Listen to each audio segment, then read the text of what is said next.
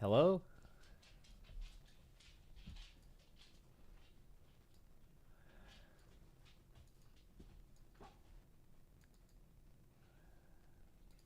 Hello.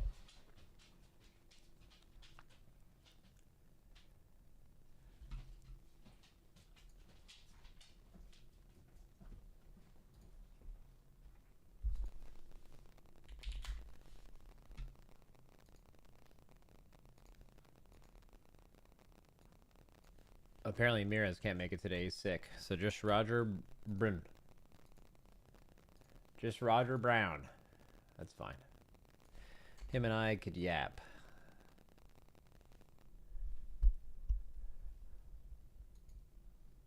Him and I yapped a lot recently at a thing that you all can never know about. I'd be killed.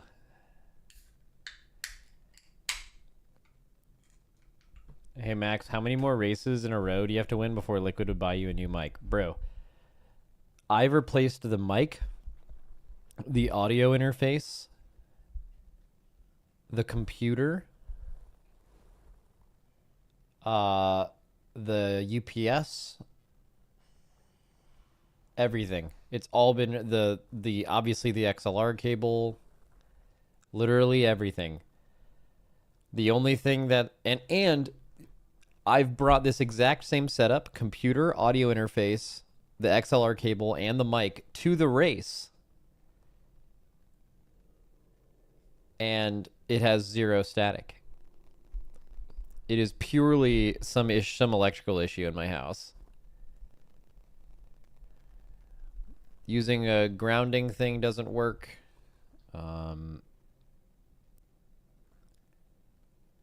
Yeah, it's crazy.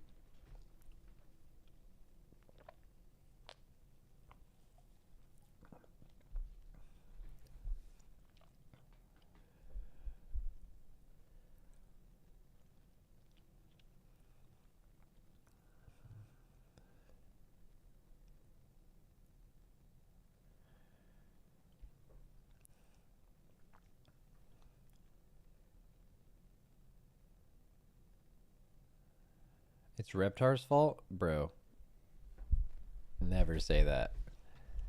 It's never Reptar's fault, man. Reptar is the best little boy. Reptar, come show me you're the best boy. Come here, buddy. Come on. Come here. Come on. You guys think it's his fault that my mic is staticky? This little guy? Of all people? Hi. Hi, Reptar. It's not, there's no way.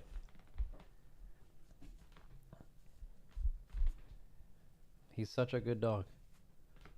Hey, buddy. Reptar, come here. Someone on the internet is wrong. Yeah, do you think he knows? That's why I had him come over here. Someone was fucking slandering his name.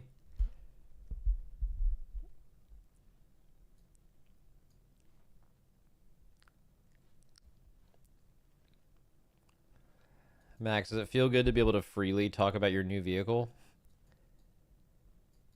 Oh, it's like a plus side for the Honda thing?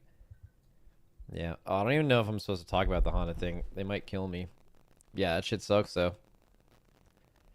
Definitely sucks. Max, you bought a Cybertruck, right? No. Dude, Cybertrucks actually look like shit. High key.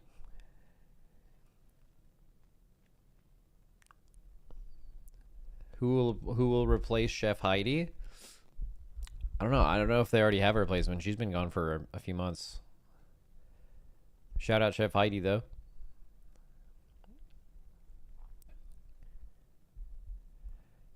Yeah, I saw the tweet, but then the tweet went goodbye. What my tweet where I was like, "Uh-oh." Yeah, it got deleted. Like my manager and a couple other people have access to my Twitter account, and I think there was just like some, don't tweet about the thing.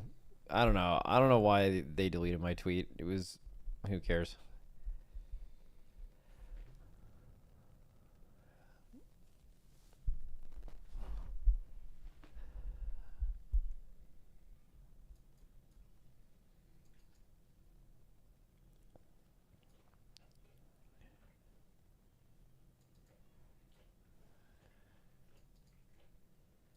Cybertruck is the blue check mark of cars. Yeah, yeah, yeah. I get it.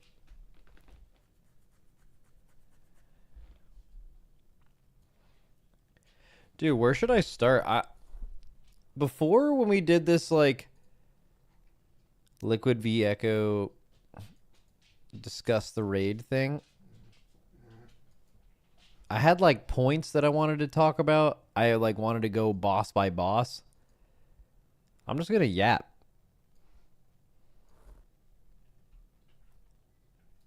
And then we're just gonna go from there.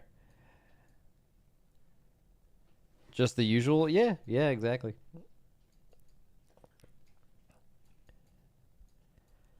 Max also curious to know why Chef Heidi is gone. Too much chef versus chef drama.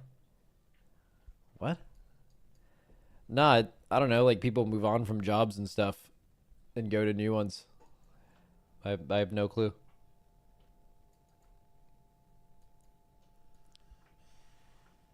Didn't she just start her own company? Yeah, I saw something like that. Something called like Supper Club or something.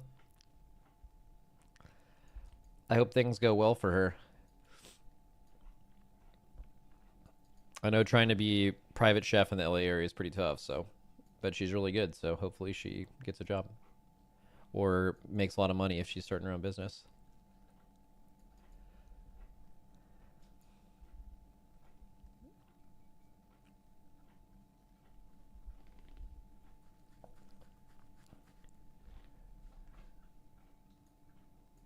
Nah, Mears isn't going to be here. Apparently he's really sick. We missed Tar Island. Yo, low-key, Terrace Land was actually really fun. It was really fun.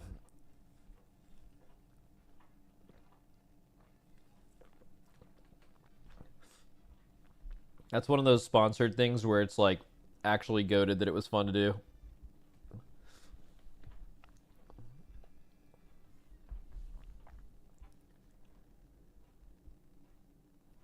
Max, that's not true. People never leave their jobs ever. You get one and keep it until you die. That's like what our parents did, basically.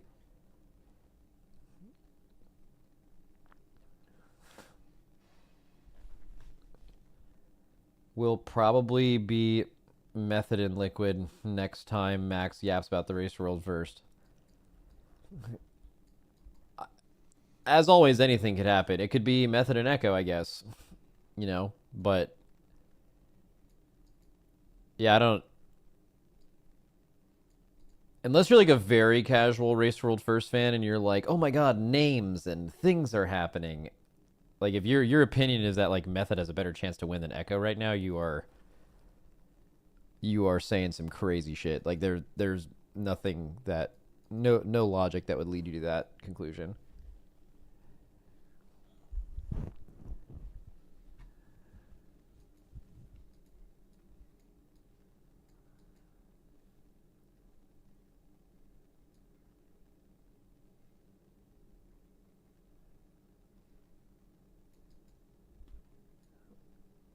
Uh, do you think one player can flip a Race World First outcome, or is it more team based? You know the answer to that question. Names. Max, instant dollars could go on a tear and come out of nowhere and get super high RNG and win. No, it's not possible. They don't play enough.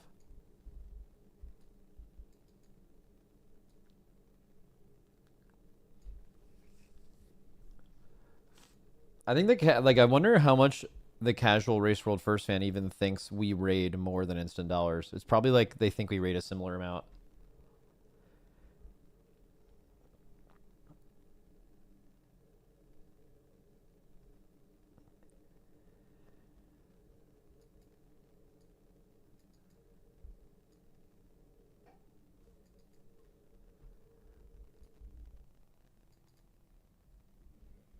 Max, do you think one raid leader can flip a Race to World First outcome? No.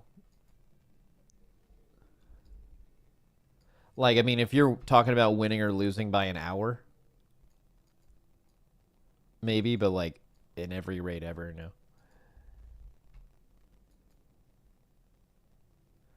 I do think ID is probably the best non-race world first guild in the world, though. Oh, completely agree. ID's crazy. ID super good. I think ID has been better than method basically for almost every raid that we've done. I don't know about right now specifically, but like pound for pound, it's hard to tell because they're not raiding the same hours. But like, I would definitely say ID was better than them in the past.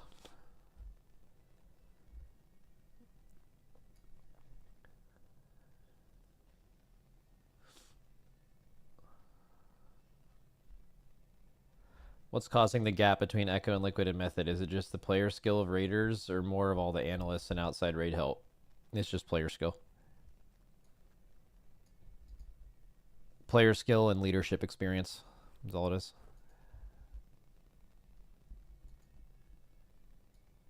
The better players you have, the faster you learn things and get more consistent later pulls, and then you learn as a group, and then you kill bosses faster.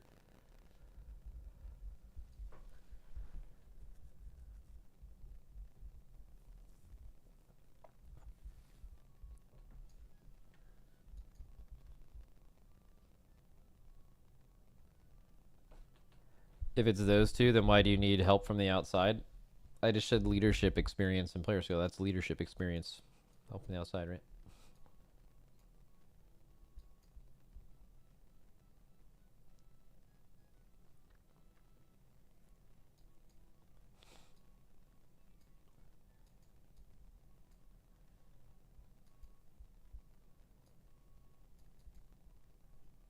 Maybe a dumb question, but do you value skill over experience over skill? No, skill is the end all be all.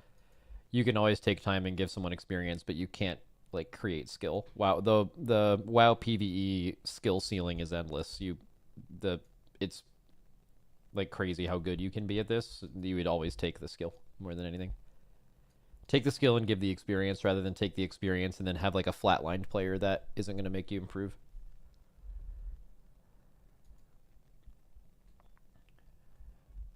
Do you think Echo is your best contender or Method? You know the answer to that. Actually, maybe you don't because you literally asked, but there's an obvious answer to that.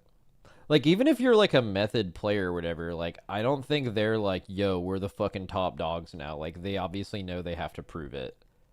And even then, like, I don't think there's a lot that if you just know how this works, it's just like something like that isn't going to swing the pendulum from how big of a difference there is between those two guilds. But it could be a step in that direction.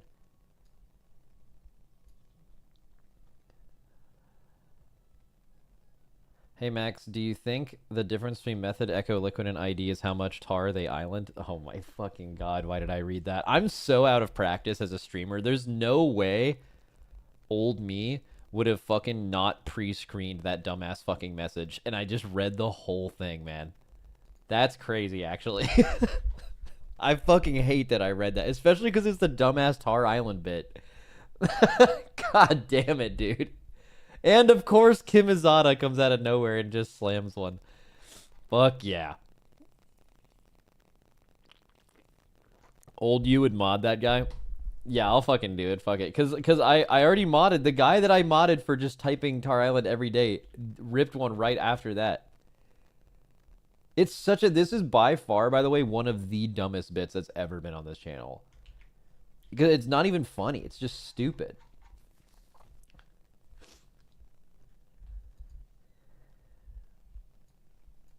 All right, I'll call Roger in a second. I'm still like waking up a little bit. Even though I've been... Guys, not to sound any alarms, but I've been waking up at like 9 a.m. on the dot. I'm still getting like 9 hours of sleep. But... Which is my goal. But... Yeah, dude. That's still late. Well, I was just on East Coast for 2 weeks. So I was like on East Coast time. So naturally... I'm like waking up a little earlier, but...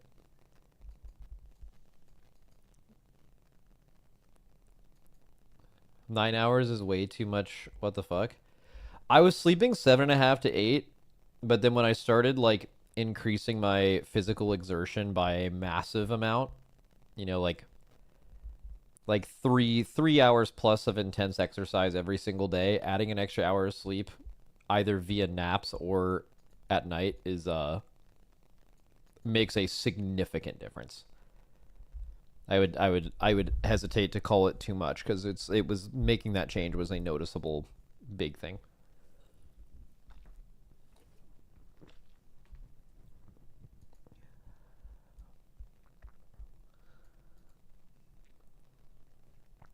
$3 that's cap. I promise you it isn't.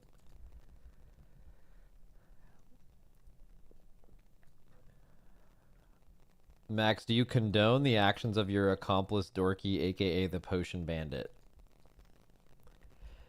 Man, my only thing is like here I've thought about that situation a lot, and I'll call Roger right after this, but because I know it's probably later for him. I think he's on like somewhat of a normal schedule now. I've heard like every talking point about this, but I think the biggest issue is the fact that like the main reason that they had to ban them or like disqualify their shit is because another team asked and then they said no. So it's impossible for them to allow another team to do it because then like of course that team is rightfully going to be like, what the fuck, like you told us no and then this team's doing it and you're not doing anything to them. They were forced to disqualify their shit after that. Okay, why wasn't it public knowledge within the competitors that someone asked and they said no? You know what I mean? Like, isn't there a Discord with all these fucking teams in it? Just throw a little okay, this team just asked and we said no. All right, I'm an admin. Ready?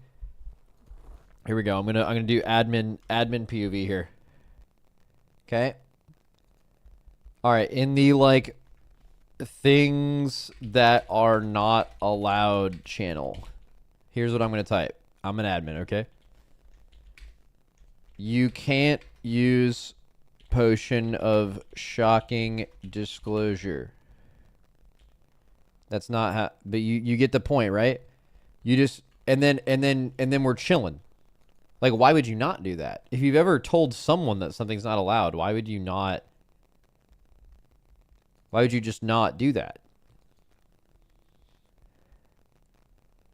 Discloser Denji, bro, fucking. What has Max been playing on EA Play? Nothing. It just, like, not in a really long time. For some reason, it just, like, launches every time. I just need to, like, turn off the startup process for it. I've been playing Expedition 33 recently, although I have finished it, and now there's a massive hole in my heart because that game was so fucking good, and I want another turn-based game that's just as good, but unfortunately, they don't exist. It's just by far the best turn-based combat ever. I tried Baldur's Gate 3, by the way. I told you I tried it. I made a character. I didn't understand what was going on, and it all seemed very confusing, and it was like a little too overwhelming for me to start and care about it. So I stopped.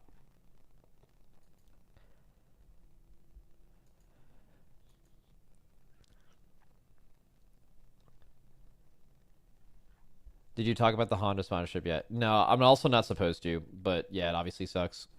I think I would be killed if I did. All right, anyways, time to call Roger.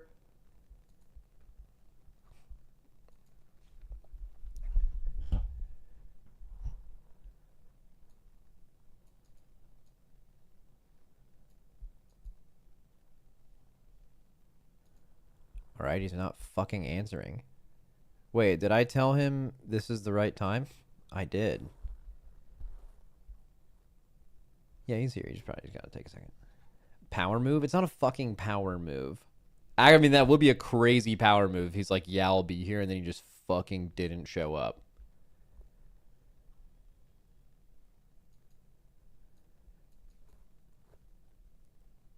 That would be pretty crazy.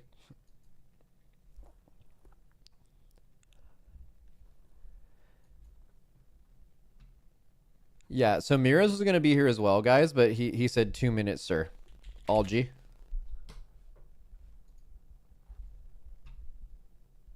Yeah, so 2 minutes. I'll talk about the race with you instead if you want. All right, random chatter. Let's do it. How come your dogs are so calm? That's super nice. They're not really. If I, like, do something to make it seem like the stream's going to end soon, they all get super fucking hype. But right now they're tight. Also, new couch in here. I got rid of the old couch. Girlfriend moved in recently, so this is the couch from her apartment. It's obviously covered in, like, a mixture of like a duvet cover and some blankets just to like protect the couch, obviously. Um, but yeah, you liked the old couch. Well, it's fucking gone, buddy. Buddy. Hey Max. So in regards to the world first race, what does the week before prep look like? But we're not answering that right now. Honestly, you know what's really good? So because I have no time frame for this, I'm gonna be looking at chat. If you guys have questions that you think would be an interesting conversation point to hear him and I talk about this, because it's not really common that this is like available. We will take questions from chat, but for the first little bit, I'm probably just gonna like podcasty Max stream monologue style, just talk. And I'm just gonna warn you right now, he's like an A tier yapper. I don't know if you've listened to him a lot, but like, or listened to our conversations. There's a few on YouTube, but like he can. I was gonna say go toe to toe with anyone for yapping, but I was gonna say go mouth for mouth, but that was gonna sound fucking insane. So I didn't say that, even though I just explained it to you. But yeah, he could yap with the best of himself. So let's call him up. Woo! All right. Hey, man. Hello? What's up, dude? Oh, wait, let me get your sound. I have you fucking bass boosted for some reason, but I fixed it. Okay, hey, I think we've done these in the past. I've had like let's go boss by boss, or let's do. I don't have any of that, and I also think that that's corny. I think we can just talk about the race and rating and stuff as it comes up, and just stuff that we find interesting. Specific things from the race is fine, because we've done this before, and it just like kind of. I think we should be allowed to go on tangents, and I don't really care where it goes. Sound good? Sounds good to me, yeah. Hope the viewers are ready for a wild ride. Well, the viewers, I'm down though. Yeah. yeah, no, they're oh, dude, they watch my stream. They're ready for a fucking wild ride. Also,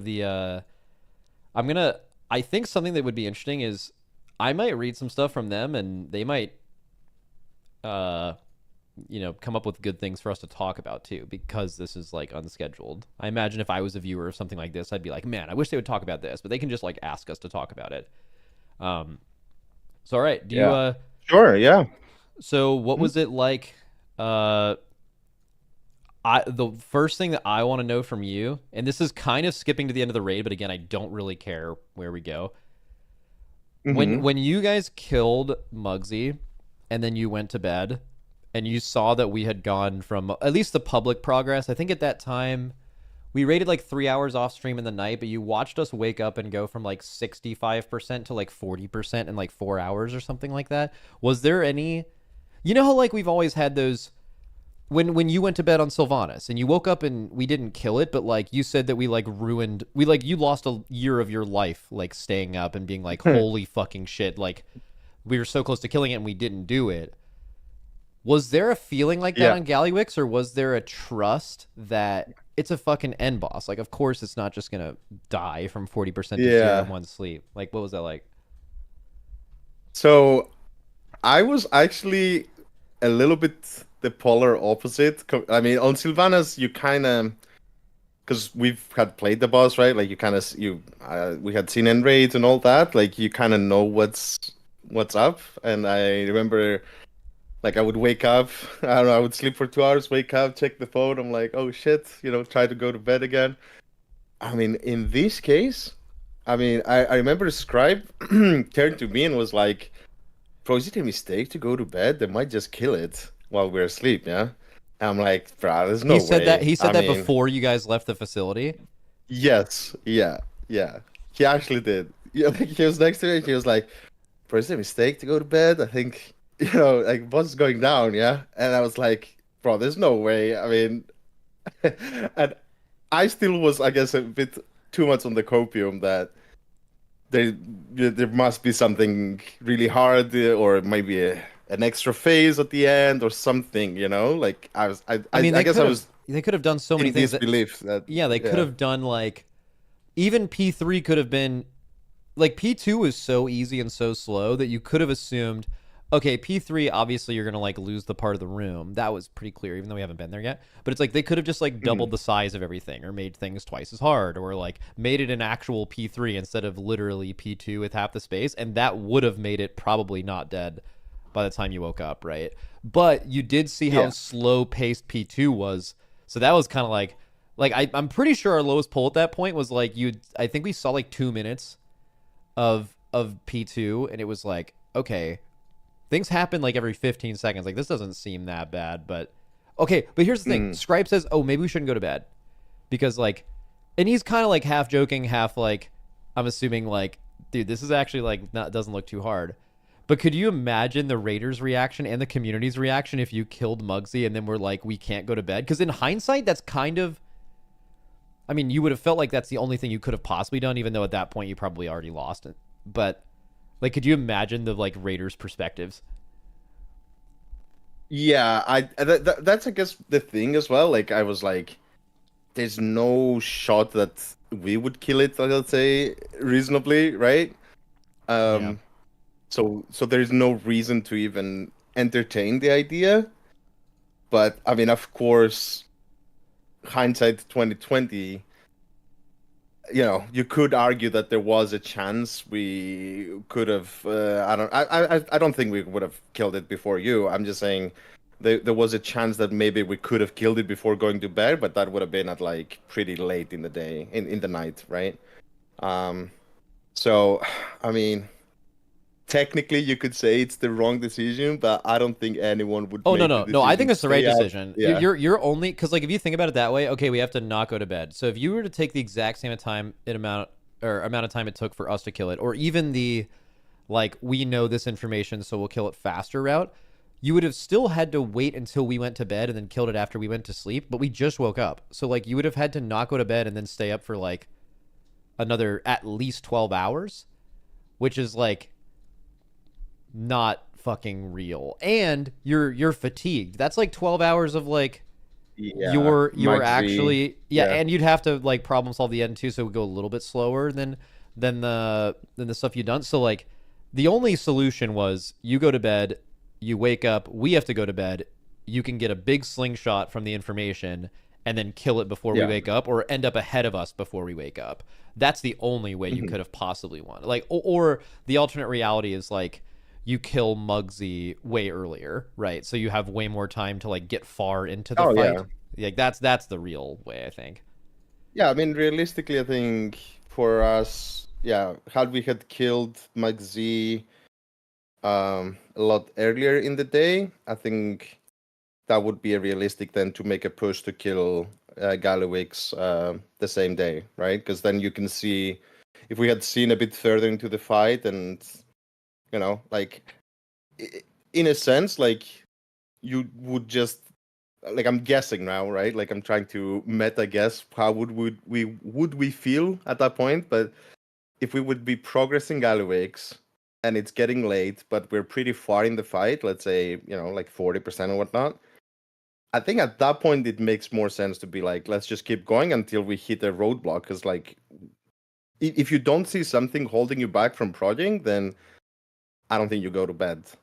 Um, at that point, right? Because then it would be a lot more real. The question, okay, what if the boss is not that hard?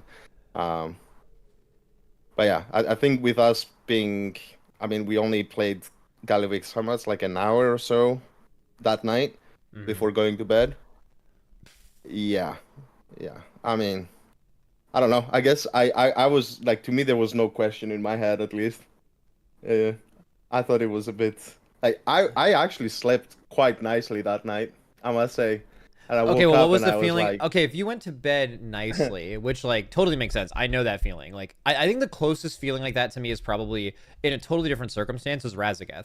Because I go to bed and I'm like, Razageth isn't going to die when we wake up because both of us have an extra weekend of like optimizing damage before this boss dies, right? So you go to bed like mhm. fucking feeling amazing. You're like, this is gonna be fun. This is good. You guys had way more like mythic grief torches than us, so that probably wouldn't have worked out well for us anyway. But like, you're just feeling you're like, we're gonna progress the boss. Cool. We're in the last phase now, whatever. And then you wake up and then it's like, okay, the boss is dead. But that feeling was so strange for different reasons because of like nerfs and stuff. But I wonder, okay, you go to bed with that feeling, but then you wake up with the boss. Wait, did you actually wake up with the boss dead? Or was it? Yes. Oh, okay. Or I didn't know if it like you had woken up and then saw it was going to be killed. Because that's like kind of my experience with Razageth. I woke up and saw the nerf, but you guys hadn't pulled yet, and I was like, oh no. and then it happened. It wasn't like I literally woke up, like we were walking to the facility. Um Yeah. No, I think I can't remember the exact times now, but I think you guys killed it when it was like 6 a.m. or something our time, and we woke up at 8. I want to say, I don't know. It's. I think you had killed it like an hour, maybe 2 hours before I woke up, something like this. Um, I mean, I opened like honestly, I opened, I opened I turned on my phone or whatever, and I was expecting to just see a percentage, right, like the best pool to get an idea. Then I just see like, wait a second, there's no boss.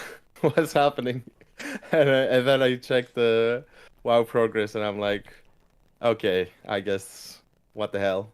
I don't know. It was very weird. I don't think I ever had this feeling before. It's a very weird feeling.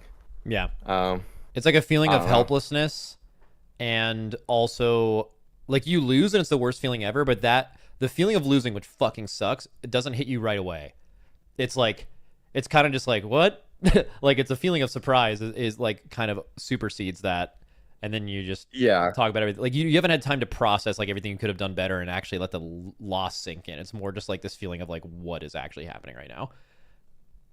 What do you yeah, what do you yeah, for sure. what do you Yeah. think? We've talked about in the past of like what we thought Gallywix should have been. Both of us, anyone in chat who's like unfamiliar, we're both just huge Lei Shen people, and we're just like this boss should have been Lei Shen. You know, like the four corners of the room, each correlating to a mechanic. You pick which one you want to get rid of and make the mechanic stronger, etc. Like that. Where do you think? What's your best guess as to why they got the difficulty so wrong on that boss? I mean, my best guess. I mean, first of all, yes, 100%. I think this boss has a lot cooler versions out there without needing to change much, let's say. Yeah. I think to me, I mean, I hate to say this. I don't know. Maybe this is very wrong, and maybe Blizzard is listening and they're like, this guy has no idea. But to me, it really just seems a little bit that they ran out of time and just had to put something together, and maybe some ideas that they may have had that were cooler, they had to scrap them because there Mm. wasn't enough time to polish it and just went with something a bit more basic. That's what I think might have happened, but I could be also I, way off. I mean, But even if you use to that me, line of thinking, I think it's a combination. Because do you remember they made those Muggsy and Gallywix nerfs at the end of week one, and it was kind of like Sprocketmonger is still alive by the time the NA reset happened, yeah, and it's like this can't go like 2 weeks until we get the Gallywix rewards buff. So like maybe it was a combination of they ran out of time, and also they made those bosses not as nuclear hard because they just knew that part of the raid had already happened. yeah, that part I think maybe has to do with the tuning. Yeah, I think you're correct.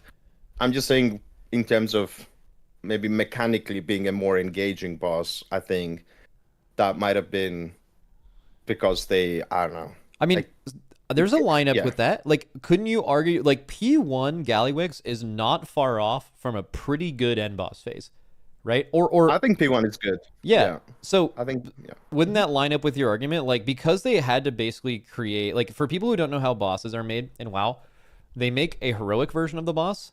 That is the target. They create a heroic boss first time they create a boss, and they make it harder for mythic, and then they make it easier for normal. They don't ever really create mythic bosses.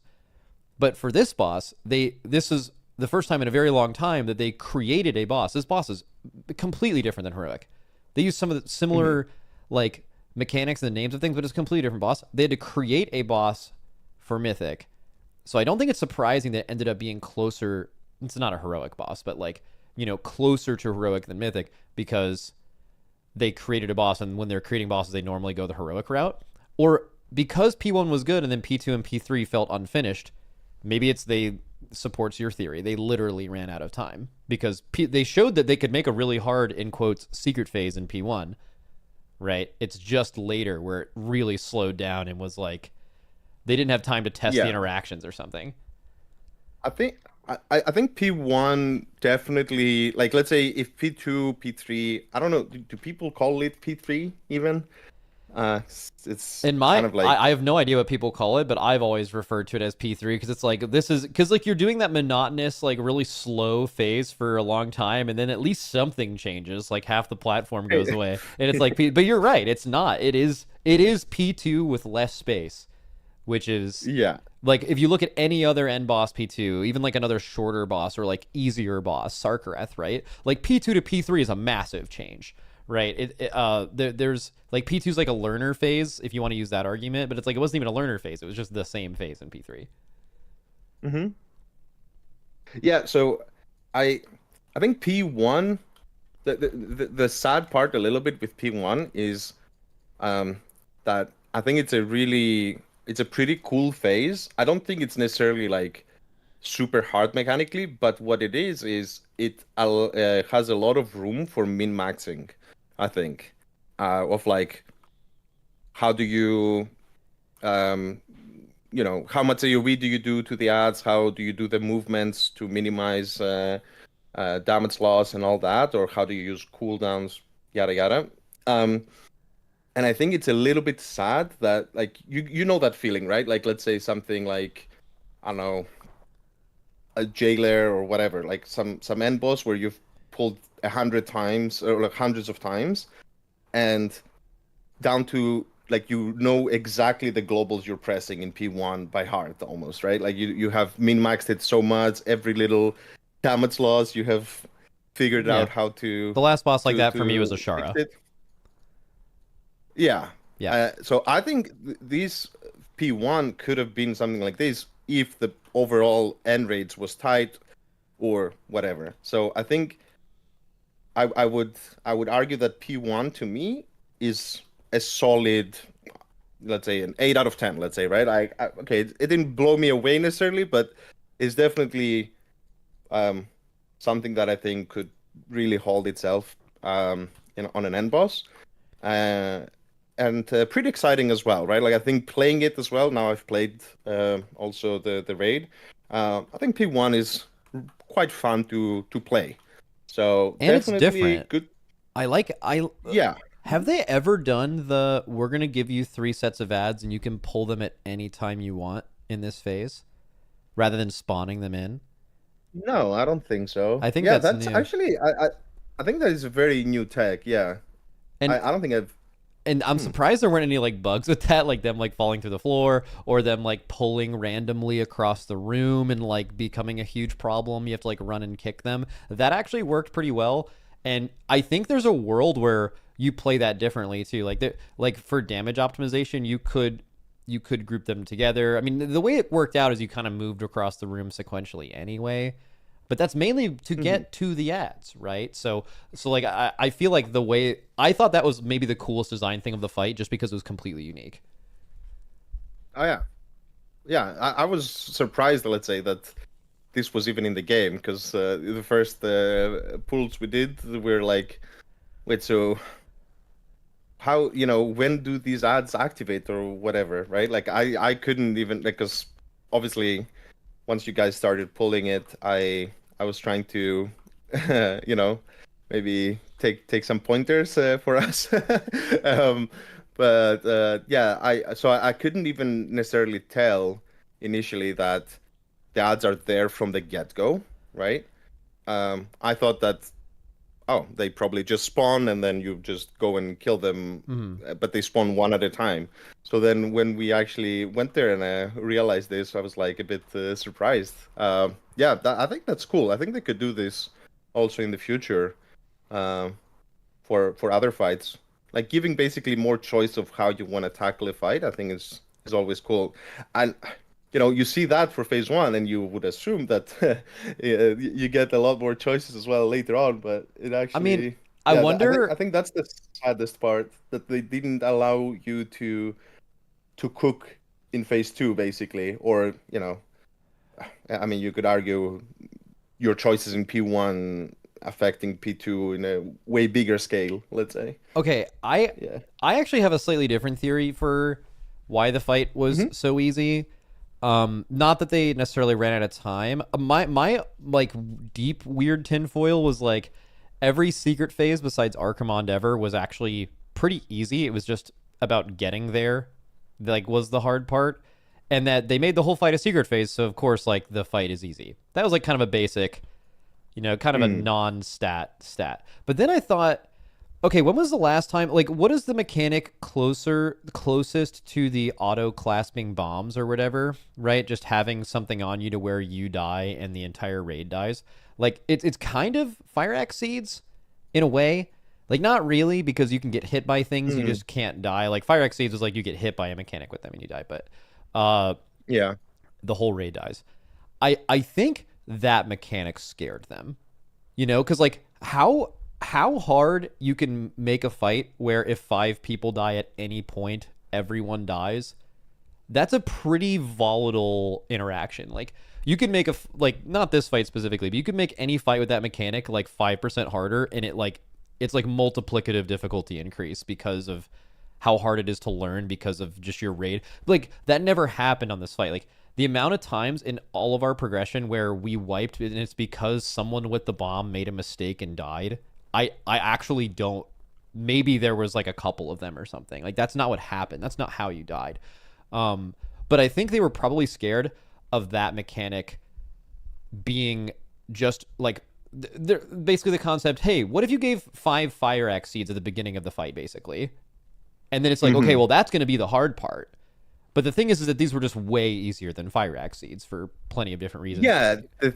The thing is, the fire exceeds, the hard part was not necessarily like, oh, if someone dies, that wipes you. I mean, sure, that can happen, but I think the big difficulty with the fire exceeds was that you had to juggle them, right? Like Yeah, that puts an way extra layer to them. So yeah, maybe they were scared of introducing a mechanic that is, you know, like this is the most bare bones thing you could do, let's say, with such a thing where, oh, someone correct. dies, well, you blow up. Um, What but I did you don't think they know. were I going to mean, be, by the way? okay, yeah, that's what I wanted to actually discuss. So maybe this is interesting as well. I don't know for the viewers, but definitely for us, um, is the theories I guess we had of how this will work out. So I'll tell you, like I guess one of the things we had thought of. Okay. Um, there was this thing where it said that it locks after Two zero point seconds. 0.5 seconds. Yeah, it used to be two, Yes. right? And then they nerfed it I, down. I, yeah, so the fact that there was a number and then they changed it was, I think, I don't know, at least for to my brain, it's definitely, you know, I was played some 100% games with to you. it. I was 100%. You're going to have to like I, juggle these, or you're going to have one person yeah, pick it up and then throw it within zero point 0.5 seconds. And if it locks on you, you wipe. But then I'm like, that just sounds like the worst mechanic ever, if that's the case, right? yeah. So I thought when it was 2 seconds that, okay, they want you to create a chain where you throw it, throw it, throw it, dunk, and then that's it, right? And Yeah. then we thought, okay, maybe the last guy who dunked, maybe he gets it locked to him, so then you can't use him. But then what if you dunk it within those 2 seconds? Then it's fine. So that didn't make sense either. Um, Another thing is that I thought, okay, the reason why they would put something like this is so that you don't have the same person doing it over and over and over again. Hmm. Um, but then I thought more in the lines of maybe I thought Ansarek. uh, w- yes, yes, I couldn't remember the name. Ansarek, where you have essentially you run out of people at the end, right? Correct. Yeah. So you would have to do you would have to engage everyone to do this. Yeah, I basically thought But there was yeah, going to be way more of the Giga Technicians, way just like in Heroic where there's a million of them, like way more bombs. You're going to have to use those bombs for more things, and then basically you start with 3, you end with 6, then you get 6, 8, or 6, 9, 12, 15, 18. All the like non-tanks is usually how they make that, and then like by the end of the fight, it's like if anyone dies, you just blow up. yeah. That was what I landed on as being the most likely thing, and then we pulled the boss, and I'm just like, what? Okay. Yeah, it's a bit bizarre that you only need so few people to engage with this mechanic at all. That was confusing. And then we thought as well that, I mean, I don't even know right now if this is the case, if I'm being honest, because in the end you didn't really throw it to each other. But I thought that, oh, you you don't want to throw it, because you could have theoretically throw it and pick it up again yourself, right? Yeah. But I think then you would gain more stacks of the dot, is what we were thinking. So that might not be good.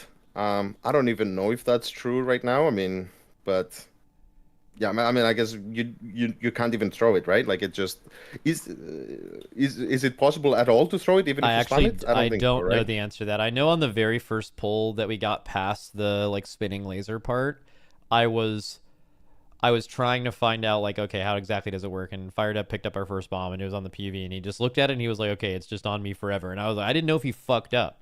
I didn't know if it was like, okay, you held Hmm. on to it too long. you know, I don't, Yeah. I don't think. Okay, because the tooltip says 0.5 seconds, it makes me think that you can throw it if you like, but I'm pretty sure you can't. I think you pick it up and it's just on you forever. And I wonder if Blizzard knows when if this was their idea the whole time, how much them making it go from 2 seconds to 0.5 seconds just Yeah. absolutely fucking baited us into all the, That was a hard debate. yeah, Yeah. very bait. I've never felt more baited about something and it being so basic. Yeah, and the other thing I thought that was weird a bit is that um, it only takes one bomb basically. That you only need one bomb to trigger the Giga Zaps to stop or whatever. Because I thought, okay, they introduced this mechanic where you need to pick up the ions, whatever, like the lasers from the ground to charge it up. So I thought, okay, you probably need at least two bombs or maybe you need one and a half, right? Like maybe the second bomb doesn't need to be fully charged, but something that um that you need to like I don't know. I think that also kind of basically in my head this fell a little bit flat as well. Um, so because okay, you need to pick up three of those balls of lightning. Okay, I mean, Yeah, that I could don't have think it would have been. been much different than okay, you just need to pick up one ball and then it's fully charged. Like the difference is like so small, especially when most of the times they're quite stacked those balls with each other. So I don't know. Like to me, I definitely thought in the direction of you will need multiple bombs to break a console, and that didn't happen. I don't know if you thought the same. Yeah. Uh, Yeah, no, I thought that was weird. I also thought I mean, I sound kind of stupid thinking about this in hindsight, and I wonder if you would have had the same reaction because I think when you started the boss, you had seen our P1, correct? yeah, Okay, that's dude, correct. and I think this was off stream, so I don't know if there's a VOD of this, but we were so sure that the fight was bugged when we dunked the third bomb and then like the other bombs were or the other like what are they called? The consoles were like shown to be active and then there was no bridge. Like the bridge didn't go Uh-huh. down. Bro, we were just like Okay, yeah. we literally messaged them. I messaged Blizzard and I was like, guys, I think the fight is bugged. And they obviously never responded because it was intended to be done via some kind of movement thing. But like, I wonder what they were probably just fucking laughing, bro. Just like, bro, they think it's bugged. But like, dude, that is exactly how a fucking bug would happen though. Like, that looks like a bug 99 out of 100 times is the fucking thing doesn't go down. Bro, you actually reminded me of something. I mean, taking you way back in the past, but I remember we had a similar situation a little bit with Kill Jaden back in the day, where I mean that boss was just crazy, right? Yeah. Like and then when I remember we reached the last phase, and then the dot that it applied to the whole raid, unavoidable damage, was just it was unhealable, yeah, like just Yeah. flat out. And then I remember we messed them like, yo, this is crazy. And then eventually they nerfed it. And then I guess I don't remember who or how we had some sort of contact. Maybe it was via email or something. I don't know back then.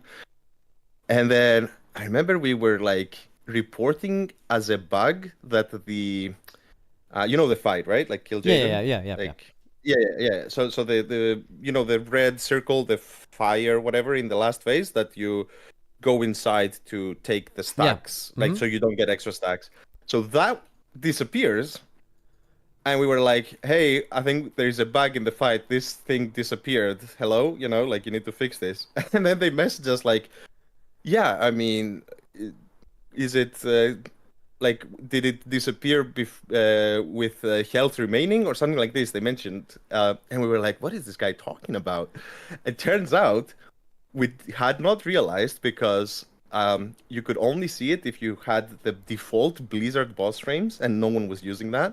That those rifts, yeah, I think they were Had called rifts. HP. They had HP, so we were just playing without any knowledge that we had to take that into account.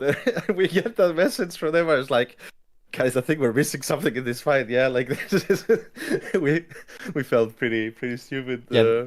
I at just that like point. I Yeah. like how you said like, oh, you had to send them like an email or something. It was that, or you had to like just know a QA tester that used to raid in your guild or something, and you would like reach out to them for support. And I think like famously the most ridiculous thing we got from that was we were doing fetid in Old Year, and we were like, oh, this seems kind of bullshit. And then we messaged one of the QA testers, and it took him like an hour to get back to us. He like fucking talked to his boss or whatever, and he was like, yeah, have you guys tried swapping faster? And he was 100% fucking serious about the pustules. Obviously they nerfed it by like 30%. I want to know something Mm, from you. I get this question yeah. all the time, but you're one of the few people who can actually answer this. And the question I get is like, Max, how much better have guilds gotten over the years? Like, how much better is your guild now than it was in Castle Nathria, than it was in Old Year, right? And Mm. usually they frame it as like, how fast would Liquid or Echo of today or from the last year have killed really famous bosses from the past, like Fallen Avatar and Kill Jaden. And from someone Mm. who killed those world first, obviously it's hard to account like for how fast can you kill a boss in an unkillable state if it ever was and it was nerfed. But like, how fast do you think? First of all, how much better do you think the guilds have gotten just in general? Because I know how I feel about this, but I want to know how you do. And then how fast do you think a current Echo or Liquid or like meta modern Echo and Liquid could have killed a boss like killed Jaden or a like notable boss from the past? Well, Kil'jaeden definitely would still need the nerfs because it was literally unplayable. I don't think any kind of, Yeah, I mean, you just can't suddenly do 50% more healing, for example, in the last phase. So that's beside the point. But I think a lot faster for sure. I think, I mean, naturally players have gotten better over time, just with, I don't know, this just happens, I think, in any game, right? yeah. I think that is at least the truth until, let's say, potentially you can reach a limit of how good you can play the game. That But was a shout out, I chat. mean, the game keeps evolving. That just playing the game over years, you just accumulate knowledge, and then you could argue, oh, some new player comes in the game, they don't have this knowledge. Yeah, but it's been accumulated from the rest, right? And this is something you just have, um, like from learning from past mistakes, or. So I think player skill definitely has increased, but I think the biggest thing that has increased is for sure just the overall structure, like the team from the outside, just how you prep for it a tier. I mean, has it's miles ahead of what was back then, right? Like Yeah. back then we were doing everything so natty, like there was no one on the outside. Yeah, the outside was people on the bench who were like, yo, put me in, coach." I Yeah. think that was pretty much the case. I mean, yeah, there was no streams as well back then, so I think to answer your question, I think a lot faster. Like I would say at least twice as fast, I would say on average. Like that kind of era That's of exactly what I bosses. guessed was. Dude, I even felt like, okay, so like we started going for the race to world first in Old Year. So like your timeline as far as how back you could go to compare is farther back from that. But like I was just thinking about our guild from like even a couple tiers in, like Eternal Palace to like Castle Nathria, 2 tiers of difference. Or Hmm. Castle Nathria to Vault of the Incarnates, or just like one expansion. Like I feel like the difference in your guilds from one expansion is fucking huge. Like I Yeah. don't I think about going back to like, Sire Denathrius as our guild now. I'm just like, bro, that boss would have died sub 100 pulls, no question. Like you would have fucking smoked that. But now it's a little unfair because everyone's just gotten better in the last 4 or 5 years, but Hmm. and obviously all the preparation has gotten better. But you even think of a boss so recent, and you're just like the level of skill. I really feel like the player skill specifically when we spent those 2 years recruiting like basically everyone. Like once both of our guilds could actually like offer a player's salary, which was like a newer thing after BFA, and like we could actually get the best player from the world 15th guild that never would have left in a million years, but now he will. And then like you recruit Peace's best player every single tier for 2 years, and then Method's best player every tier for multiple years. And it's just like the player skill got so top loaded that you were just like you're like 18th player in the raid is as good as like how good your top 8 player was like even like a couple tiers ago. That's the way I looked at it, and was like the just how much better in a Yeah. shorter period of time is insane. Yeah. I think. Yeah. I mean, it's, let's say most people that um are really good at the game, I think they keep playing. The only reason I think is um like that you could argue, is there something that takes away from this argument? I think the only thing is maybe some people quitting because of the time investment needed, or maybe I don't know, they're fed up with the game, or Mm. they want to do something else with their life. But I think that is not too many people. So I think a lot of people have been playing this game for so long, and let's say the more they stay in the game, the more they accumulate more and more. So yeah, I think it's become very top I mean, heavy, how many like you said. players have you lost in the last, I don't even know, like couple years to like I've done this long enough, I'm chilling. For me, Yeah. that's like Um. maybe one, maybe two. It's pretty uncommon. I think the reason why is because once you get addicted to it, people actually show up on a schedule. Like WoW rating becomes just like the most fun shit ever. And if you get to throw in the fact that we're, the only two guilds that actually get to figure out these bosses instead of just, just like watching a video of it, you're doing something that you can't get from another game. This is the only place you can do that. So I think that's why people usually don't leave, is because this feeling is literally irreplaceable. You cannot do this anywhere else.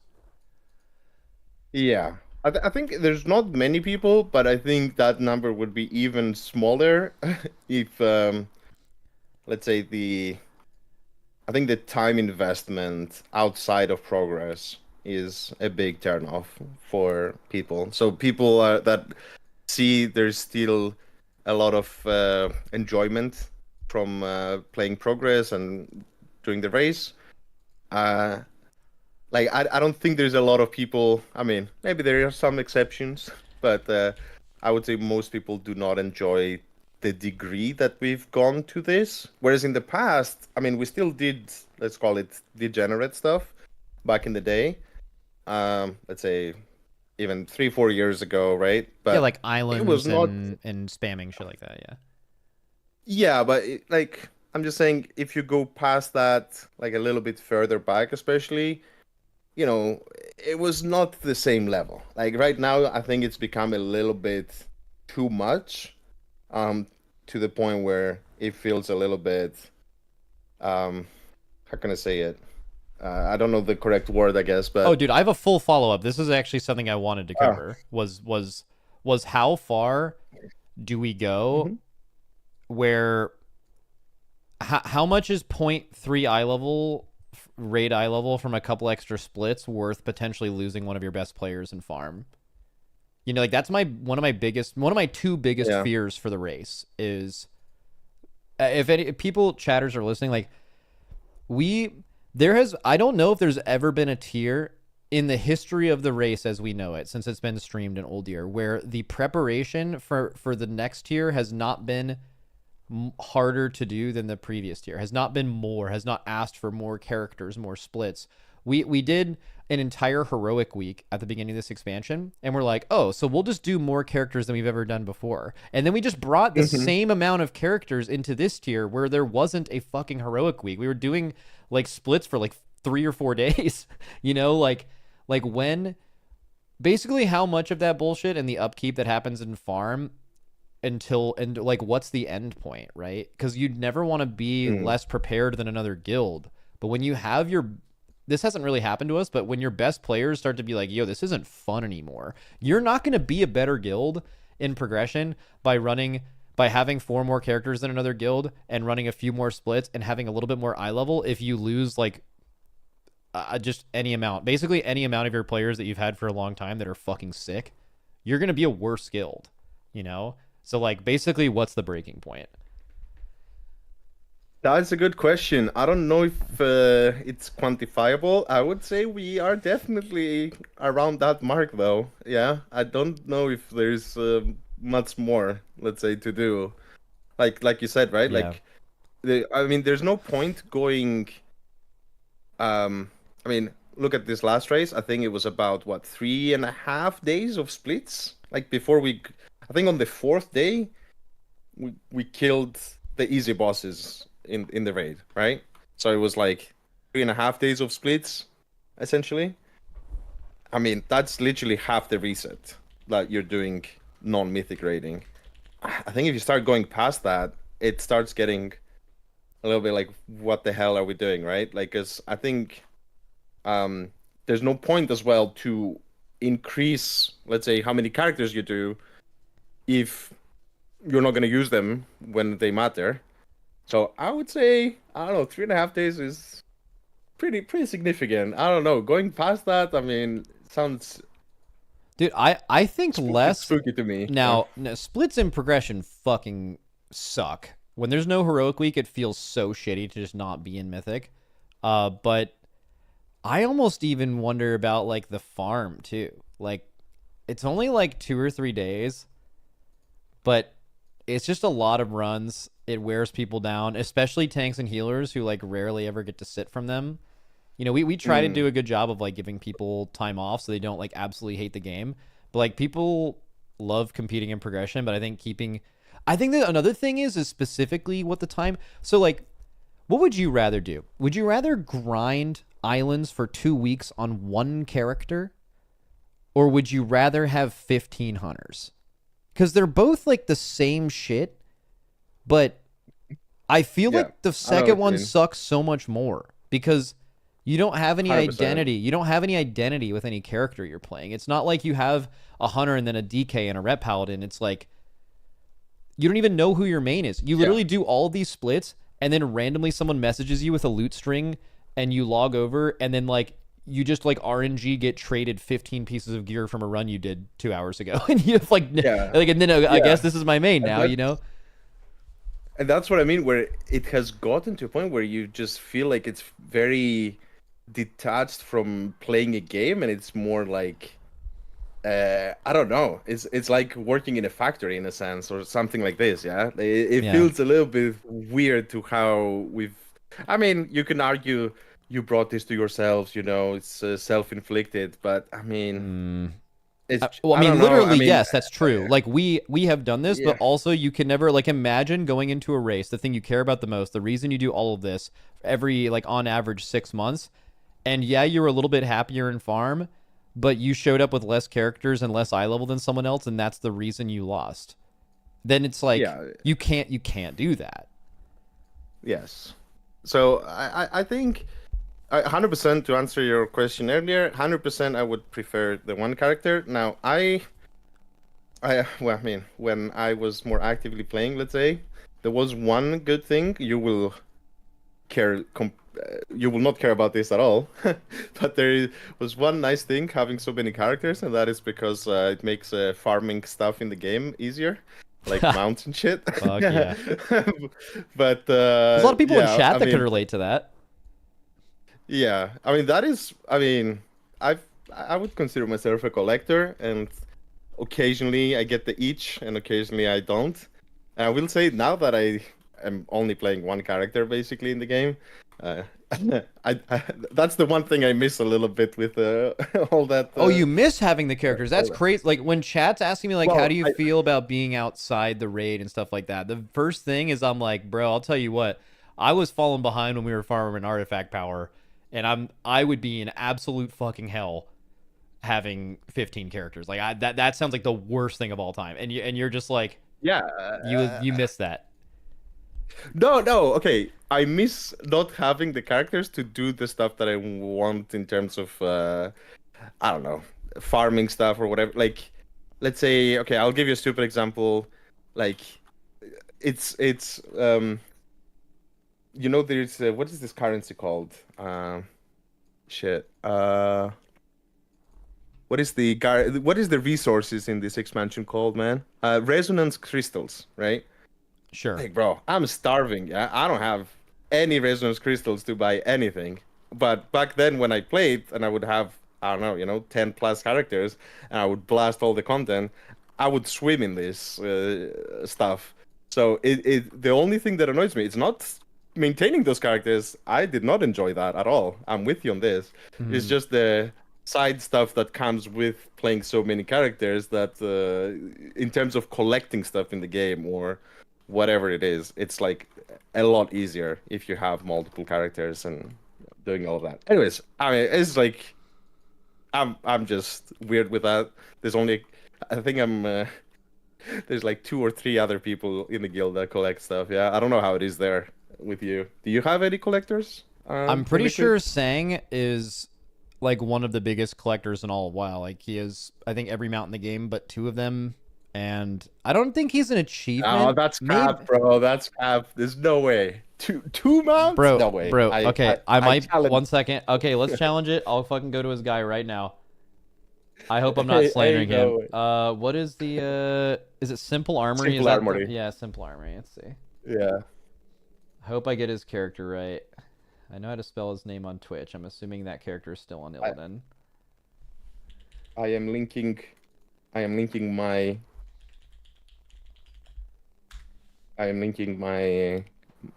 character as well for reference. Let's see. Am I gonna get destroyed? I don't know. Let's see. Collectibles. I hope this is the right character. Sanghelios, but here he is. So Sanghelios has... Okay, I made that the fuck up, apparently. He has 1,026 mounts out of 1,085. Oh, let's go to 1,039 here. You have more? Strong. Oh, yeah. Shit. Bro, little bro fell off. 1 second. Hello? I want to say that statistic that I just said was closer to true before this expansion when they maybe added more or something. Oh yeah, like Visions Revisited just got added. There's a bunch of, at least out of the amount, but dude, I didn't know you were built like that. That's crazy. You're a huge collector. But yeah, we have a few that do like achievements and mounts and stuff. I would say it's pretty rare at this level to find that, but also like half of our guild is EU transplants, and I feel like if you're gonna ever transfer regions, you have to not care about your account to begin with, right? So, or if you did, you have to give it up. So I feel. Okay, small tangent on that. Small tangent, real small. It's 2025, okay? How can we not be able to transfer across regions is beyond me at this point. Wait, what? They tell me one good reason why it's not done. I mean, there's not a good reason, but I imagine Blizzard would tell you that it's some kind of like technical thing, but I mean that just can't be true. Oh, come on. Because it's not even like it's not even transfer costs. Because if you could actually transfer for money, and or somehow connect them or whatever, like they could even monetize it, and it would be, yeah. I mean, it's the likely answer is it's just like a 20-year-old game, but there's no good answer. Okay, I think it's all zeros and ones. Yeah, you can literally just make a copy of your account if you wanted to. It's not. I don't know. I I would not. I would definitely raise an eyebrow if this is the actual reason. Bro, people used to do it back in the day. They used to do what? Do all kinds of shit. Get characters transferred to other people's accounts, get your account completely moved from NA to EU. You just needed to know somebody at Blizzard that was willing to lose their job, that that worked somewhere. I mean, I know of people that have had it done for a fact. This was all like 13 years ago or something, but yeah, you used to do some crazy shit. I'm sure they got that shit locked down now though. Yeah, I mean back then, at least I think it's just that the game has progressed a lot. Like back then, I could see an argument as well. Like they were quite protective of like, oh, this would disturb the economy or whatever. But come on, bro. Like right now, I don't think any of that Oh stands as yeah, I much. could see that. Like Yeah. the value of gold in EU and NA is different, so like that would change if it was able. Yeah, But also like who cares kind of thing. There's a who fucking cares? WoW token in Yeah, the game, man. You could standardize the cost of gold really easily. yeah. But yeah, I do know of some stories in that regard that you said. Yeah, Oh yeah, didn't tap absolutely. into that to me. You know what I'm actually the saddest about? I What? should have done some sketchy shit like this to get the one mount that I'm missing that I'm so sad I don't have. That's the Black Proto Drake, man. I should have found an account and do some Uh, finagling, yeah, I but I mean, back think, in the day, you could have easily yeah, done that. yeah, That also makes it's me wonder how. Okay, so do you know how when all of our guilds stopped account sharing, which was like Tuma Sargeras, after Tuma Sargeras, like when they did all the big punishment for like RMT and stuff at the end of Nighthold and all that shit. I know at least like hmm every guild that I'm aware of, at least after Tuma Sargeras stopped account sharing forever because they were banning for it. But if you think about it, they were only banning because people were account sharing and logging on buyers' accounts to do runs, right? They never, hmm to my knowledge, like banned people for account sharing in like the Race to World First, for example. Like famously, there's a couple of mm. kills in Method, especially where like I think like there's like three of Zerip's characters in the raid because back then you just didn't that they just didn't care. They didn't get you in trouble for that. It didn't matter. It wasn't affecting the economy or whatever. It was just like a Race to World First thing. Yeah. My question is, I know for a fact we haven't done that. I highly, I haven't checked, but I like almost certain that you guys have never done anything like that. But I think we probably could have, and I don't know if Blizzard would care. Like this whole time, I like don't know if they would easily be able to find out, first of all, but no, I mean, you are correct. I like to my knowledge, this has not been done in a very, very long time, like you like to said. my knowledge, I Yeah. don't think anyone in the race has ever been banned for account sharing someone else's character to perform better in the race. I don't think that's ever happened one time. But Yeah. people did get banned for account sharing, but it was purely because they were just logging on buyers' accounts. But I like imagine it'd be pretty easy to do at our event slash like kind of hard. Like it'd be easy to do just have someone play someone's character. But what happens when like the camera's doing some like behind the scenes shit, and then there's like a Reddit Oh post yeah. and like Lip's characters in the raid, but like literally Lip's character is mid boss while they're showing a POV of the kitchen and like Lip is eating dinner, and then it's like and then there's just a Reddit thread, and it's like, okay, well, what do we do from here? After that, Blizzard would be forced to do something, right? Uh, so I don't know. We're not going to do this, but kind of my point. Can you imagine how much less characters we would need if we could actually account share? All you would need is Yeah. one geared. You need to have 3 or 4 Moonkins potentially for sticks, but no other boss. But Hmm. but you need 4 individual people to all get a geared Moonkin. But what if you just needed 4 geared Moonkins in total? That reduces the amount of runs you need, and like by a lot, you know. So like all I'm saying is account sharing's good. Is basically what I'm I saying. mean, that was basically the way back in the, let's say, the non-streaming days. That was essentially the workaround for the lack of splits, right? Because yeah, you needed X amount of one class. Well, we don't have enough people that have this, but we have one guy who has both geared. So it's essentially this has been essentially replaced, I would say, in a sense, with just the sheer amount of splits that we're doing nowadays. Mm-hmm. Yeah, I mean, if account sharing was, let's say, allowed, I mean, you would definitely need a lot less splits to reach the same result, I would say. Because yeah, you wouldn't care, I guess, who has the loot as long as the characters exist. Um, But yeah, I mean, I can't see Blizzard ever changing anything in that regard. I mean, I wouldn't want them to, anyways. I mean, Yeah, I mean that's I think, sketchy. Even though Chinese guilds yeah. can absolutely do it because it's just policed by a different group, but I've always thought about that. Like there, when we had Broken Shun, we called him Henry in our guild. When Henry's in our guild, he would like show us Chinese stream. They're doing the race, and they're streaming live on Twitch. This dude was like, "Does anyone have a geared rep paladin in chat?" Because they wanted to add a rep paladin. This dude, I'm not making this up, logged on this guy's account. You know how you like when you log on someone else's account, or when you're setting up an account on PTR or whatever, you go in and you like change the name of the account folder and the realm, and you like Yeah. make it so your UI transfers to whatever new character you're going to play on PTR. That's also I don't know if you know this or not, I'm sure you do. That's also exactly how you like account share someone's account. And this guy fucking did that live on stream, logged on, completely did the setup, main monitor, display capture, did the whole thing, logged on this dude's account, and just fucking started pulling a boss in the race. Zero I punishment. mean, that's an alpha move right there. Yeah. It's an alpha move. Holy shit. But can you imagine how fast one of our guilds would be banned if we did that? Oh. That person would be banned within 30 minutes. They would be nuked off the planet. You know what I mean? Like that it's just a completely different world, but I mean, no reason to talk about that.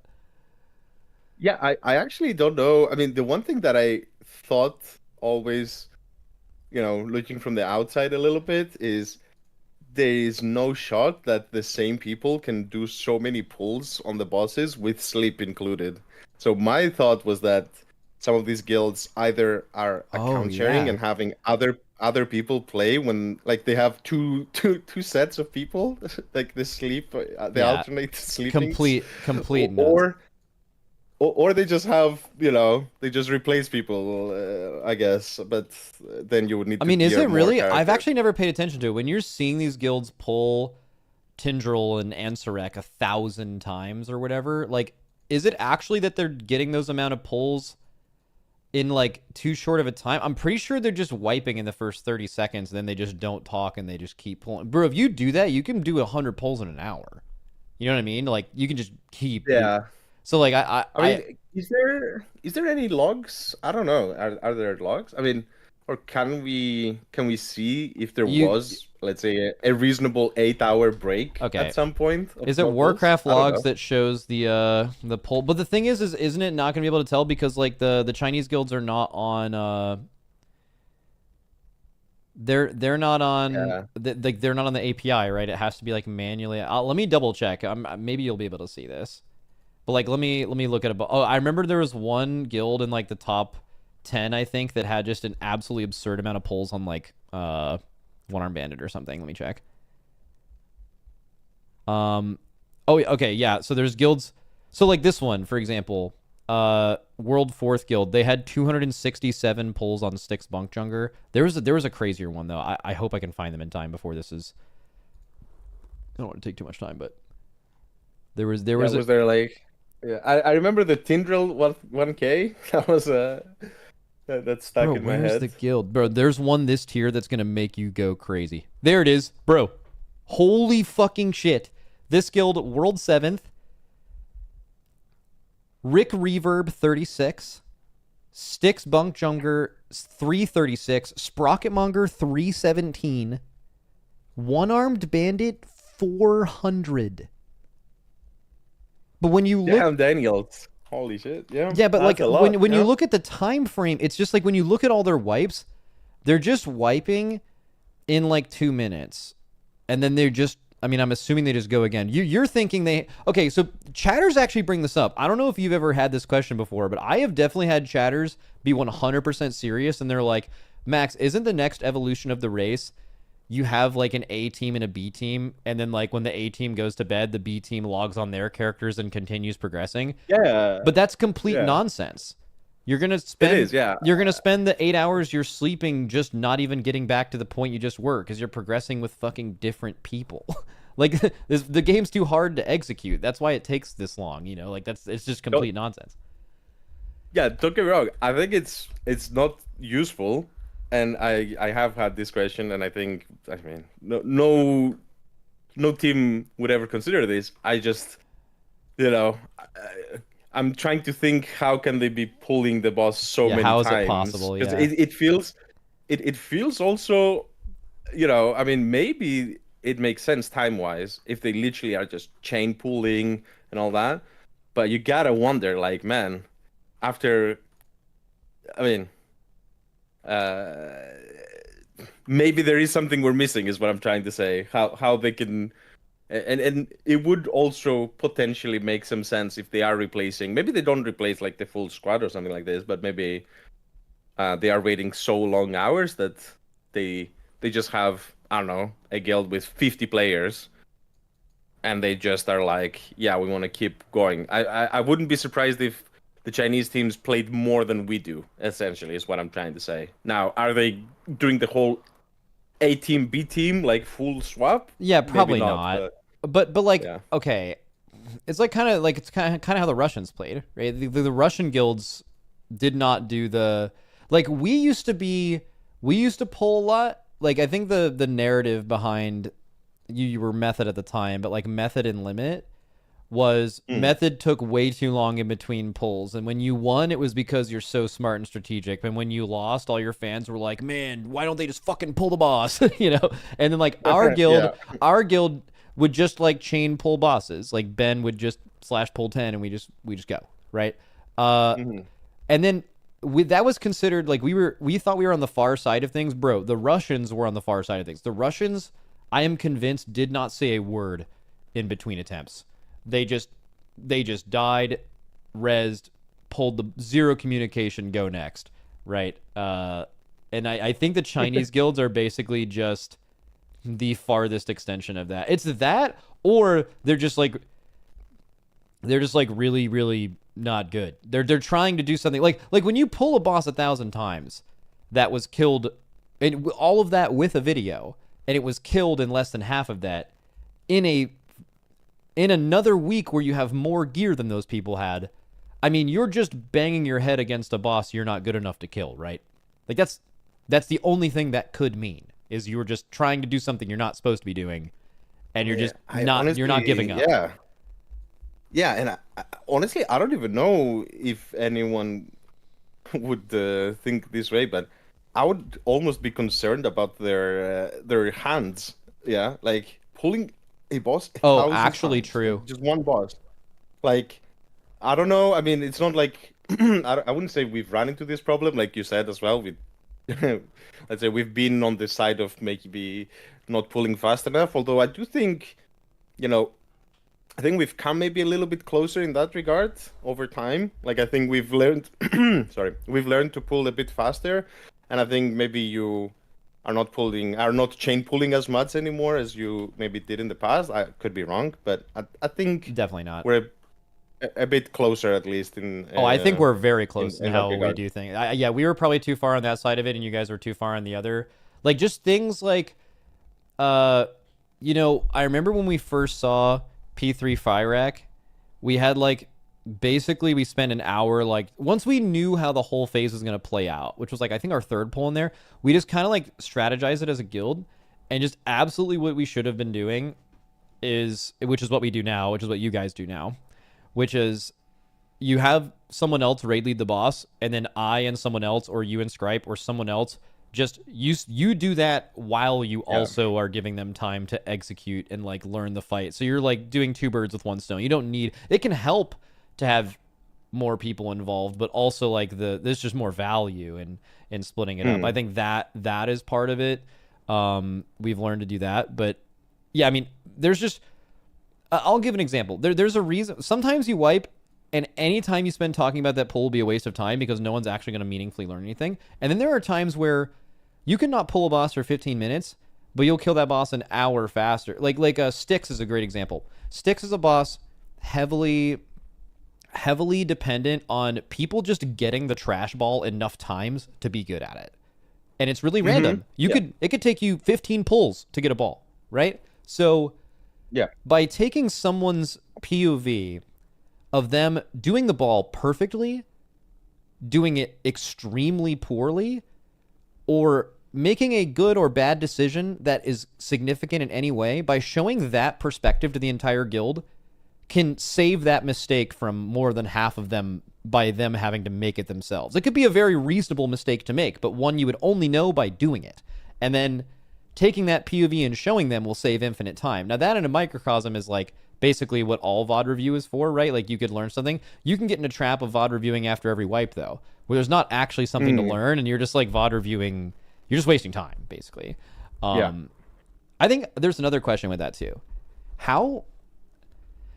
Okay, let's say forget learning in between pulls entirely.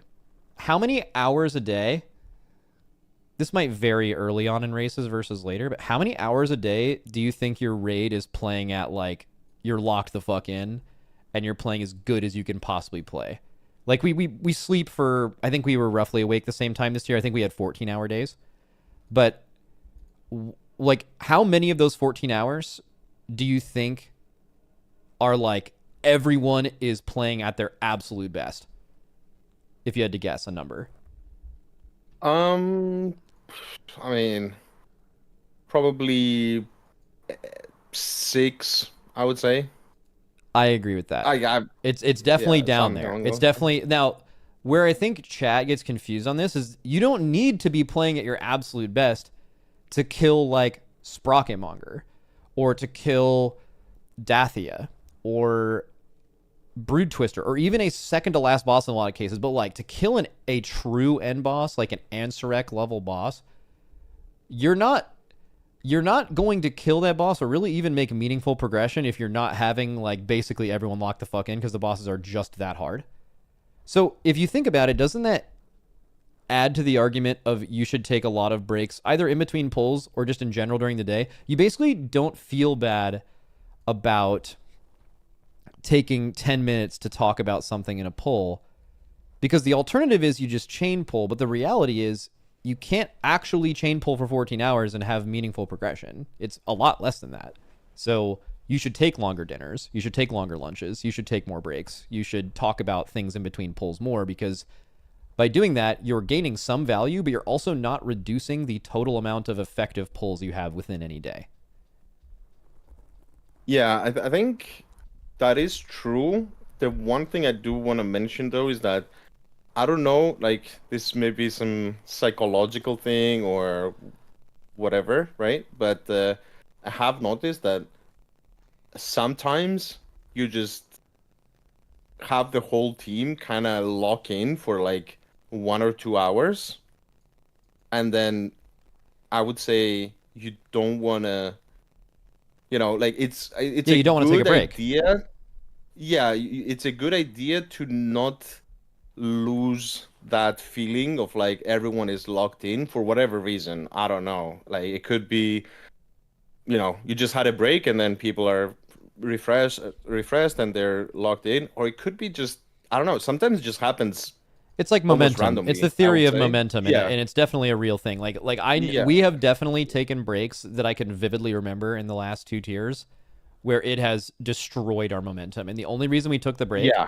is because we normally take a break at this time during the day, which also does have value, especially for the people at home, knowing when breaks are going to happen so they can like plan around it and shit like that. Hmm. But like, you know, I've seen breaks totally ruin your flow of progression, and I've also seen breaks totally revive an era of really really bad pulls. But also Yeah. if you get into the habit of only taking breaks when you're not making great progression, then like people start taking too long in between pulls going to the bathroom one by one instead of as a group, or you have there's a lot. I think like break philosophy is like totally interesting because there's also no other esport or many other things like this where you could actually learn from other people other than just doing it yourself.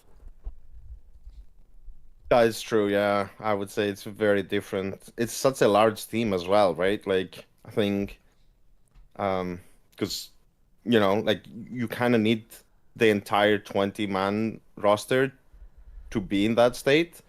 I would say that's a lot harder to do versus any other game where it's significantly less, right? Like Yeah. if we're talking about 5-man or whatever, 6, 7, 8, that is a lot easier, let's say, to manage. So that is hard. But yeah, I mean, in terms of these momentums, I would say that's a little bit hard to know what the correct thing is. you can easily point back afterwards and say, "Oh man, we were doing so well, then we took a break and it went pretty bad afterwards." Or you can say the opposite as well, right? But I would say it's a little bit hard to predict necessarily.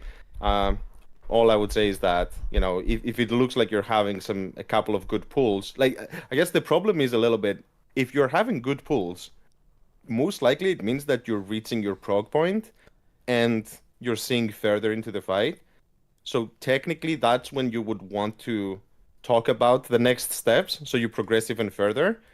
But yeah, there's always the fear like, okay, what if you're breaking the momentum, then people are out of it, and then you go back to wiping in P1, right? So I mean, it's a delicate balance, I would say. I don't think Yeah, there's it's like one thing a that no one truly has figured out. I don't think you can figure it out. It's just like you just have to get used to the people in your guild and try to do something consistent and just accept that sometimes breaks are going to hurt your momentum, but also acknowledge that breaks have to happen. yeah. It's weird. Yeah, I mean the food breaks, I think it's no matter what you should take when you have.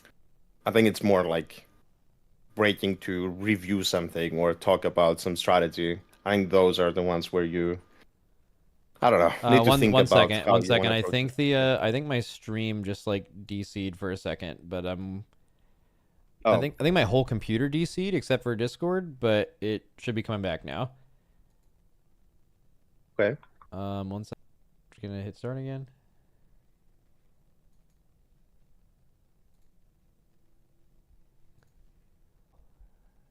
It said could not access the specified channel or stream key. Please double check your stream key. What the fuck? Oh wait, so YouTube was fine. It's just Twitch. Yeah, YouTube is still fine. Right. YouTube goats. Wait, I think it's actually a just a straight up Twitch L, I'm pretty sure. Like there's just This is your time to shine, YouTube. Tell them what's up. all right, give me a second here. Auto.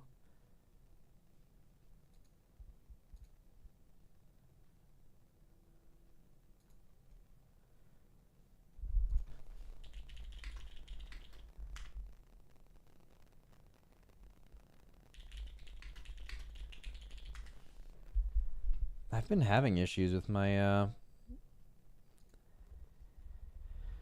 with Twitch in particular. That's so weird. Let me try a different server maybe. Okay, wait. We are back Take your up. time. We are back up on Twitch. I'm just gonna give them a second to saved. We're back. All right, cool, dude. So weird. I don't know why that happened, but all good. YouTube's been there the whole time.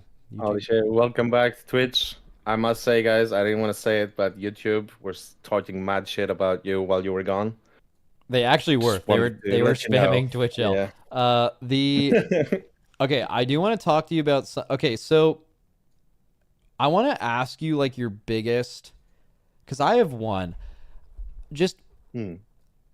what is your biggest fear for the race? We kind of already talked about one, which is like increasing the effort enough to where like your players leave. Do you have? I'm kind of putting you on the spot here. I didn't give you like a lot of time to think about this, but do you have anything that pops into your head that's like this is something that's happening with the race that if the race were to ever die or become way less popular, you could look back at this and be like, this was a really bad thing that we did. That we did. Like, you mean from our side or from Uh, Blizzard's side? uh, that's interesting actually. You could throw it to Blizzard's side. This is the one that I'm thinking is definitely something that we're currently doing. But I think it could be interesting if you have something from Blizzard's side that if you think is like an issue. I mean, obviously like global release, big one, right?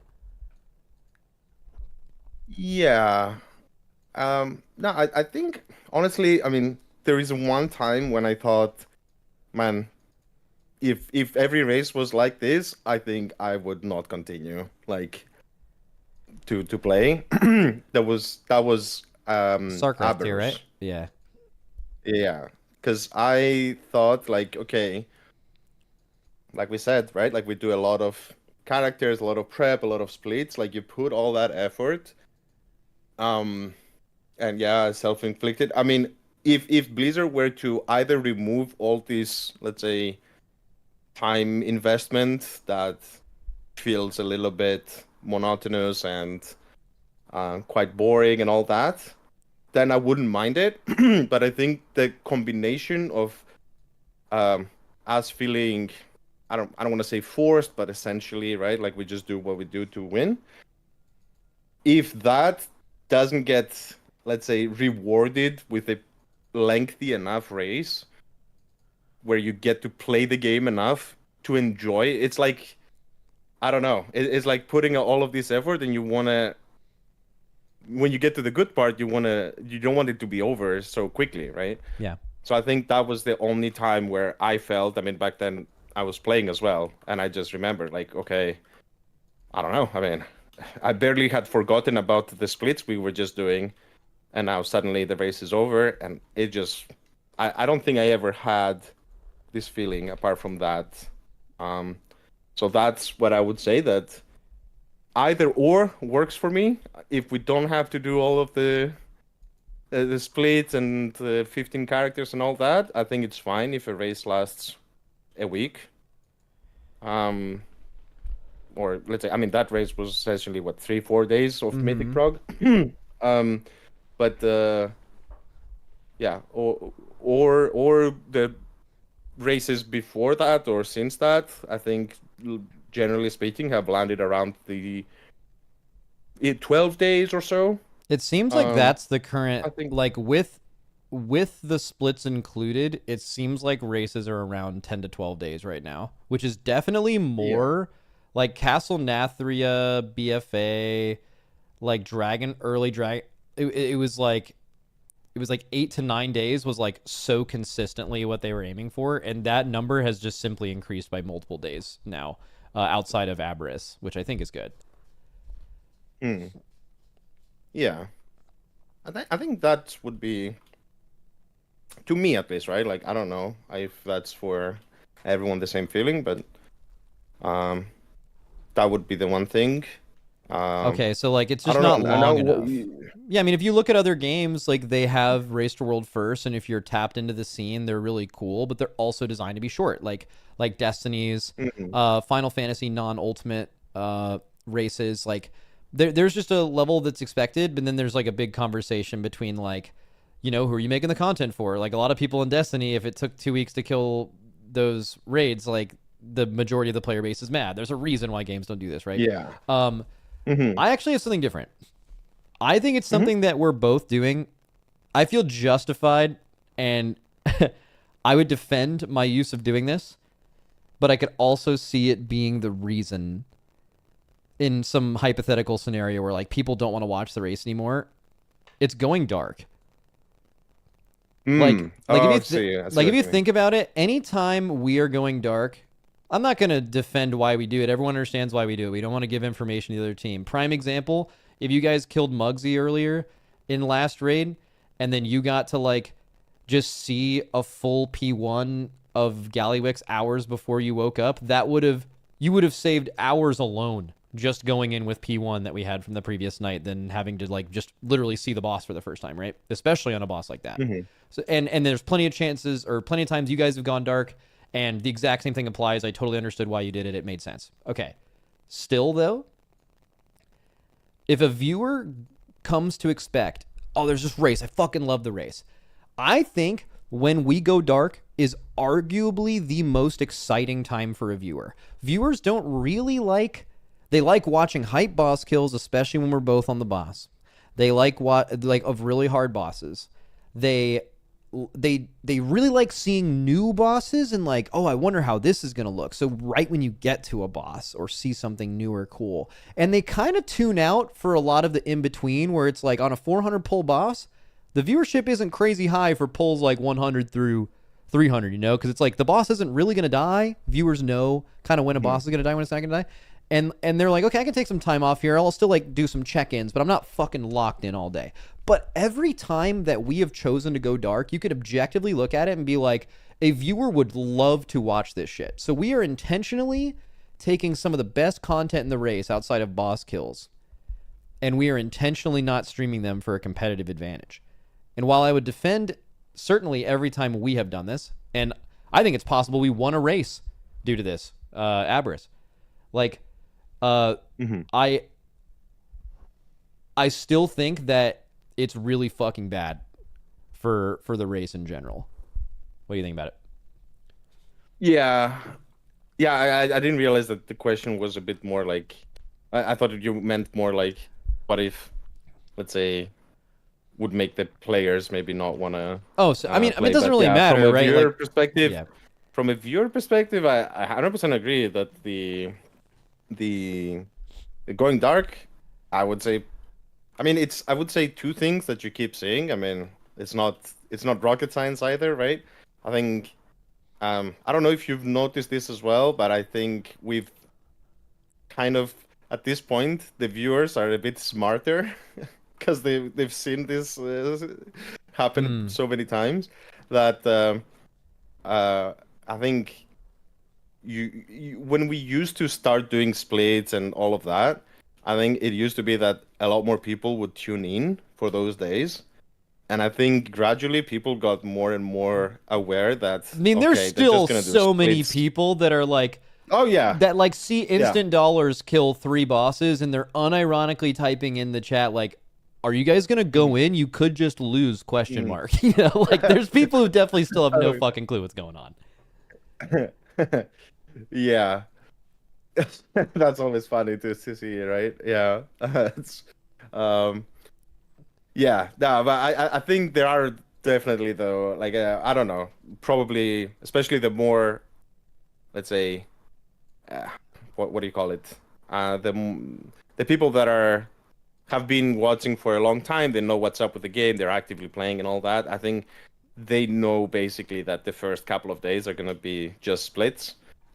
So I have noticed, like people just say this a lot. I've heard this a ton, right? Like, oh yeah, I don't really watch the first couple of days because it's just splits, and then I tune in. So that's why I think also splits is something like basically splits kind of kills the vibe in a sense. Oh yeah. I don't know because Well, but not for the it's smart, like not for the exciting. smart players, really, or the smart viewers. Like you mentioned, like if you know there's a simultaneous release and you're a viewer that like values your time and understands how it works, you just know that Heroic Week is going to be 4 days long, right? Before you really tune in and lock in. But you wouldn't see people complaining about splits as a viewer if they knew that, because they just would do other things for 3 days. Like for example, if you have a full Heroic Week, that's 7 days where you absolutely know people are not going into Mythic and people don't complain about it. In fact, viewership's usually pretty high, like during Heroic Week in general. But people aren't mad about it because they just know once Tuesday comes around, Mythic is available. It's just the fact that they're both available and they're not quite sure. But the people who do know, like right now, if we go into another raid and there's simultaneous release, anyone who's like watched multiple races, I think they know they're not showing up on Tuesday being like, when are they going into Mythic? Like a lot of people in chat are asking about. Like they just know better. But it doesn't mean they're not. Yeah. I still think a vast majority of people are just like, they either don't know or they just like being a part of the chat in the race for the whole time, I guess. That's true. Yeah, I mean, I guess the big thing is that they changed their philosophy with having Heroic Week and not having it. Um, I just, I guess maybe I'm just thinking that one thing to help with making sure that this event, is, let's say, ongoing. I think it would definitely be so much more hype if, okay, the race starts and we're just going straight into Mythic, basically, right? Like Yeah. maybe not the first hour, but not 3 days later. I think that would get people maybe a lot more hyped of like, oh shit, the race has begun, and it actually has begun. But yeah, in terms of the going dark thing, yeah, I mean, I would say is there an easy solution to this situation? I don't know. I think I mean, the I think it's solution, just the solution is one we're probably neither of us are going to agree with, but it's just, you just never fucking do it. Like, even if, you're the guild that's going to be the one that like objectively loses out more by this decision. You just for the health of the race, you're just doing. But at the end of the day, like, what if that? This is why I'm sure you know this, but like the like, what if that singular decision is the reason you win or lose? That matters so much for your business in between races, right? Where like you winning or losing is way easier to secure sponsors. It's way easier to get players to join your guild. Like at the end of the day, people forget about the going dark shit because both teams are doing it. Even though they get mad about it, they're just accepted it as part of the race. But like, I'm just saying, there's an alternate reality where we never went dark ever, regardless of winning or losing. Just forgetting about each of our guilds individually and just saying, okay, going dark has never happened. No one's ever done it. I think the race, making this the fuck up, but like, I bet the race just has like 10% more viewers concurrently at all times, like right now. Definitely could be true.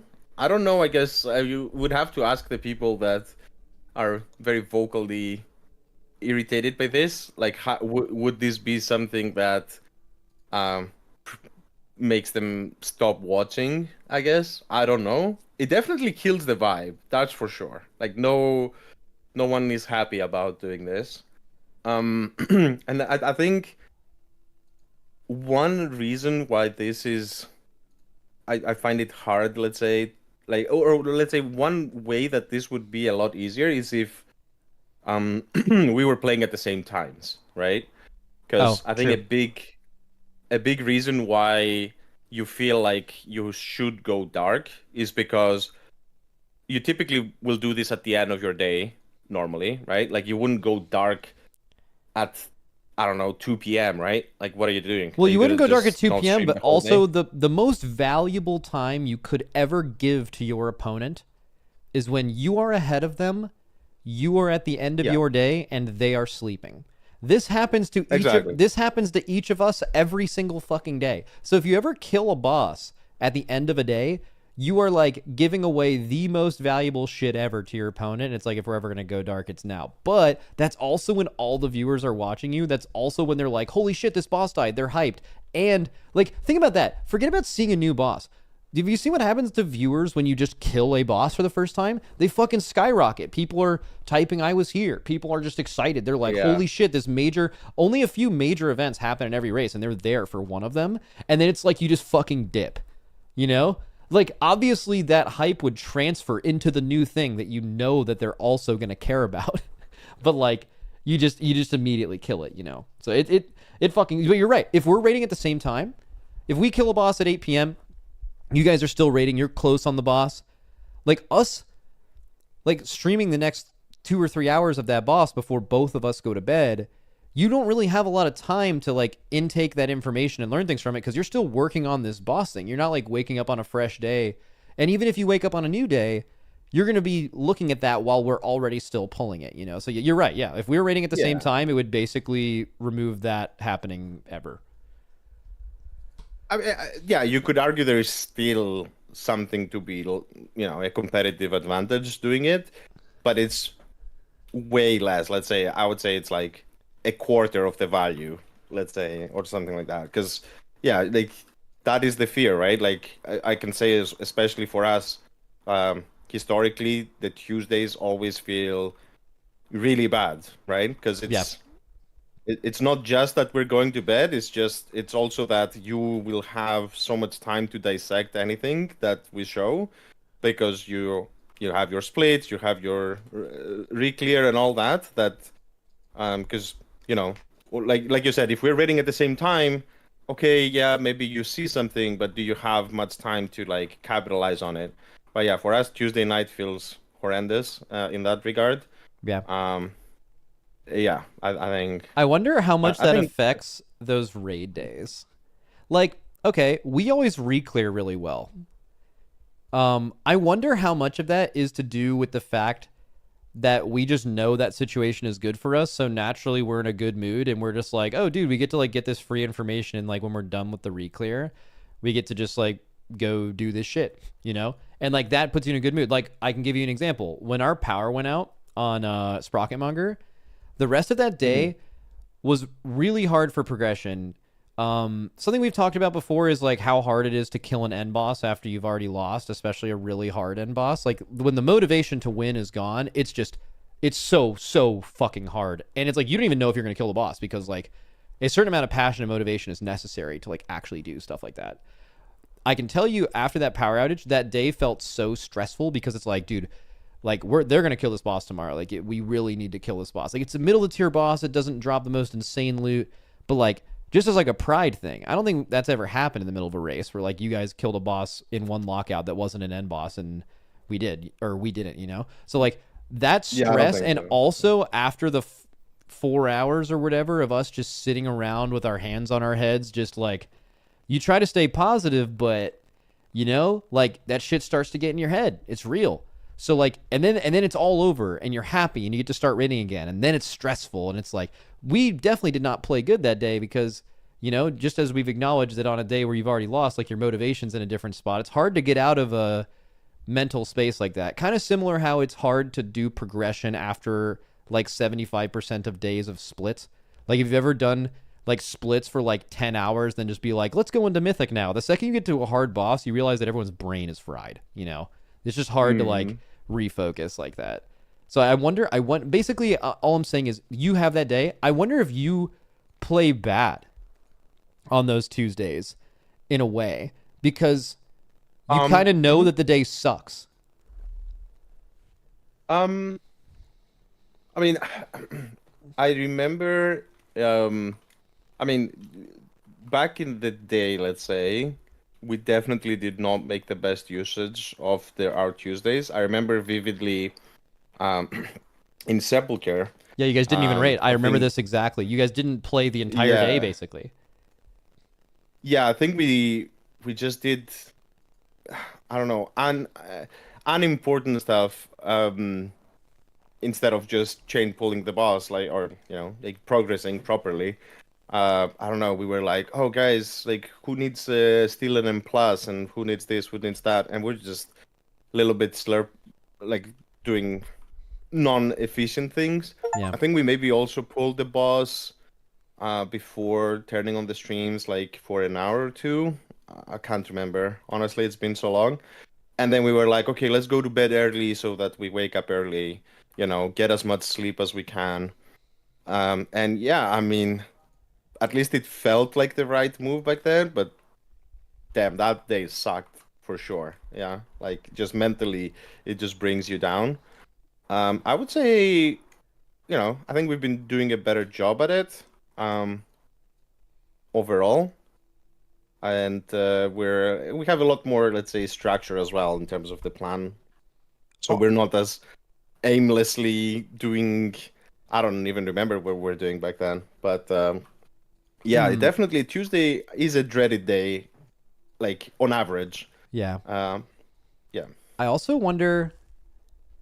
This is another thing I wonder, just like general psychology, where I know in the past we felt like I think part of the reason of why we chain pulled initially and you guys took your time was like you guys were already behind by default and you knew that from the beginning, so you have to be more methodical and make sense of every like decision you make. Everything has to be like extremely efficient.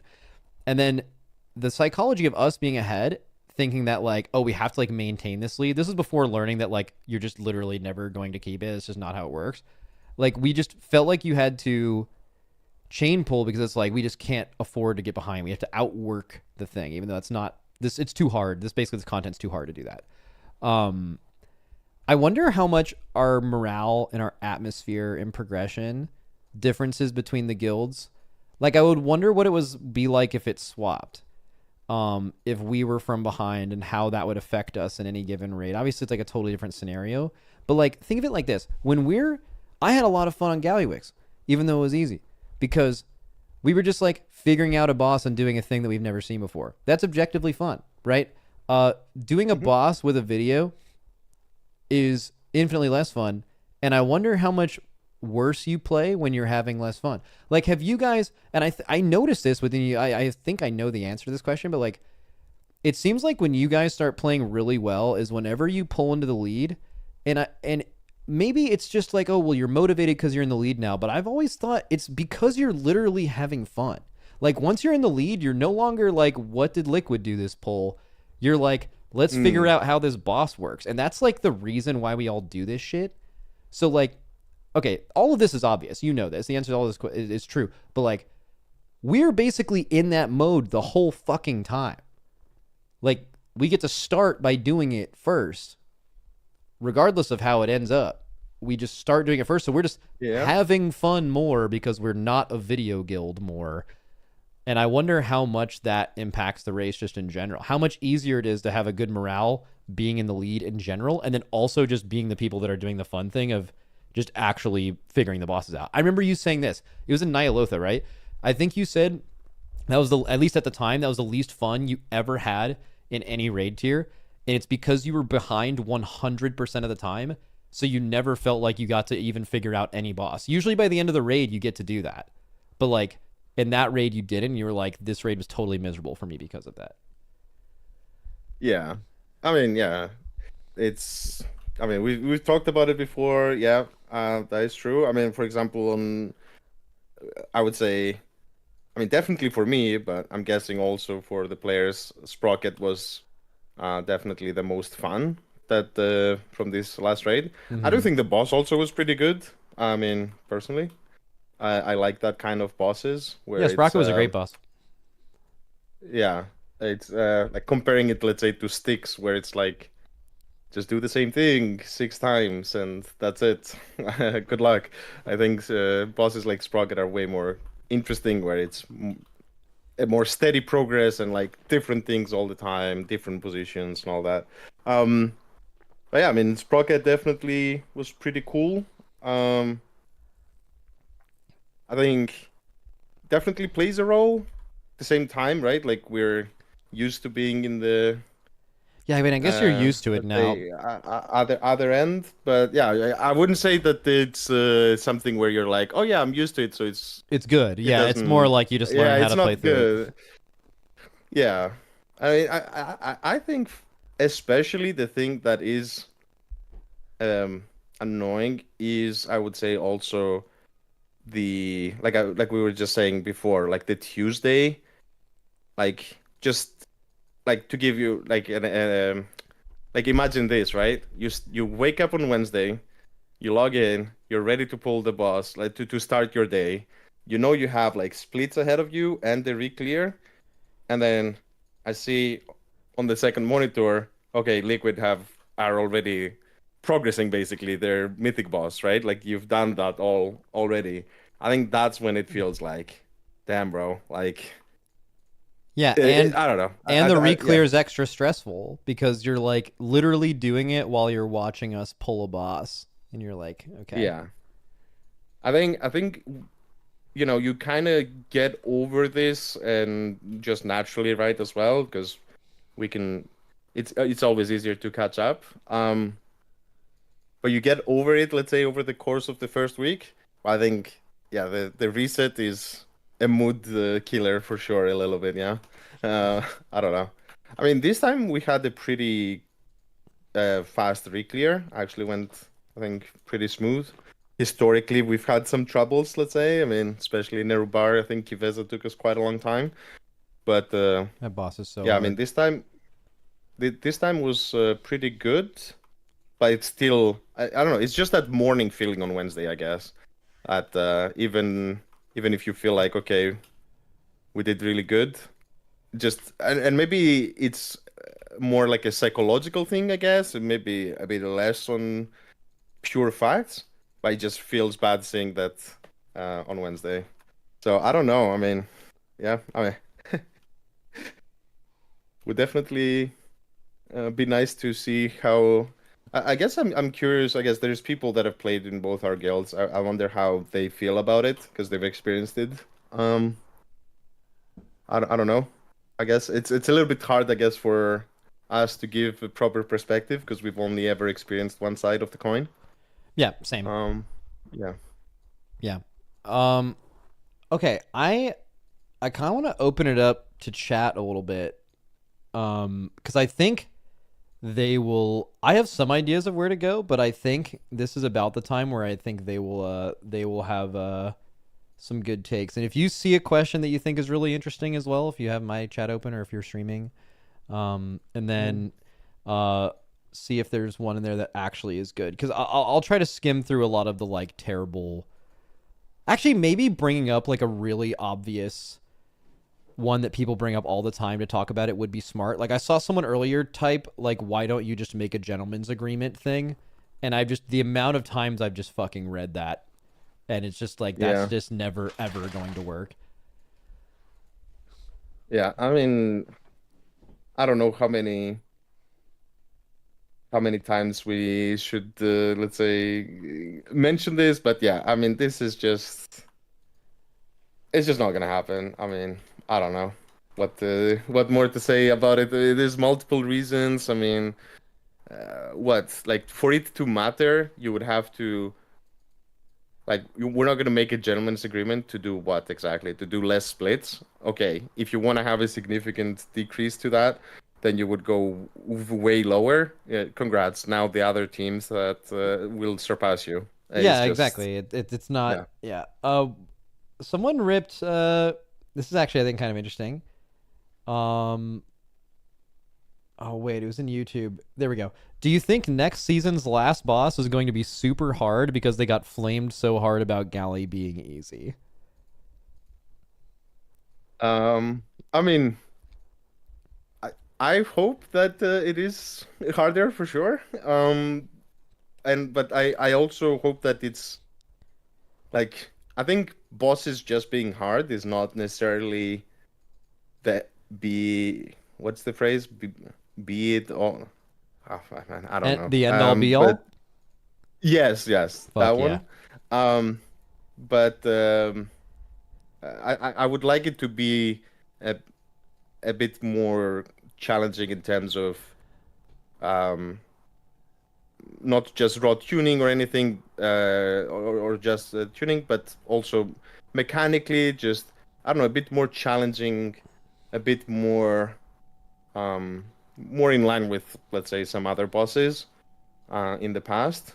Um, yeah, I don't know. I would Well, say probably I'm expecting them to do it. I just hope they don't just uh, I don't know. Like if you just tune Gallywix harder, I don't think I would say nice. This is a yeah, I great don't think boss. I they've would like be completely forgotten how to make end bosses hard. Like Ansarek was right before Gallywix, right? Like Ansarek was fucking insane. So you have okay. So number one, I think the next boss is going to be hard, and I bet it is going. I think the fact that Gallywix was this easy is absolutely like if they're gonna err on the side of caution, you know, they're just going to make it harder than easier if they have to make a guess. I think. I think that's real. I think Blizzard reacts to things like that. The thing that I'm more interested in is how they balance the middle of the raid. Because like I think the last mm, two tiers have been so polarizing. Like the first raid, you have the first four bosses being like way too easy, Brood Twister's too big of a jump. But then people liked that in a way because you could actually pug four mythic bosses. Like I think that was low key, like kind of good for a lot of people in the game. Even though it created huge difficulty curve spikes.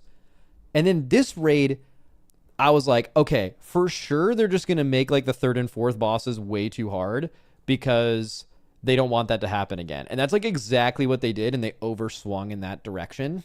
And then I don't even know if they look at what Styx did as bad, where like Styx was really that hard because people really didn't complain about Styx because Rick was keeping them from being there before they nerfed it.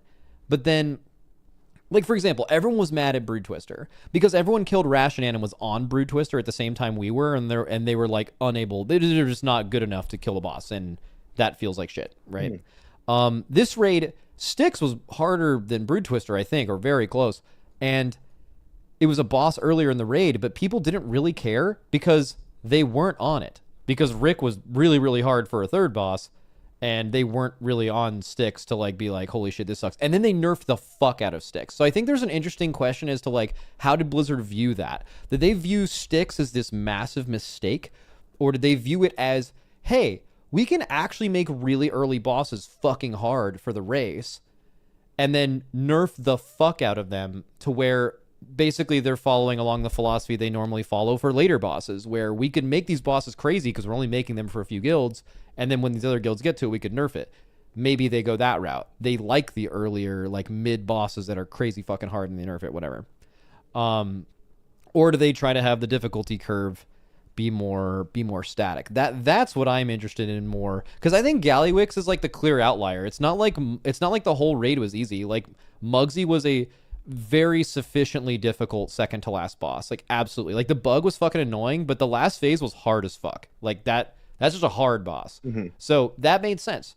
Um I think Gallywix was just such a clear miss. I think it's enough to just like not excuse it, but like it's a secret. They did a whole boss secret phase thing. It didn't work out. They thought the bombs would be harder than whatever. But like you can just learn so much from that and never have that happen again. To where, and also someone else said, well, of course it's going to be really fucking hard. It's the end boss of the last raid of the expansion, which I think a lot of us are assuming that this expansion's only going to have. I don't know if they've ever like confirmed that or anything. I know at least we are like heavily assuming there's only three, because they've just been doing Yeah, I that think for a so. while now. So like if this is truly the last boss of the expansion, I would actually, is that theory even true? Where like the end boss of the last raid of the expansion is supposed to be harder than other end bosses? Like what supports that? Like Um, Jailer supports that, but I don't know if Fyrak does. And then also Ansarek is as hard as any boss, and it was like the first raid's end boss. I just don't even know if that theory is true. yeah, I don't know actually. That's a good question. If that is a thing they care about, or if it just naturally happens, maybe, like because of almost RNG in a sense. Like I could see them maybe, like what would make sense maybe, Was there an expansion? would Were be there multiple to, expansions in a row where that was accurate? Like the raids got harder as um, the expansion went on, and the last raid was supposed to be, because they used to do the Emerald Nightmare, High Mall, Mogashan Vaults thing, right? Like they used to intend for yeah. the first raid was absolutely supposed to be easier, but that has not been the case since BFA. Like clearly, I mean, obviously now look at fucking Nerebar Palace. But like I don't know if so. The first raid being easy is obviously no longer a thing, but the last raid being harder. I mean, Sepulcher absolutely fits that, but also I think there's a lot of thinking as to like Sepulcher was kind of like Anduin, up to Anduin was one raid, and then there was like a Mhm. extra raid. There was basically just like a full raid, and then they just threw some end bosses on top of it. I mean, I'm just looking historically, right? Like, let's say Warlords of Draenor onwards, right? I mean, I don't know how far back you can go before it stops making sense.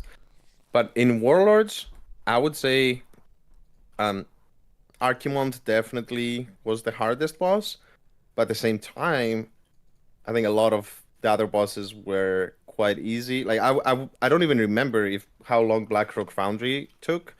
Um, I wouldn't say that the I think it was just Archimon that you could arguably say that it was like super hard Yeah, because from Tuma Hellfire Sargeras Citadel. was harder than Argus for sure. Um, Yeah, that like Argus, I had forgotten about this. I think it took a day to reach the one last boss, one we if I'm not every mistaken. every every Yeah, boss, including Agrimar, was dead in one raid day. yeah, which is like, how do you make? Actually, this is That's probably famously easy. the Think about like that. That also happened in Battle of Dazar'alor, but imagine how many bosses were in Battle of Dazar'alor. Like you talking seven, bro? Wasn't Agrimar like the 10th boss or something? yeah. I think there's 11 bosses on Antaros in Yeah. So Antaros. so Yeah, like yeah, and Taurus was like famously very easy, and Argus wasn't like a really hard end boss. It was definitely hard, but it it wasn't was like a yeah normal end boss difficulty, I would yeah. say. Yeah. And then N'Zoth. Um. N'Zoth Yeah. isn't What like was Nizov?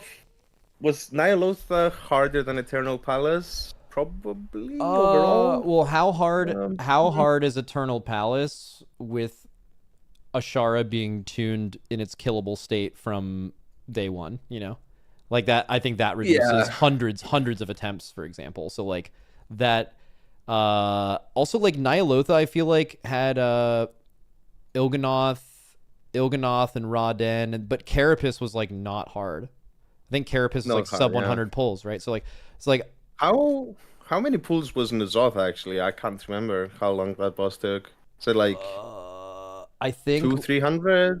Warcraft log should tell us. Let's see. Warcraft logs, progress. I think maybe it's Raider IO that'll show us, but I think this will show us. So you just have to go back to old raids somehow. Yeah. Yeah, I wouldn't say at least that it's such a clear philosophy design thing that you would say, oh yeah, for sure the last raid would be difficult. I think what you said of like them maybe releasing a previous boss that was not as hard would have a way bigger impact. Not so much that it's the last raid. That is the philosophy, generally speaking, that, for example, Square Enix follows in Final Fantasy. Like they release 3 raids every expansion, and the first raid is always the easiest. The second raid is always a bit harder, and the third raid is again a bit harder. But there you can easily see the pattern. I wouldn't say this is the case here.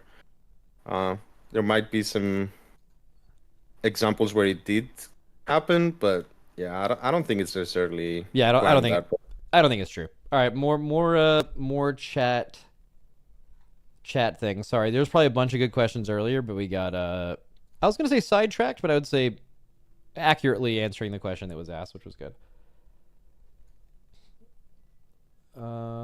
Ooh, are 8 bosses too few for a good raid for a race? I think 8 bosses are absolutely too few for them to create a good difficulty curve in general. Like, just how easy, you know how easy a first boss is supposed to be. You know how hard an end boss is supposed to be.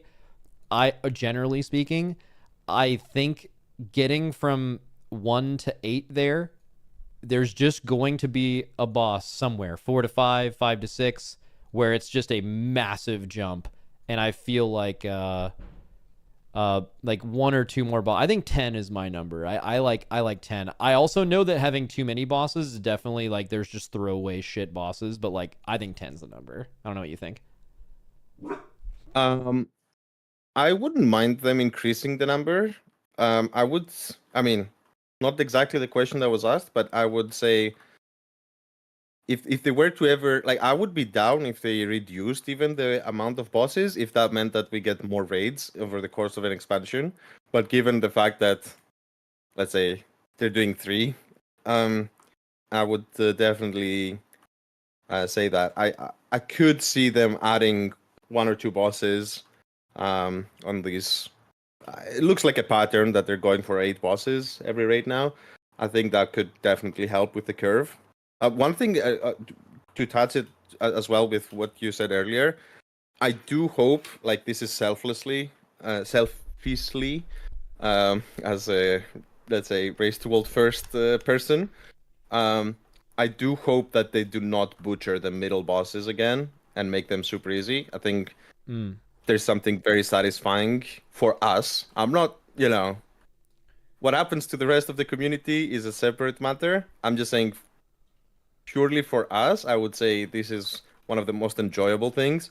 I think the races where you go, you clean the whole raid, like you said, like the Jaina tier. I mean, I wasn't there, but or this Argus. It's just, I would say that's way less enjoyable. Like clearing the mid bosses super fast and then just having a omega hard end boss. So I think this was pretty fun to have a lot of mid-tier bosses that take a decent amount of pulls. You steady prog them. Like, this is pretty enjoyable. For I think at least for us. So I hope they don't overcorrect in that regard. I think they will. But I also hope they don't like completely gut them, but I also think I think they will also because like they're getting better at putting the best loot at the end of the raid. Like I think this would have been so much more of a big problem if like Styx dropped some nasty loot, but it drops. I mean, the loot from the early bosses is like fucking horrible. So like people didn't care enough to go want to get it. But yeah, I think I would say what they need to do, and this is, I mean, I have my thoughts on this, but this is not enough. There's not enough time definitely right now to go into them. But I think the big issue why this is causing so much problem is because of the gear disparity, like especially, Oh yeah, how right? much gear we Like have we, versus yeah, it's huge. yeah. Even the If they like can find, hmm? Go ahead. even the difference between our gear, like when we get done with mythic progression and we zone into mythic plus, compared to literally degenerates that have been pulling the highest mythic plus keys every minute that they've been awake since they've come out, you're talking like your character's doing 10% more damage than theirs. Like just massive difference, even to those people. So think about the Mm. disparity when the raid is happening versus, I mean, you could even quantify this in a number. I'm pretty sure we're like the average first week mythic guild, which is not a lot of guilds, by the way. There are not a lot of guilds that go into mythic meaningfully in week one, besides just killing the first boss. We're probably, what is it, like 3 or 4 or 5 eye levels higher than that guild, something like that. But more importantly, is we have tier on every single player, usually full heroic, and they have every single trinket and very rare item they want. So the Yeah. eye level doesn't even tell the whole story, right? So that's, yeah, it's pretty huge, and that would also help us because by doing Yeah, that, 100%. yeah, you're reducing the amount of characters we need to. Yeah, I just think especially for those mid-tier bosses, I mean, apart from them adding more bosses, so then you can ramp it up a bit later. I don't know if this would necessarily solve the problem for those people. Like, okay, if they're stuck on the fifth boss instead of the third boss, is that a big difference for them? Maybe. Just in terms of just quantity of bosses they maybe enjoy playing. But I think to meaningfully not have to do, crazy nerfs a week in like they kind of did with Styx, I think they could still maybe nerf it, but it should be maybe a lot more reasonable. I think the solution is the gear can't be that much different, right? But yeah, I mean, um, I would still take the extra bosses though. Let's say, yeah. As long as okay, one thing I need to say is they need to make it like it's a bit hit and miss. Some raids, I think they should make it that you can do this, once you've cleared the raid, then you can do the skip, like we say, right? I think they should always make sure that the skips are like just put more skips, like just once you've cleared the raid multiple times, honestly, just let me teleport to the boss I want to kill right now. Yeah, that would be great because I think that is a bit annoying when if you add like a bunch of bosses and then you can't even skip where you want to go and you have to kill like boring bosses that drop loot no one needs. I think that's also a vibe killer for a farm. Yeah. Yeah. Someone asked, I'm curious if both of the guilds would rather want another sepulcher again in terms of length. So, if you're talking Mhm. about, so Sepulcher had a heroic week and was still like that long. The answer to that question is yes, if it's not like artificial difficulty. Like if you're in a raid for 3 weeks or however long it was on Mythic, and like bosses are constantly getting like think about Razageth. Like, do you remember Razageth progression where like you were progressing into a brick wall and then it just had to get nerfed completely and then you were able to progress again? Like that, if it's that reason that it's long, that would be bad. But yeah, it'd be great. Honestly, I think both of the guilds will be a lot more prepared to do that because like that raid and multiple ones after it made us treat our sleep a lot more seriously. So the way that we rest and like prepare ourselves now is so much more optimized to where you'd be able to do that. And I also like our issues that raid were largely tied to like the event we were at. It was like extremely fucking bad. Like people were sick. It was freezing. The food was literally raw, like not cooked. It was a really bad event. And like our events now are like very good. Um, but combination of your sleep being optimized, your rest being optimized, I would like to say I don't know when the breaking point is for this, but I think we'd be willing to progress really fun bosses for quite a long period of time, and I don't really know when the actual, like, let's just open that question up infinitely. Would you like to be doing the race to world first for like 6 months, like literally every day is you're waking up and doing 14-hour days of progressing the race to world first. Yeah, Like obviously that's extreme. Yeah, at some point, yeah. like I don't know, it would be too much. I don't I know would exactly when say that point is. I think right, like because people are away from home as well and all that. Like, there's definitely a point where it starts losing the fun aspect. I would say 3 weeks is a good time, like where like a good guess from me. Like I think past 3 weeks of like progression, let's say, it would start to get a bit like, okay, maybe this is starting to get a bit too much. Yeah. Um, but yeah, I think what you said, right? Like I'm talking if we didn't have to do also, like splits and all of that, I right? mean, Like you we're would talking have to about, do that, let's but call like it the the fun more part. like the If we thing with only had this to do the fun part, I would say 3 weeks. yeah, 3 If weeks of the if fun you part have three after the weeks, but splits. also a heroic week before it, and also splits in between, I think that the mental gets drained a bit I think faster in that situation. the closer Um, it gets to but that yeah, I is would say 3 weeks. yeah, I think the closer it gets to like 3 weeks, the more the I mean, time you I don't put see in. it ever Dude, I think reaching I'm muted or that something. long, anyways. Because I Am mean, I muted? I think I'm muted. the discussion we had before. I think my mic's If it broken. takes us 3 weeks, goddamn, that must be some real hard bosses. Yeah, Dude, maybe it shows that would me be a bit talking in Discord and completing the stream, but he's just like can't hear me. One bit second. extreme. Can you hear me? Bro, is he gaslighting me right now? That'd be insane. Hello? Yeah, he can't hear me. How do we fix this? Wait. Here, I'm rejoining. Can you hear me now? What the fuck? He can't hear me. Maybe his sound. Hello? Hello? Can you hear me? What the fuck is going on? I'm gonna re-choose my mic and no, it Wait, can you literally. try speaking now? I'm speaking now. Can you hear me? Dude, my Discord circle is lighting up green. So like I know it's transmitting sound. I think his like headset ran out of battery or something. I'm 100p not muted. Weird. It shows me transmitting sound, but you can't hear it. Gonna restart Discord. All right, 1 second, boys. I'm gonna like hard restart it. Maybe something. You know what? When I like had that like weird DC earlier, Discord was the only thing that didn't DC. So maybe it's that. 1 second. I'm just gonna end Discord as a task and then restart it. Bro, I thought he was fucking gaslighting me. That would have been insane. Can you imagine if you... I mean, that would have went pretty hard.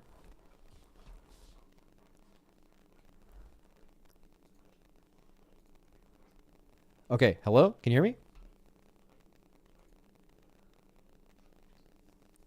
Your video to audio is super desynced. Whatever. Create a new call. Stuck it connecting. Oh. Oh, then maybe he's like Giga DC'd or something because it shows him in the call. I'm just going to DC. Oh, yeah. We're having some weird connectivity thing. Okay, it doesn't even show you in the... Okay. Doesn't show you in the call for some reason. Or...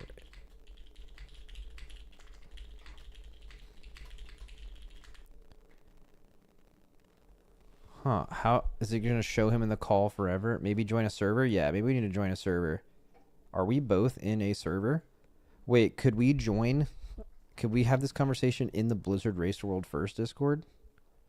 Where is a server that we're both a part of? That one doesn't have voice channels, unfortunately.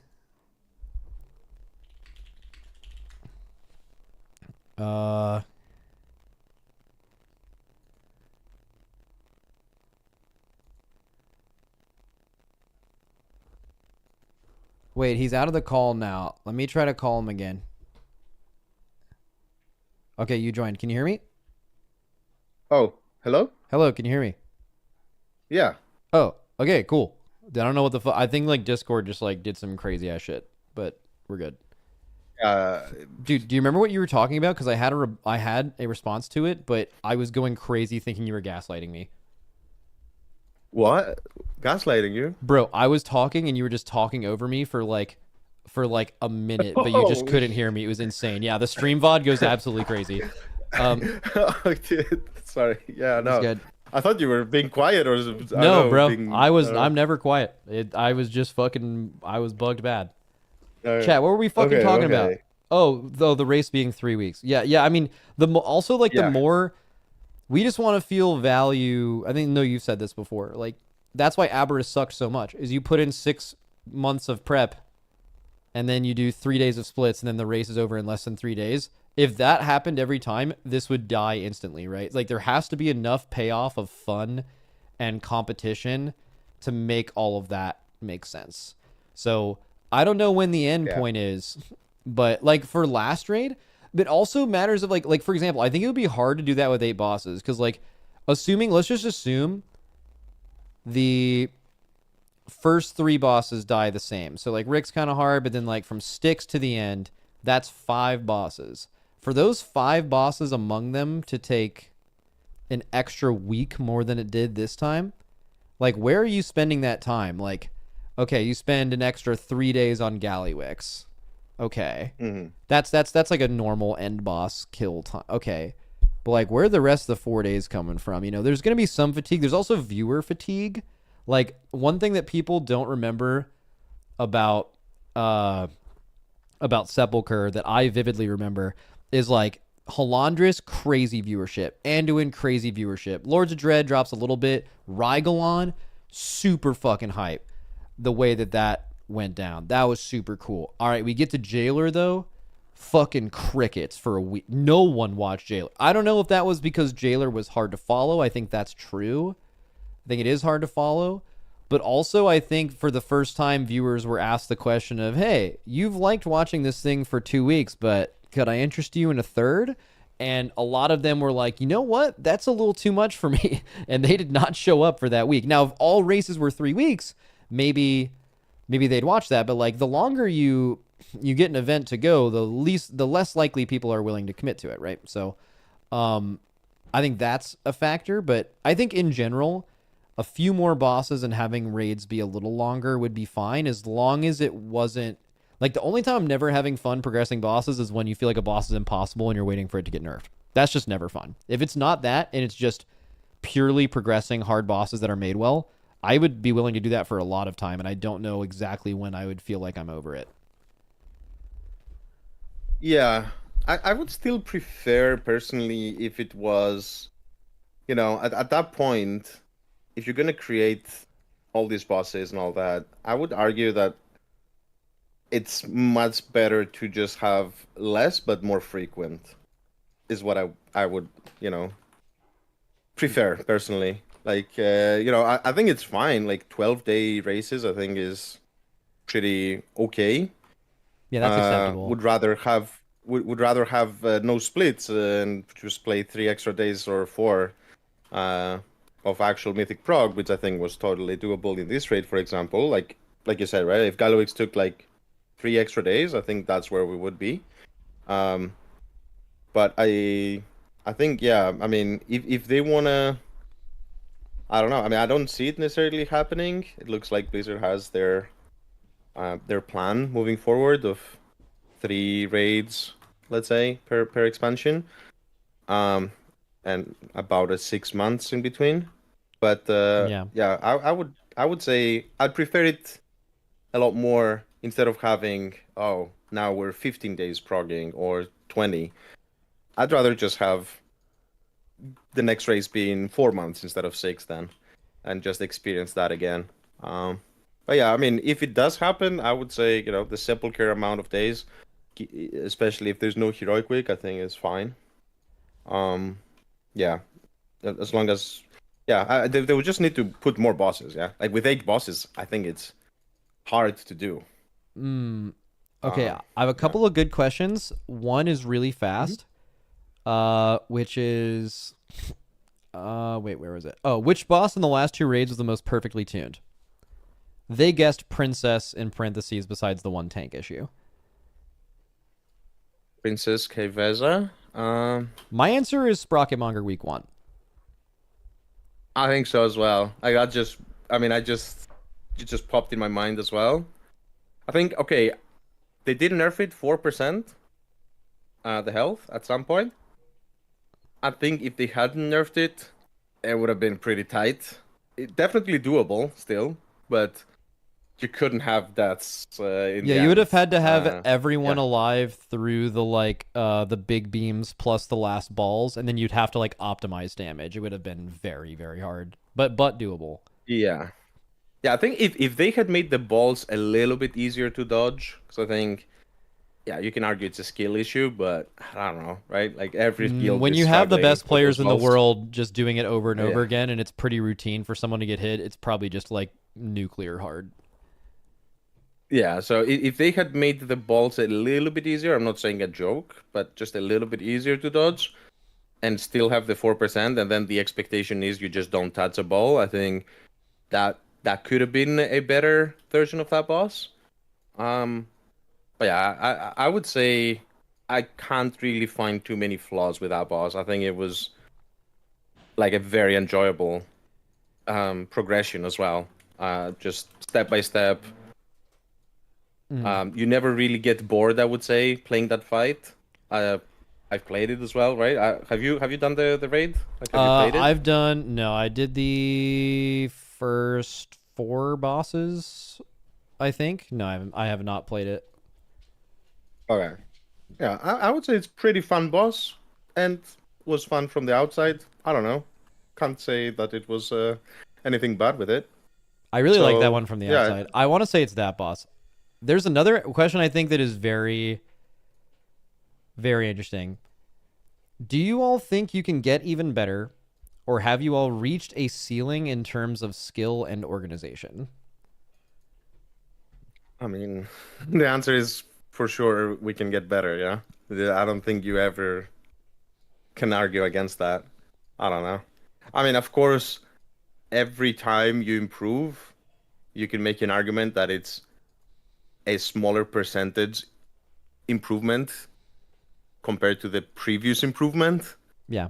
potentially. But of course, I mean, there's infinite room, right? Yeah, there's Like I don't think yeah. that's like the one thing I think maybe a lot of people who aren't involved with it don't understand, but like the skill ceiling for this, even on an individual player level, is like infinite. Like you'll never find a player that is perfect on every pull of progression, like the amount of intuition, especially like early in progression. Like if you're asking someone 100 pulls in to repeat something they've done a few times and they've seen someone else do and do as much damage as possible, there's actually quite a few players in the world at each spec that can do that are not good enough at this level. Like they need to innovate and be the person who figures out how to do that 5 pulls in 2 pulls, Hmm. right? And then you need 20 plus of those people, and the amount of people that are that good are like there's not even enough of those players to like fill both of our guilds probably ever. Like they're Yeah.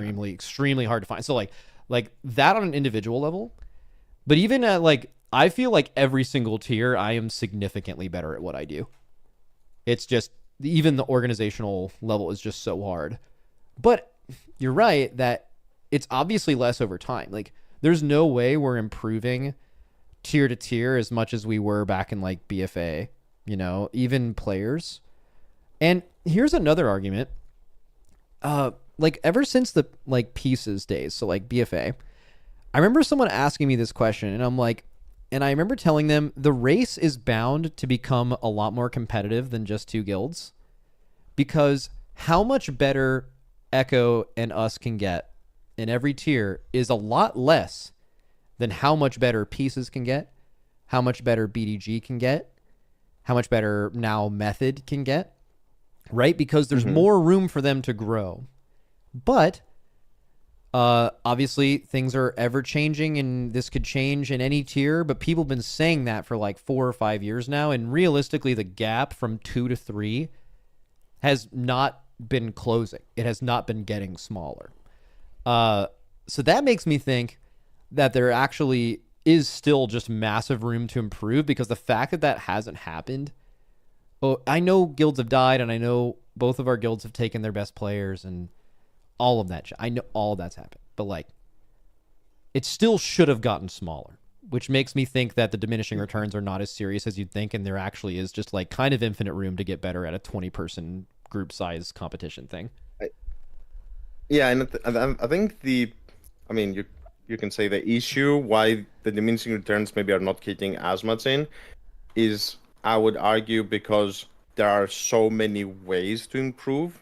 It's and if you were to take away basically splits, right? Like splits in itself is something that you're trying to improve every time, right? Like, how do you min max? How do you improve? Like, you also want to adapt to whatever new comes, because every patch is different, right? Like, oh, we had the a trinket that everyone wants from the last boss. That changes how you think about the splits potentially, right? Oh yeah, Next time, who knows? Like, it's ever changing. Like, remember when they changed it that you couldn't hold loot for gear, more than yeah. 4 hours, even if Specifically you're for offline. us as well. Yeah, we used Uh, to literally do all of our yeah, splits, keep the characters offline, and then see what gear everyone got, and then do the computation. And now you're on a 4-hour clock right after everything is over, and that yeah, infinitely changed it. And then even last raid, like I don't know who popularized it, but it was like in the previous raid. I think Method claimed to have. I don't know if they actually did, but like where you do the like you run the normals, and then you vet the people that you're yeah, running with, and then you like do some kind of no matter how you manage it, you like invite the people you know are good to heroic, because like I don't think a lot of like fans of this know how important it is to have like bro, recruiting from eye level in the group finder in a split tells you absolutely nothing if they know how to play the game, man. And like it'll just tank your splits if you don't have people that are good. So like that was huge, and being able to do that efficiently, the spreadsheeting of like loot and how much that can improve, which is maybe not the most fun version of difficulty or skill, but like it's certainly there's infinite ways to improve at it.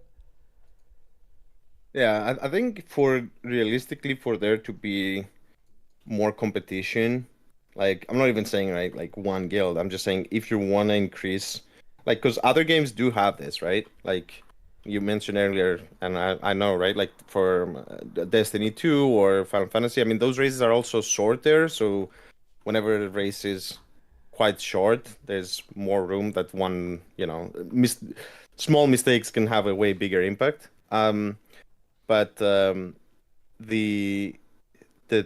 the thing that I said, right? Like, imagine if you take away some of these things, right? Like, oh, if you don't need to do splits, suddenly having a massive, community that is able to fill those spots, and coming up with all these ways to organize all this, because it's like a massive project essentially that you need to put together.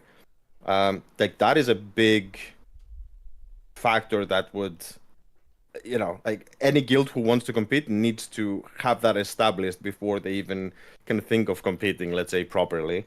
And that is a big hurdle to surpass. And then there is also, of course, the whole, weak auras and add-ons and all that stuff that come into play. I mean, literally, people are are there only doing this essentially, right? In our teams. Yep. So yeah, there's just, I think there's too many things. If Blizzard were to take those away, right, like they said with the add-ons, they want to find ways, which is interesting. I mean, I'm all for it. I hope they manage to do this. But I think there needs to be less things that a team needs to do to be able to properly compete for this to happen. Yeah. Right now it's too much, and also the size of the raid itself, right? Like a 20-man raid, which essentially means you need to have around 30 people realistically, Yeah.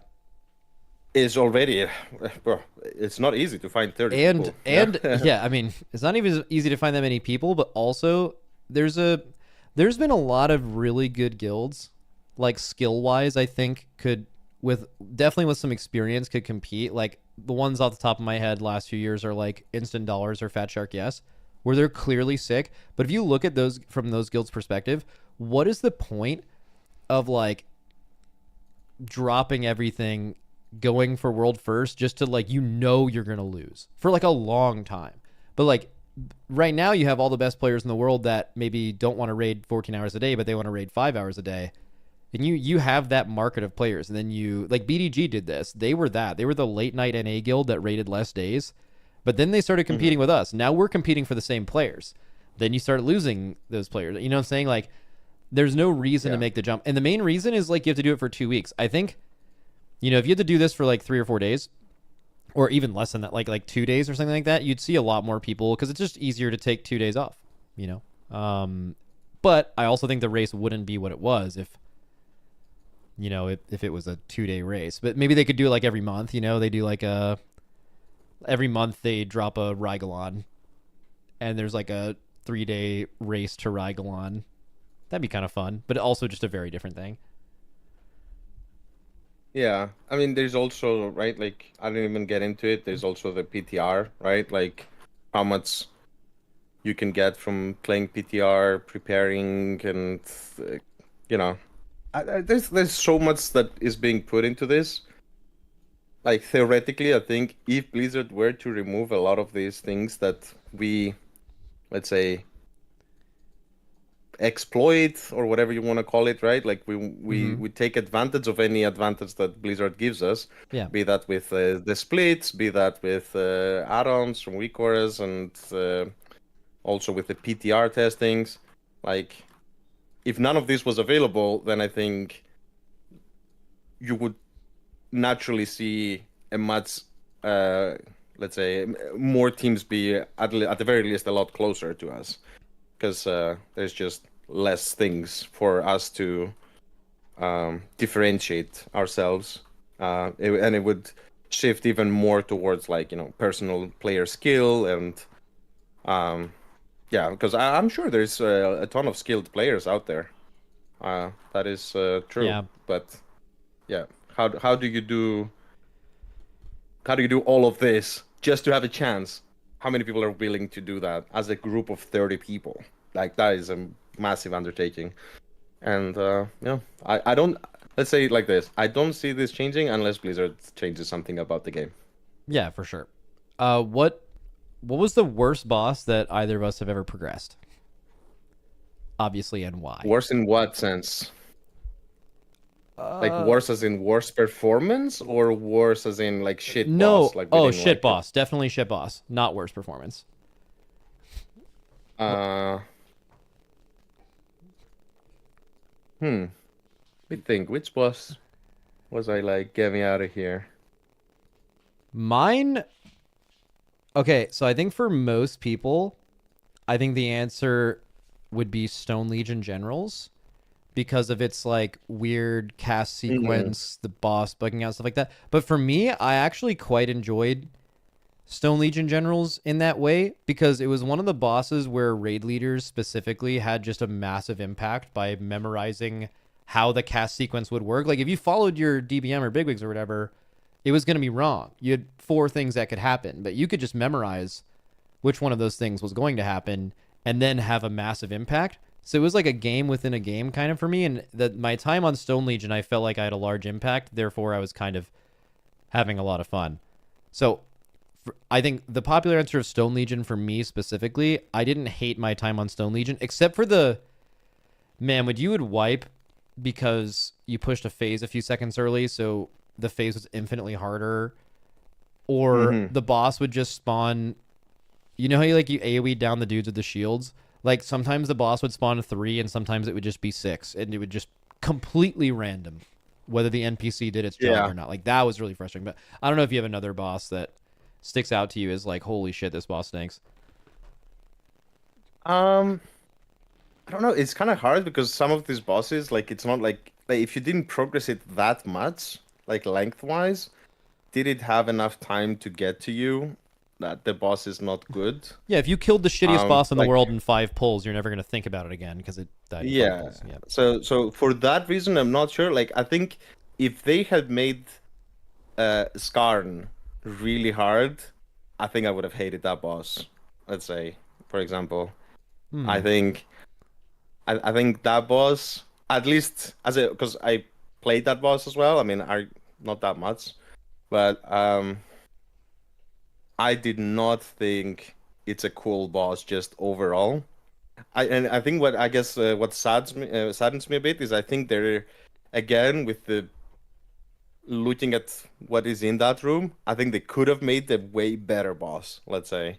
But I think it was, I don't know, just I don't know. I didn't enjoy it. Like ads that are going around, kind of like headless chicken. That already I think is pretty shitty for my taste. Um, yeah, I don't know. But that's the thing. Like I wouldn't say that it took too long to kill it, so it was not. I don't know. It's hard to say. Like, is there like a standout one? The only Um, bosses that stand out to me are it's kind of unfair for the boss at least because they're just all bosses that were bugged. Like the least fun a boss is ever to progress is if a boss is impossible and you're waiting on it to be nerfed or bugged to where in either other ways you just can't progress it. So like Razageth was just a terrible progression experience personally. Um, yeah, that's true. and Yeah. Ashara P3 was just zero fun. But like, do you blame the boss for that? Like, if the boss wasn't bugged, you'd have a totally different opinion of it. But I mean, that also happened. So yeah, I don't know. I just think it's just like bosses that are bugged, basically.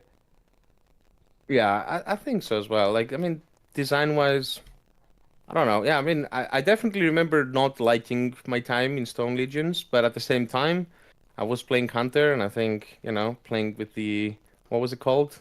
The thing you put on the ground, the blue circle. I forgot the name even. Like the Night Fae ability. Wild Oh, Spirits, I Wild think. Spirits, yeah.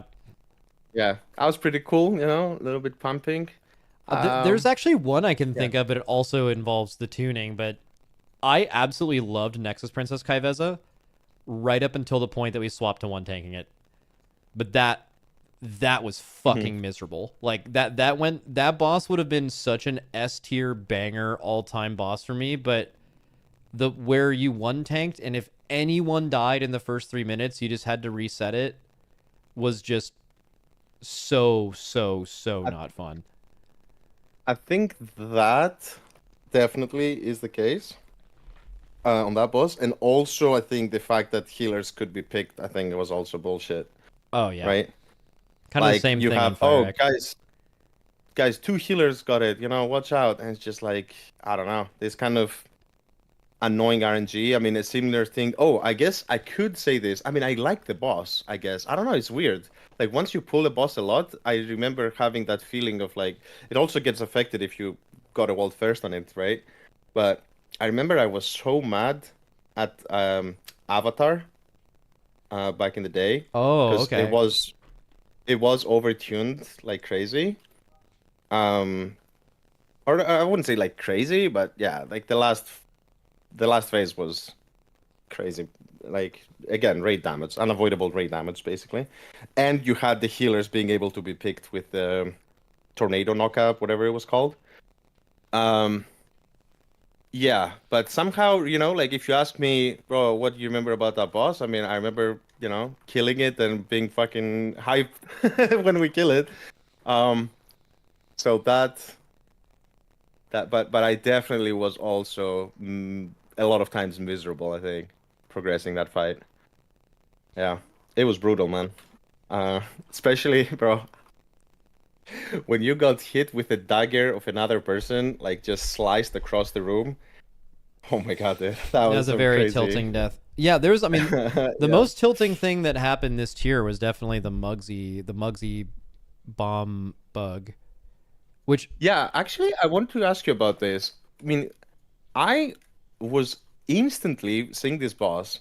I thought, first of all, this boss was gonna get reworked.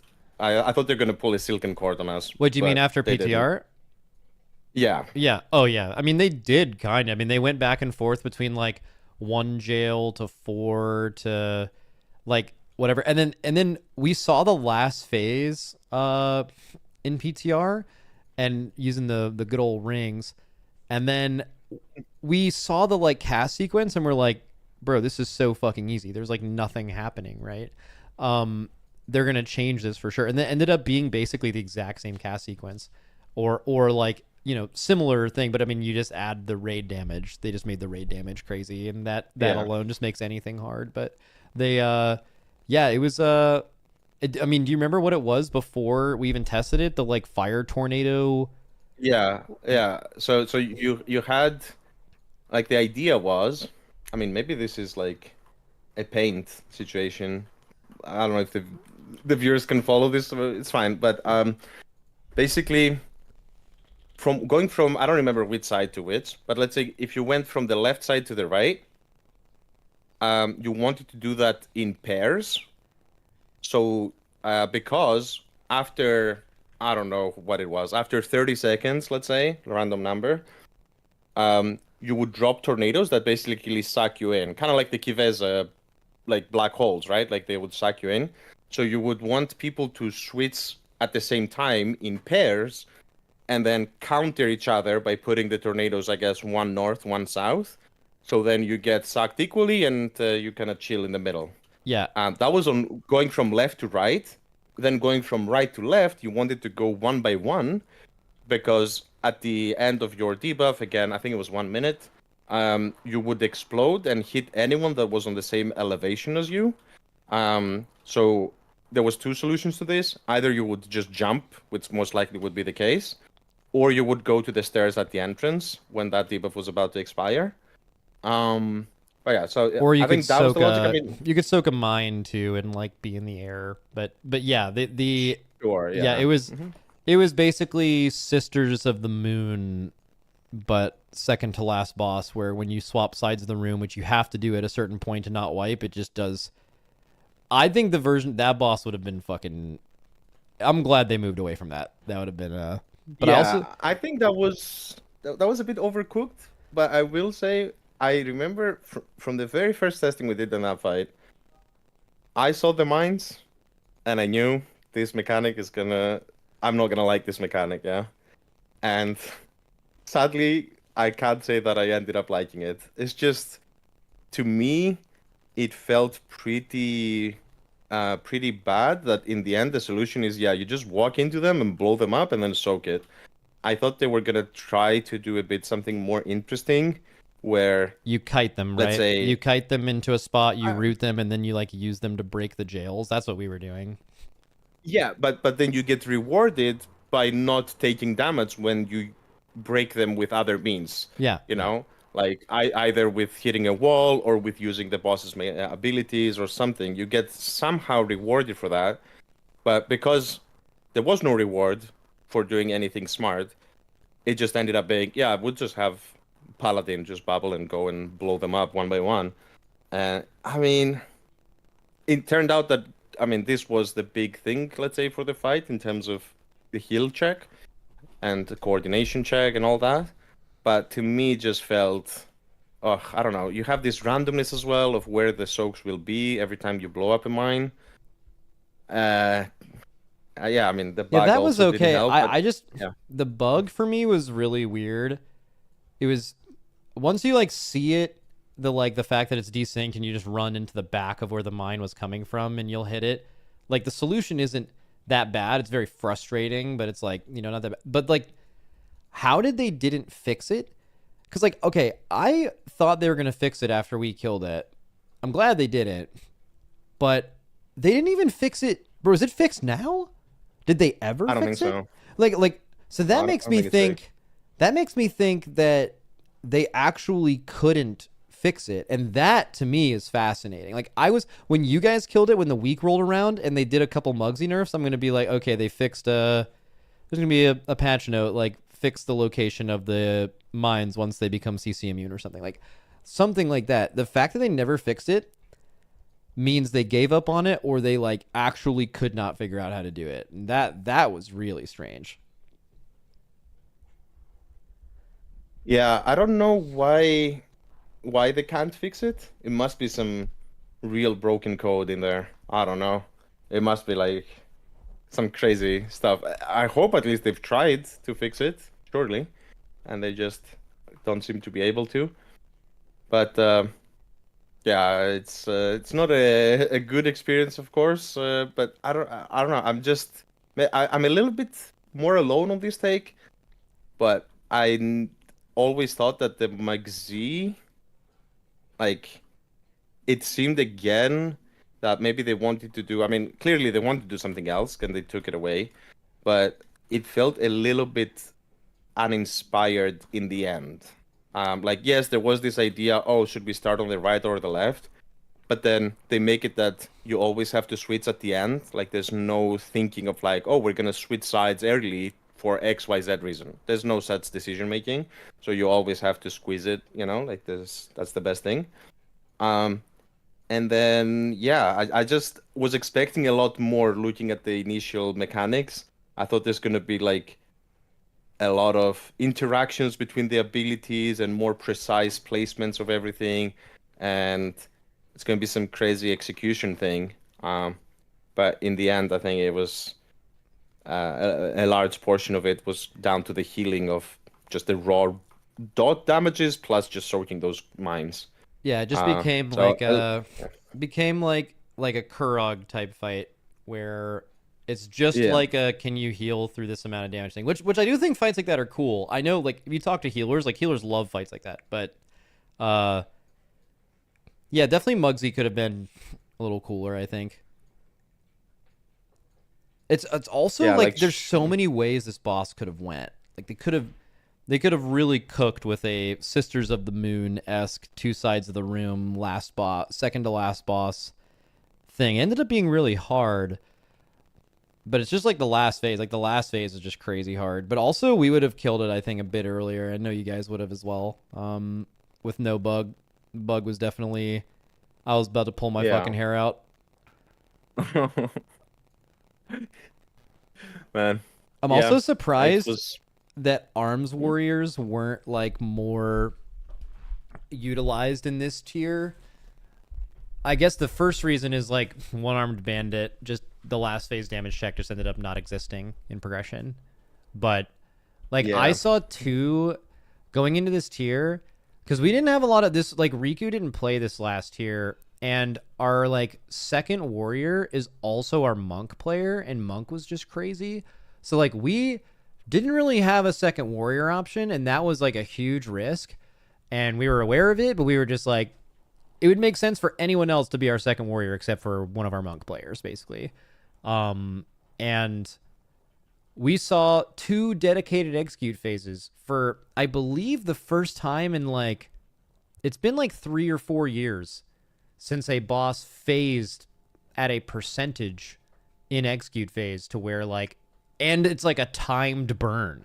Like that's really, those used to happen all the time, and they haven't had them for a very long time. Like bosses now phase based off of like timers to where yeah, yeah. usually like X yeah, I know you know this, but for viewers like Oh, sorry. Yeah, yeah, yeah. Go ahead. Yeah, sorry, yeah. the the where like basically when you're looking at killing a boss in P3, basically the damage from 100 to 30 or 60 to 30 or 70 to 30, like all of that damage is relevant to where it devalues execute classes. But how the game used to be and how the game was kind of designed for these two bosses was like sometimes bosses getting to the last phase is easy and then the last phase is insanely hard, and it turns out you just need like 3 or 4 of this extremely niche spec that just happens to do more execute than everyone else by a lot, and that's how you kill these bosses. And it looked like One Armed Bandit and Muggsy could have been this, but it ended up just not really being the case, which is lucky for us, I think, that we didn't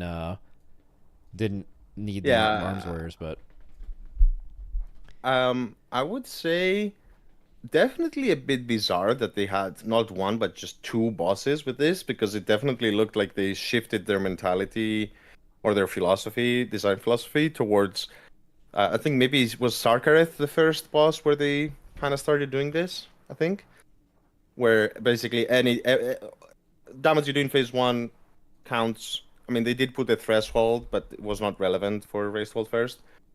Um, I think that's when they started doing it, and it seemed like they kept doing it. I mean, Firak did have a hard phase one, but the phase two to phase three was similar to Well, Sarkareth. I know when they Uh, stopped doing it majorly was Tomb of Sargeras, or not Tomb of Sargeras, sorry. Totally wrong. Sanctum of Domination. Like Sanctum of Domination, every boss was like defined by damage stops and like yeah, pushing at certain phases, and then like after that they reduced the amount of like bosses are phasing at certain percentages by a huge amount. But even in Sepulchre, you still saw a fair amount of them. But you're right; it was like Razageth P1 had a definitive oh yeah, percentage, but then P2 to hmm P3 was all you know you were not hitting those damage caps. So that was all like true, relevant damage. Razageth. Yeah, Yeah, so it was like yeah, Razageth kind of, but you're right. Since Sarkareth, it's been every single end to second to last boss has been the damage has mattered the whole fight. yeah. And I think, I mean, is it like a disaster if a not end boss has this? Not really, but I would still argue I don't see a reason to do this. I think it's just bad. I mean, think of like even for farm, right? Or tons of other guilds that are progressing the boss. Like we can get away with, uh, saying DPS stop, then we get the kill, and then we move on. But just the sheer amount of people that have must have wiped or have this annoying thing being called on TeamSpeak or Discord, whatever people use, DPS stop. I mean, these are words that just kill your Oh, it vibe. kills Yeah, I everything. don't know. Yeah. I think they should. I would argue they should never do this personally on any boss. Um, I hate to bring it up as an example, but I do think Final Fantasy 14 does a way better job at this. In what regard? In the regard of if you're afraid that the end of the fight, like you want people to experience it, right? Because it's like something cool. In Final Fantasy, what they do is the last 30 seconds of the fight, the boss just stands still and does some AoE damage, and then it enrages. Do that instead, right? Like if you're afraid that people, if you don't do this, people are just gonna blast through the boss and they won't even see the second phase because like let's say one-armed. Oh, we just kill him in phase one, then I guess, lol. Then just make it so that or do it like the other bosses, right? Like you can put it at such a low percentage, like at 20%, he should phase automatically, right? Something that is not reachable the first time you're killing the boss. Yeah.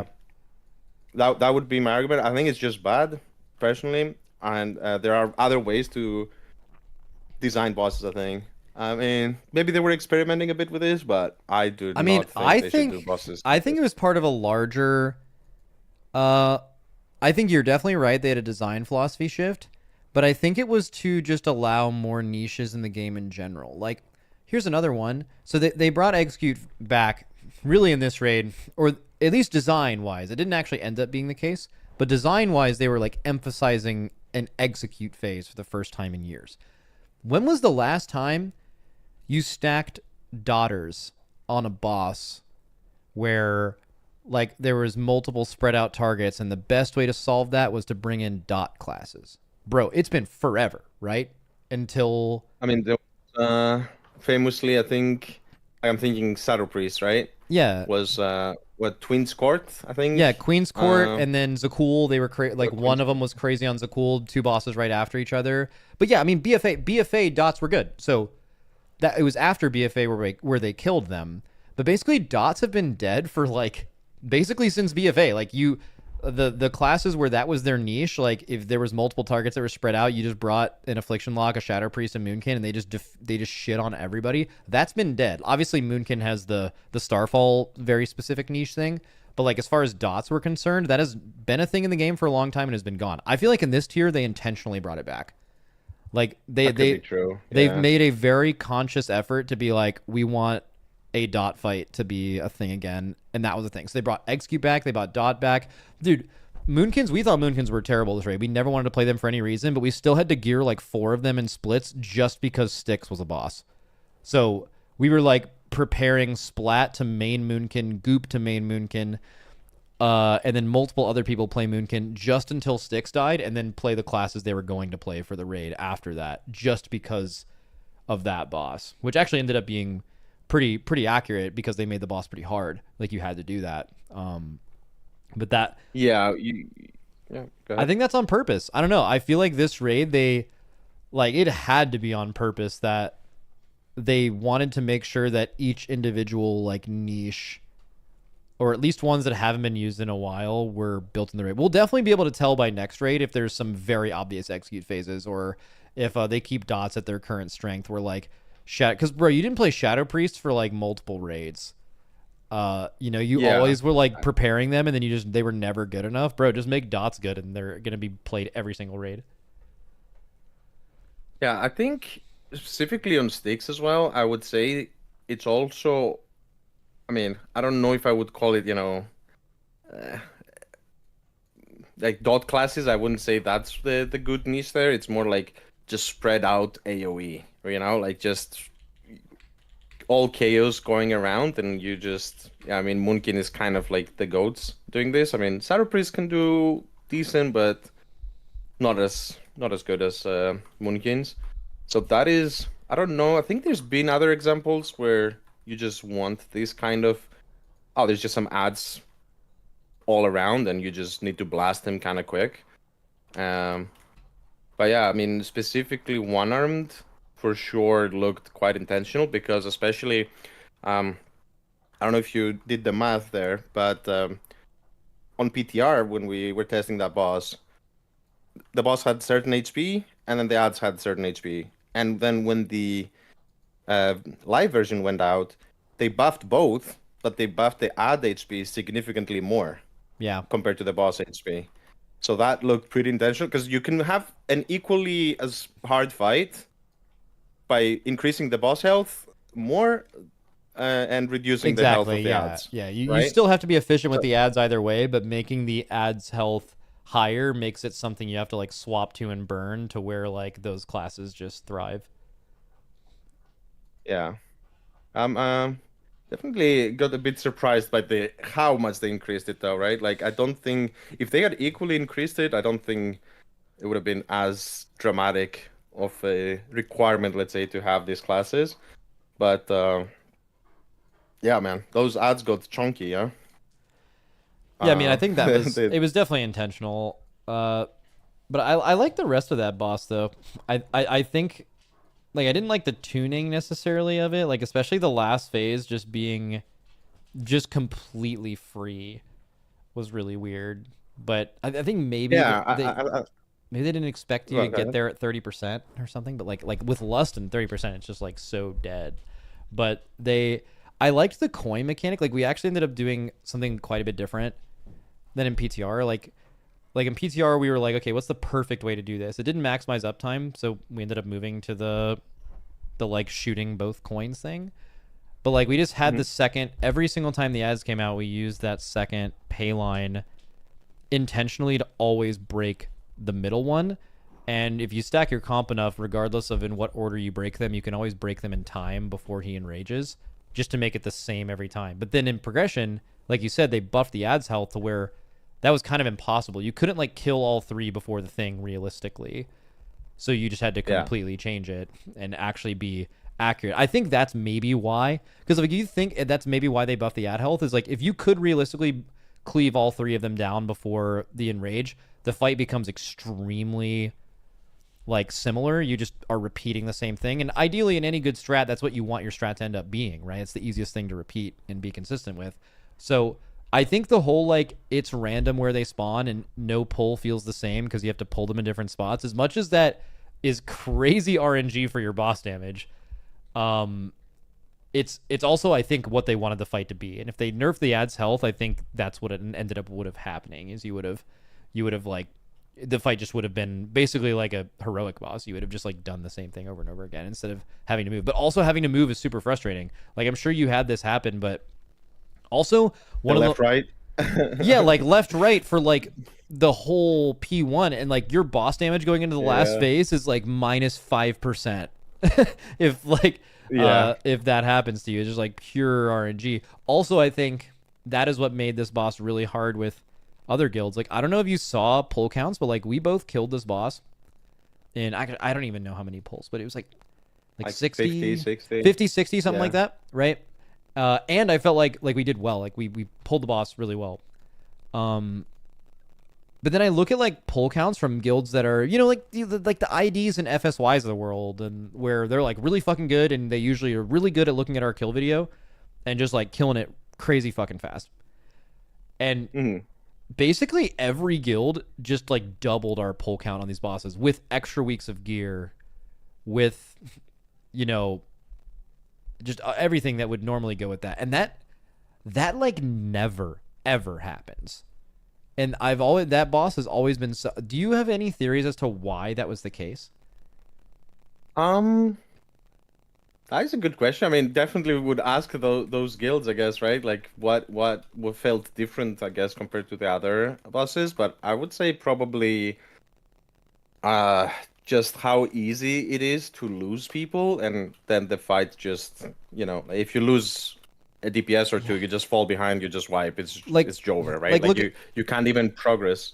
Hmm? like I'm looking at this method pull. So method pull 48, they wipe at 6%. When you wipe at 6% on one arm bandit, you know that you can kill the boss any pull, right? But then they took an extra 50 pulls to kill it.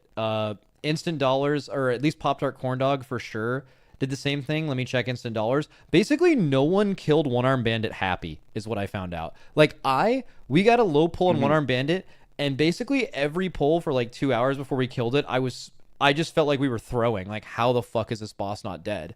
Um, and then I look at every other guild's pull count. It's the same thing. Pull 34% wipe, kill it on pull 93, And up until then, like think about it. You think like basically P1 is just so hard and so inconsistent cuz like look at ID, one of the best guilds in the world, having a 4% wipe and then only having 1, 2, 3, 4, 5, 6, 7, 8. Only having 8 last phase pulls in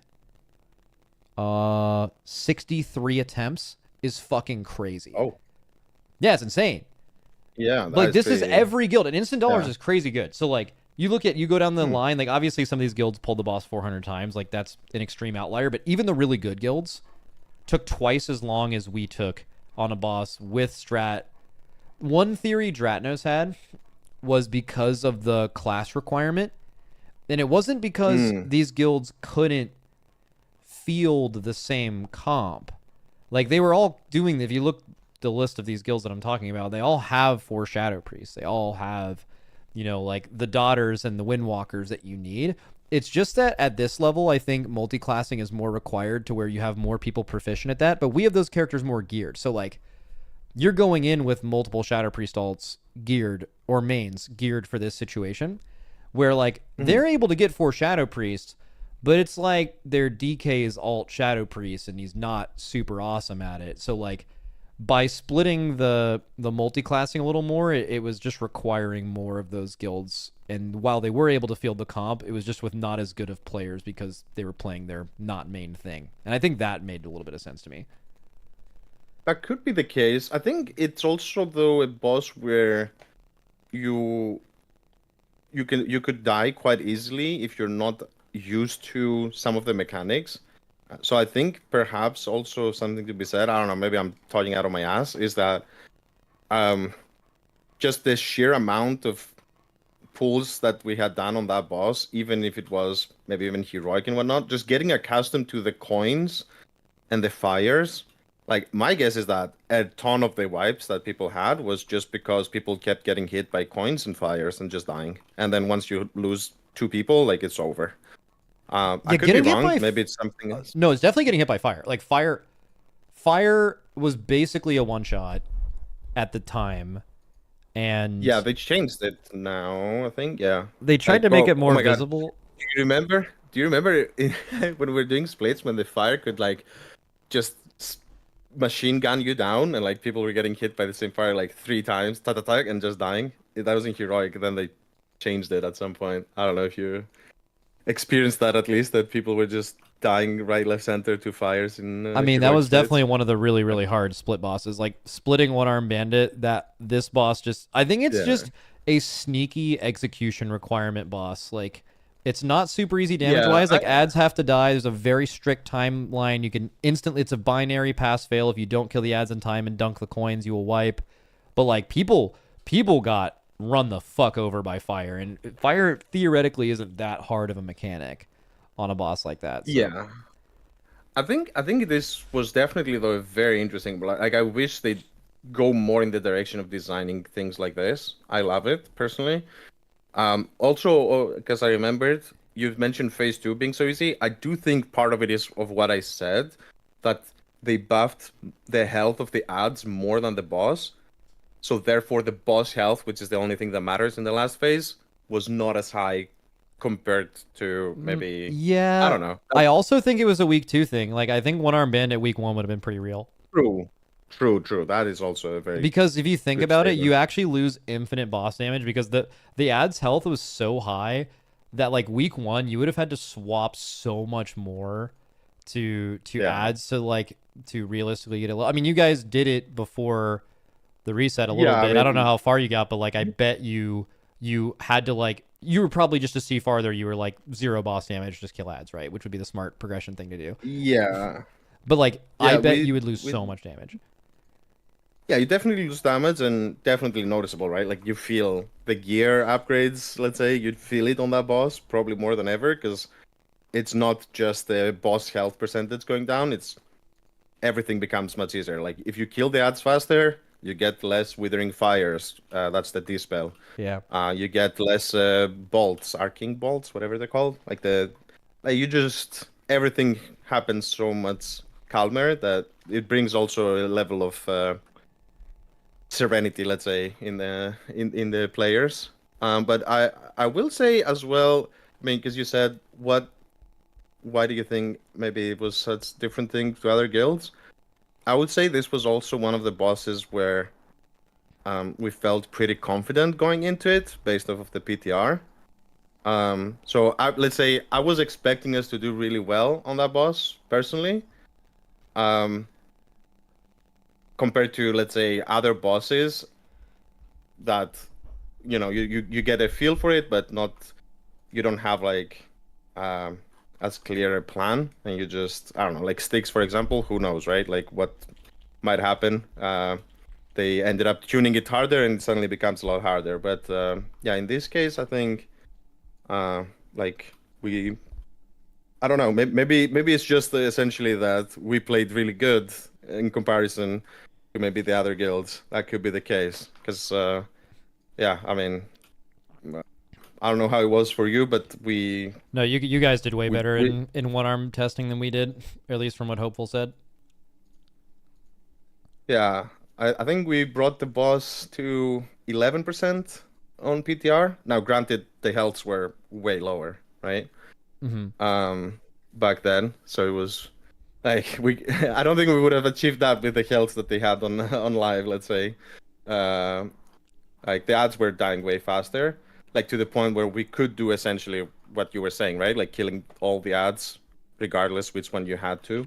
Yeah. Like if you think Before about it, just the like moving timer. the boss from left to right and killing them 1, 2, 3 every time, regardless of order, would make that fight so much fucking easier. Your positioning is just gonna be the exact same every time. There's no variables. You're no Yeah. longer just randomly on the right side of the room when there's fire coming out in a different spot. It just introduces a ton of variables. Yeah. I mean, that's what you want to do, right? Like you want to bring as much consistency as possible. Did you fuck around with other rotations as well, by the way, or was this the Yeah, I mean, basically I mean, we in heroic were doing like coin bomb last because you wanted to skip it because coin bomb like fucking sucks. So we yeah, were like, we don't want to do coin bomb. But then pretty early looking at his health, we're like, we're gonna have to deal with all 6 things. So if we're gonna have to do coin bomb, that's something I'd rather do earlier in the boss. So you have, and then it's like, okay, 1 or 2 minutes gonna be up. Okay, naturally you can do that. Windwalkers will like destroy them. Okay, that was the main thing because obviously the it's really basic logic, right? Like what which ones make the fight harder? Well, if you do shock and flame and shock and bomb early, you now have to deal with just an extra mechanic for the whole fight. Well, that's bad, right? So obviously those two ideally should be last. And when you do that, you don't have a ton of options.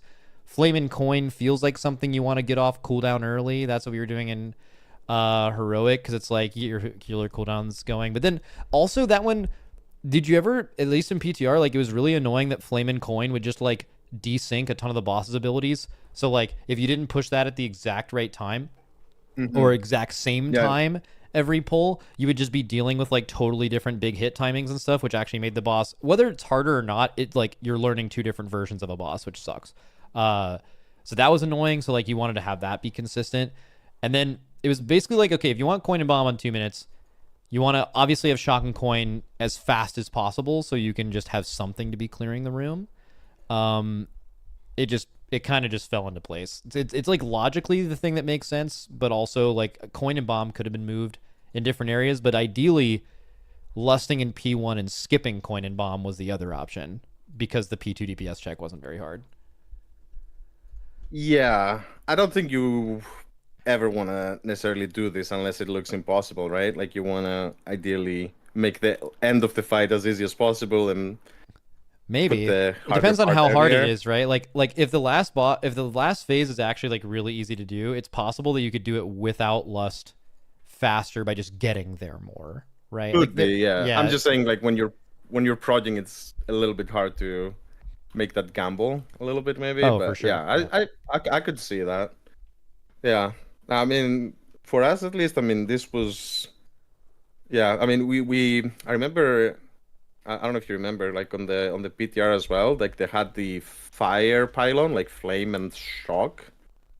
Um, they had made it. They had made it that it was I don't know. Someone should have done hitting the math on that. walls Yeah. on and then the fire would disappear basically, Yeah. right? And then at some point, I think on the second testing they changed it. Funnily enough, when we got on live servers, I don't know if you spotted that as well, they had put that back in.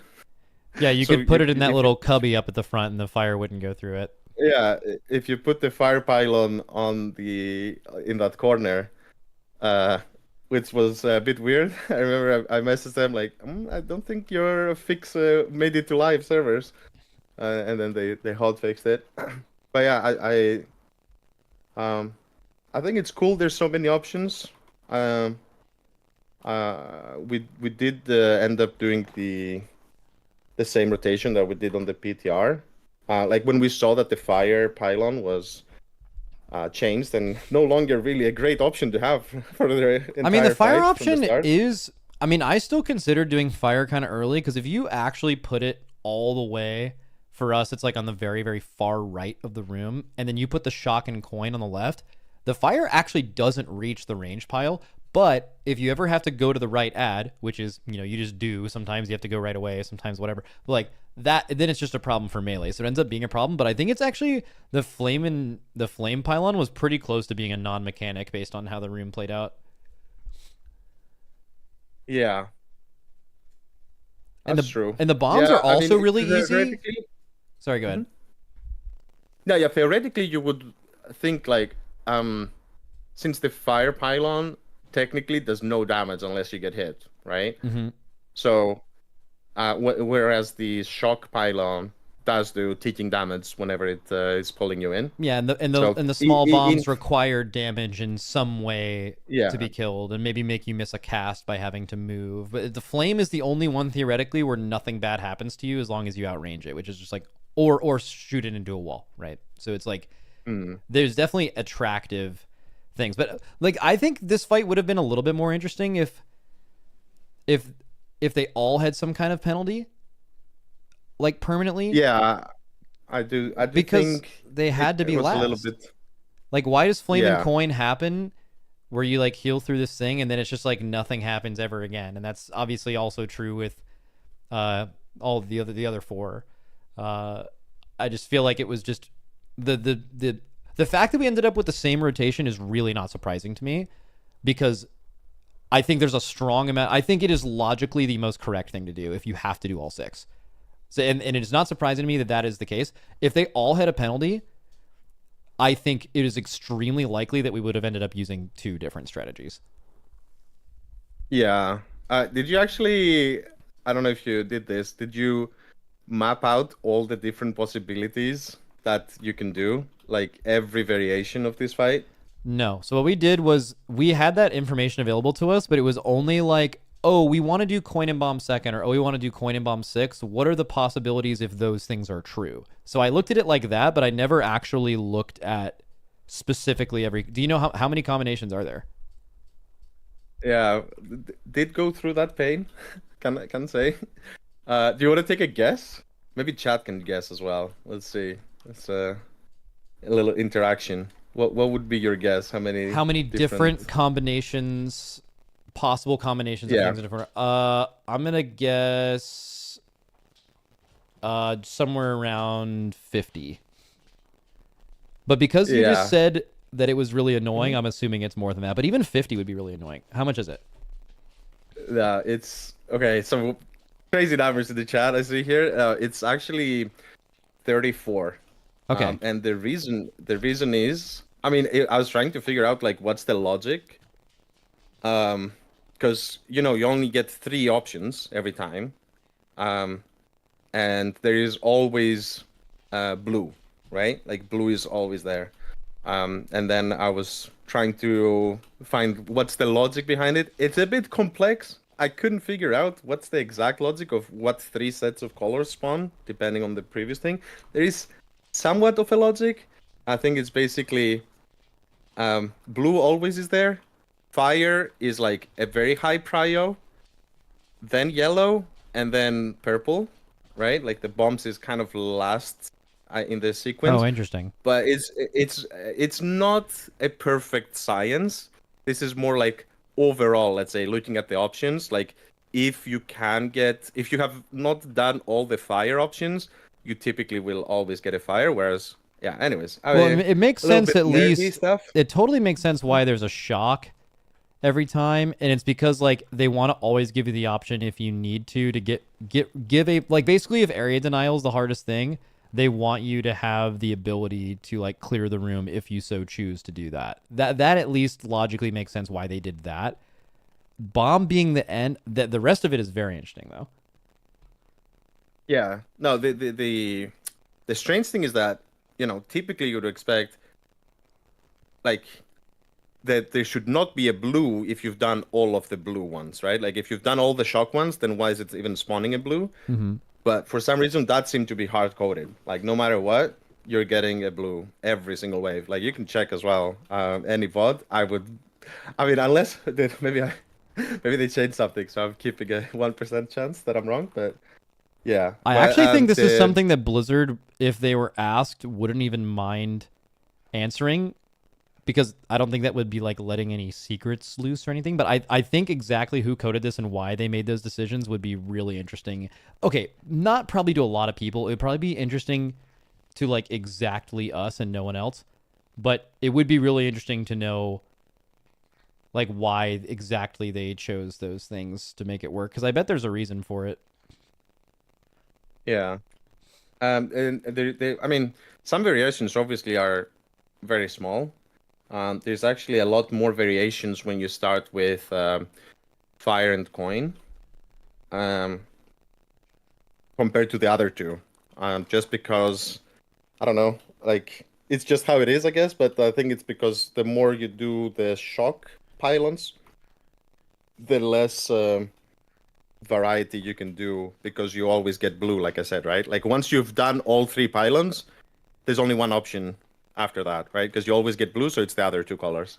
Mm-hmm. So I think just not starting with a pylon gives you so much more variety. If you were to start with fire and coin, but yeah. This is so funny because I know that this like occupied multiple days of your life. Specifically this thing, only to come out with like it just works really randomly. Yeah, there is definitely, I couldn't figure out certain, like I don't have a pure rule set, let's say, for it. It's it was close, but yeah, it would definitely be interesting if they were to come out and say how it was coded. I would personally be interested. But yeah, I mean, um, yeah, it was a little bit. We were expecting that they might have changed a bit more stuff. Let's say. So I definitely had a few variations ready to test out, but it ended up being just the one that we played on PTR. Ended up being the one. Um, but yeah, would have been nice uh to have that. All right. I Yeah. might Mhm. do one more question or two from chat. I'm trying to see if there's any interesting ones that have not been talked about before.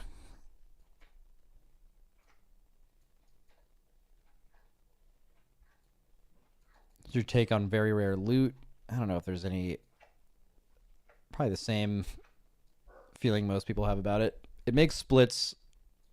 This tier specifically with very rares was like your every single character just needed like the infinity gauntlet of things. It wasn't even that you needed them on heroic. Like you'd like to have them on heroic, but you just all needed a Jaster Diamond. You all needed all these trinkets. Everyone needed House of Cards. Like it was all it was like your character was just bricked unless you got this specific thing. It wasn't even about eye level or anything.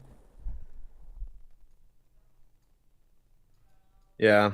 I mean, Eye of Kazan was just ridiculous, you know. That alone. Would you like to see some Mr. GM said would you like to see a dinar system at the start of a season? Bro, that would reduce the amount of splits we would need to do significantly if that was the case. But also that would probably never exist for obvious reasons. Yeah. I mean, like I said, I have some thoughts, but a bit not with the current way of system. I don't expect them to do it, let's say, at least. I don't think it would be good for the majority of people, let's say. If you just throw that in, I think it would just be like what? So you just get your base item without doing anything at the very start? I think that's not a good idea. Yeah, I don't I see. definitely think they could be more generous with it now, though. Oh, I don't know. 100%. Yeah. That's Three weeks, bro. Like, couldn't they just made it that you just get it once per week and then it's fine. Just give us three, but give it 1 week and then the next one you get the next one. And what is this? 3 weeks? Oh my god, dude. I will say For the one. dinars have definitely, regardless of it whether they get better or not, it has been a massive, massive benefit to Race to World First character maintenance. The like the amount less farm runs it takes to get all of your characters all the stuff it needs for next year. The dinars are like fucking crazy for that. So nice little Yeah, bonus for the players who normally are in absolute hell. they're also crazy for another reason. So many people wanting to get a boost. Jesus Oh Christ. yeah, I didn't think that was going to be as big of a thing, but I asked Scott about that, and he was like, "Yeah, it's like massive interest because of it." I don't know how much gold you guys have made, but this has been the best season for us so far, yeah. Yeah, it's a It's combination. It's insane. like the dinar thing, but also the mount is really unique and really fucking cool. Oh yeah. And the boss is like super sellable really fast. Like we were selling the end boss like a month faster than normal. Uh and you can do multiple at a time. It's very, very, very good. I don't know how much gold we've made, but I want to say it's like over 500 million, something like that. But also I have no clue. Also the value of our gold in two regions I think is a little different. How much have you guys made? Um I think we are around the B. You're around 1B since progression. That's actually insane. Yeah. That is super crazy. It's gone hard. Yeah. That is good. I mean at least compared to previous years this has been Yeah, this is the best one in a while. yeah. Um, let's see. What is make dinar? Oh, and gold actually matters for you guys because you guys have to. That's one thing for sure. That's nice. It was annoying when BDG is around, but like we had so many more fans than them that we like got people anyway. But having to literally compete for helpers in a region is really stressful and fucking annoying. But having a ton of gold is like perfect for that because you can You know, that's a resource you can use to get more buyer or to get more helpers. Yeah, I mean, like I said many times, I wish we didn't need to do any of this ideally, but Oh yeah, of course. definitely helps. Yeah, I mean, I remember we have tried to limit this, let's say, a little bit. Yeah, like not go all out crazy, but yeah, it's rough. People want their gold. All right, I'm trying Which to is find fine. one more good question, but they're all so not good. But let me like one of them's like an AI question. I just don't even think there's like the only thing AI AI. could ever do, if you could teach an AI how to do the split stuff, like the split spreadsheets, that would go crazy and probably save Hmm. years of Bubba and Scripe's life. But I just think it's actually just too complicated. Um, Yeah, I don't think so. uh, dude, come on, you guys have to have one good question. Let's see. Nah. Oh, interesting. Okay, this is fine. This is a really basic question, but is it difficult telling players they have to sit, and how does that affect morale? Um, I mean, everyone wants to play. I think, yeah, I wouldn't say it's easy, but I think it it affects people a bit more after progression as well, right? Like when you're in the moment, like you don't necessarily know, like, okay, and until you reach the last boss, you don't know necessarily, like we didn't know what Galliwix is gonna be like. For example, it could have just easily have required to have DKs in, based on how they spawn the ads or whatever. Um, so you can't really know until the end. So I think it's more about after a race is over. I think that's when people might feel like, okay, I had to sit, I was benched, like this kind of sucked, right? I don't think it's as big during progression, but yeah, I don't know how uh, how would you say it I is? mean, it's like everyone, Yeah. obviously, everyone wants to play. I think it's less of an issue in these guilds because when you think about just any guild, even if you're getting cutting edge, even if you're top 100 world, whatever, your reasons for playing the game, what motivates you, is like it could be that you want gear, it could be that you want to raid specifically, so like raid time matters so much to you, like I just have to do this, and like gear, totally reasonable thing for you to be like, I play the game because I want my guy to get fucking huge. Totally get it. But like when you raid at this level, the motivation, all those things, they still exist depending on the player and its severity. But like your main thing is winning, and that supersedes everything else. So like usually a lot of times when we're bringing people in on a boss, it's not something that's done in like an officer meeting. We often talk about that in front of the entire guild. So like everyone is involved in the decision making process to like whether that's something you're gonna do or not.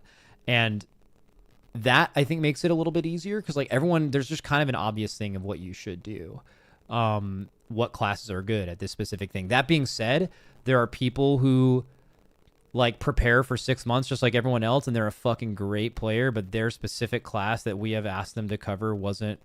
Usually you can get around this with multi-classing and stuff, but like sometimes it just like didn't shake out that way. Like warlocks were fucking terrible, so like our warlock player didn't kill a single boss. Like that happens, and it's like not even the player's fault. That I think is the worst.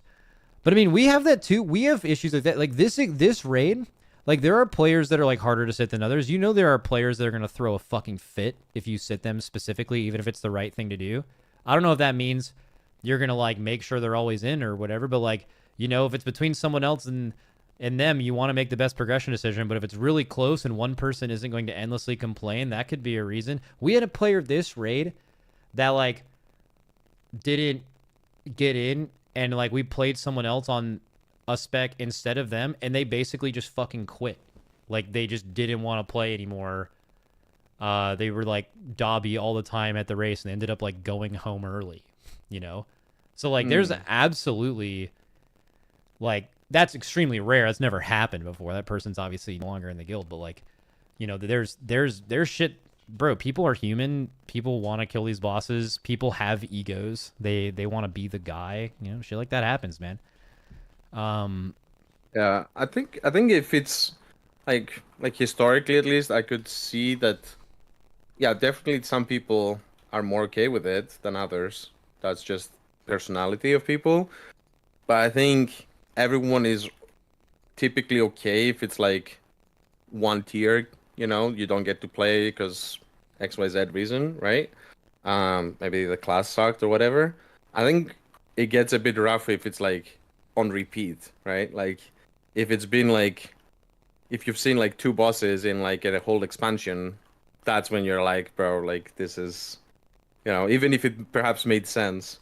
I think, typically people would ask maybe to play a different class to, get a better chance at playing because maybe their class has been in the gutter for a while, right?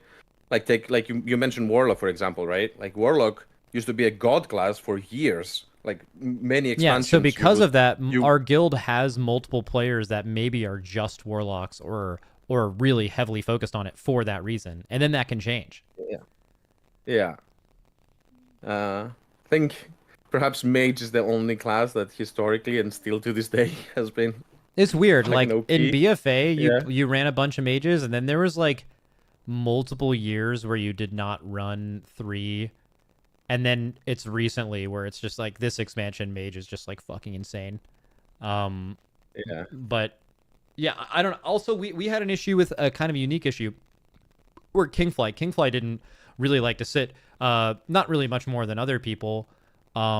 But Kingfly's really good. Like Kingfly is one of our players that we would want to have in at all times, basically, if we could.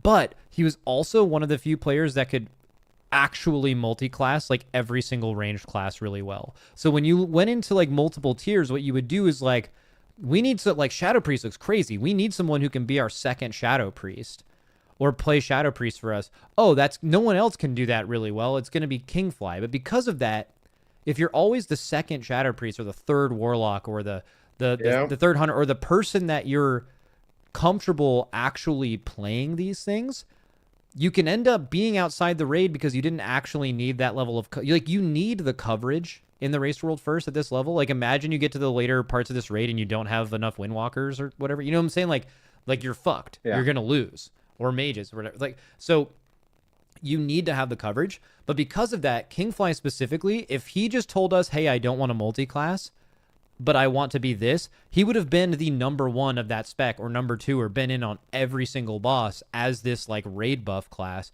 But he provided the guild a lot more value by being the ability to play what we needed to win. And he killed a lot of end bosses, but he also sat a lot for this exact reason.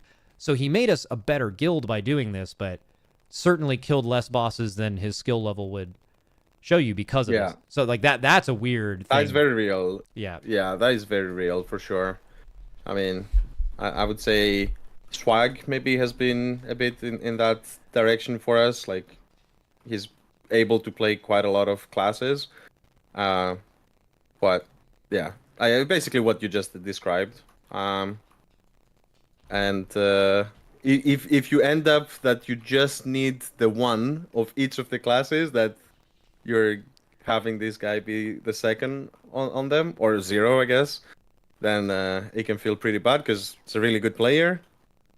But yeah, that is a tough one. Yeah, it's a little bit guessing. Definitely not necessarily a great spot to be in, and ideally you have someone who, and maybe something that you can also, let's say, not keep being the same for years and years, right? Like I don't know, maybe if the boy wants to play a tier more secure, put him on a guaranteed spot, and then maybe next year he can go. Yeah. You want to make sure they're happy because you don't want to lose those players. Yeah. Like we also had so Zevi now heals for us, but for a while we were like, okay, do you need a 5th healer in your guild? Because you rarely 5 heal. You did it this raid a few times, but like it's actually really rare. You can kill entire raids without ever 5 healing, like pretty consistently.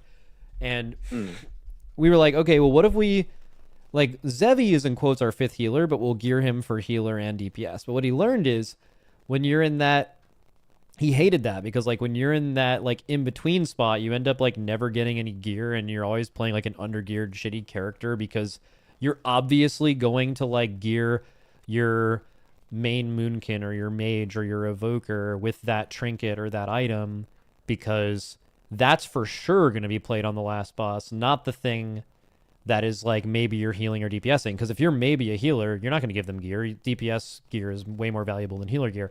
So like you end up being like a lower gear DPS this is better for the guild, but it fucking sucks as the player. And that is something that we've dealt with before where it's like there's just weird things you have to do because like it makes sense to make those concessions, but you also don't want anyone to feel like shit. Yeah, I think the gear, especially in the past, I would say was even worse the situation. Now I think with the amount of splits we are doing, let's say, it's a bit easier to have decent gear, even on people that are, let's say, not first the main of the class. Yeah. Back in the day, I think it was a lot more brutal. Like, yeah, you didn't get like a couple of items, like you're doing significantly less DPS and all of that. Bro. It has normalized a bit with the upgrade system as well. But yeah, it's just a tough spot. I mean, I don't know what to say, I guess. The question was if it's easy. I mean, it's easier now, I guess, compared to how it used to be. But yeah. In personal loot and Sepulcher, we made a run at the end of week 1. We advertised it for days to try to get someone in the region that had looted shoulders to trade tiers or to trade tier to JPC. And we found, and we would pay you 10 million if you looted it, and I think 2 million just to kill the boss with us and save it.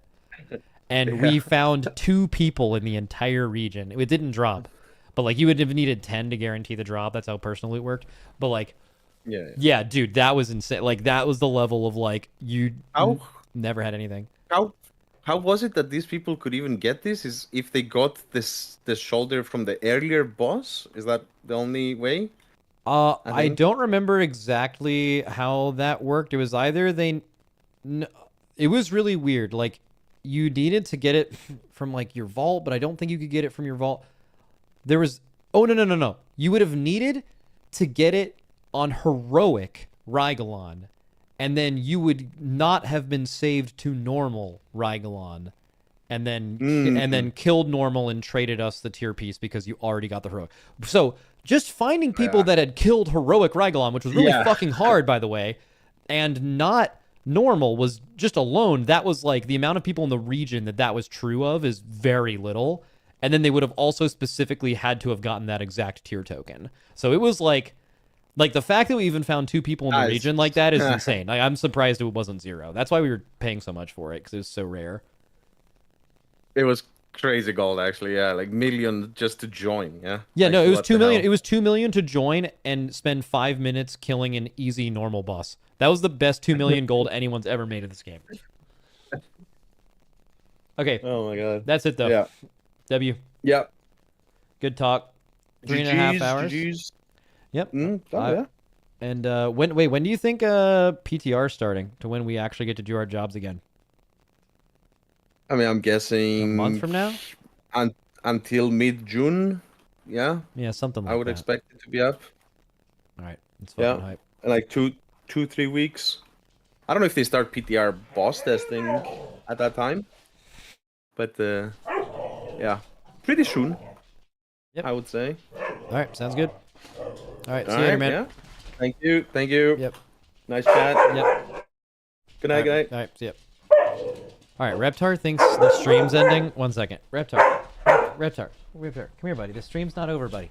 We're gonna talk for a little bit. Oh my. Okay. Yeah. Okay.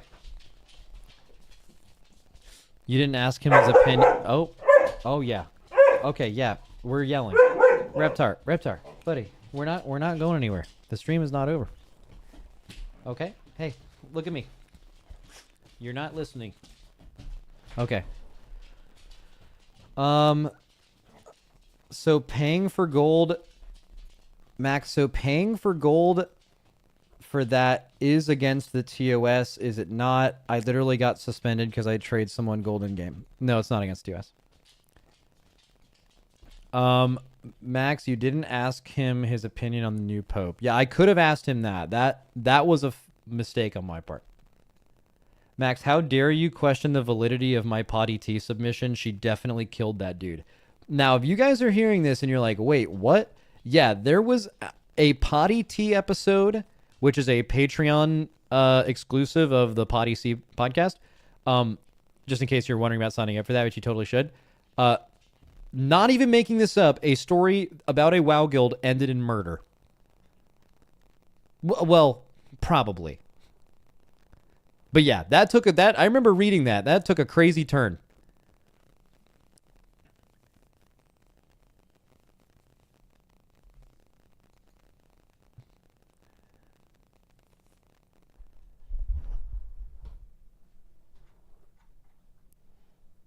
Allegedly. Yeah. I mean, it's insane.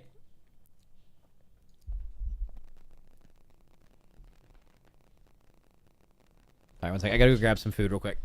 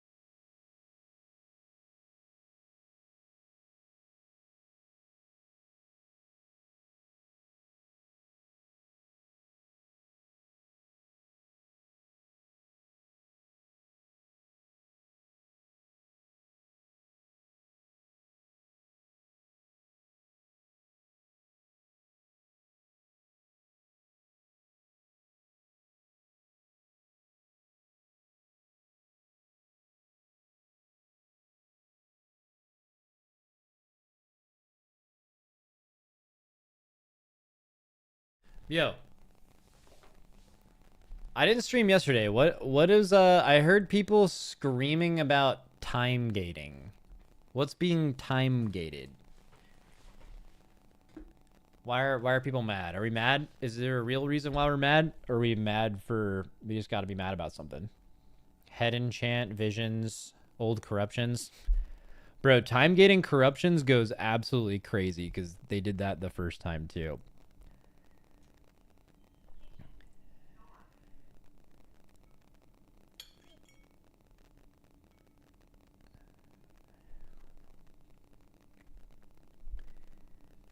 And they hit it on PTR. Those demons.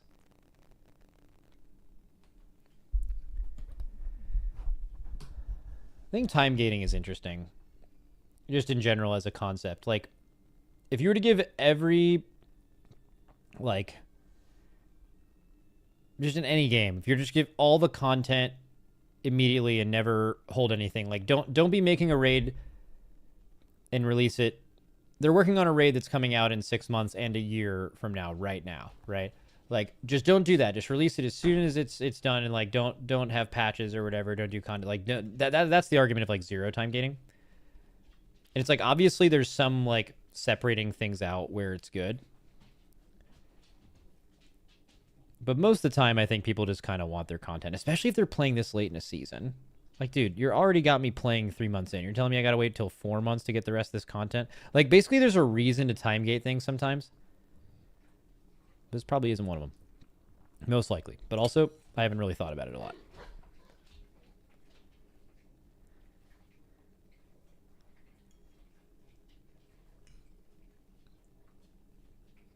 I mean, imagine if Elden Ring came out and you couldn't beat the game for 4 weeks. Dude, what if the Elden Ring DLC was already done by the time they released? Or like, let's look at like Assassin's Creed, right?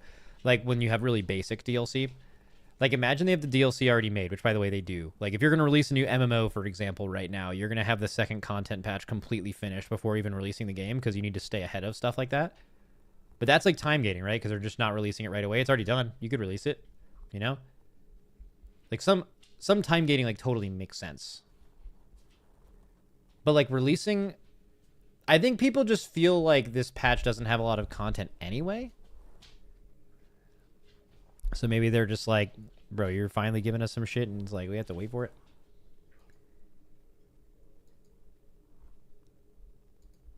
I think the problem is this is a minor content system, and it was already delayed from the patch, so it's aggressively time-gated for 2% damage. Yeah, I mean, I'm not defending it. I usually, when everyone's mad, I'm trying to figure out, like, what the other side of it is. It's probably justified outrage. I think a lot of outrage is also... usually sometimes not justified when you think about it deeply, but I haven't done that for this. So. Releasing 1 episode per week is time gating, and I personally hate it. Dude, I'm on the total other side of that.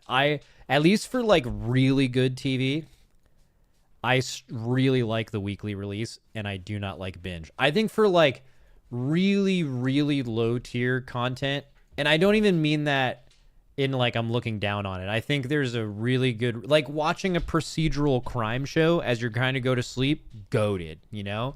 It's really good at that. I wouldn't want to watch Succession when I'm trying to sleep. It's too good of a show. I wouldn't be able to sleep, you know? So like I think there's reasons for this, but like I think those shows being binge is good. I mean, if you want everything to be bingeable, sure, you know, but like I really, really appreciate the weekly release. You can like go to a friend's house, have like a viewing party. I've done that for like multiple shows. Also, there's usually really good podcast content that you actually enjoy. There's like a cultural event around like a Game of Thrones episode where everyone's waiting for something to happen. If you're binging, everyone's on different episodes at different times. I just don't like it. If the show's good enough, I just don't like it. I like it to be weekly.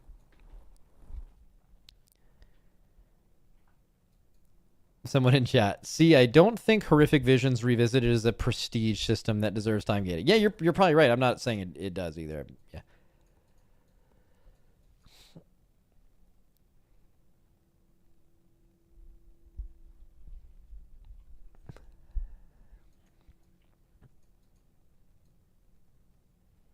Max is a 0.5 patch. Why do people basically expect a full patch cycle worth of content? That's probably not what they're expecting, but yeah, it's a minor patch. I mean, didn't like Ian come out recently in an interview and he's like, we failed with 11.1.5. Like, we didn't deliver what we should for a normal patch. Like, even Blizzard admits like what they did wasn't great. So, I mean, I think it's okay to say that. Also, isn't it a good problem to have that people are still playing your live service game 3 months into a season and are actually mad that there isn't enough content? At least you have people playing your game and enough people to get mad about something and other people are agreeing with them.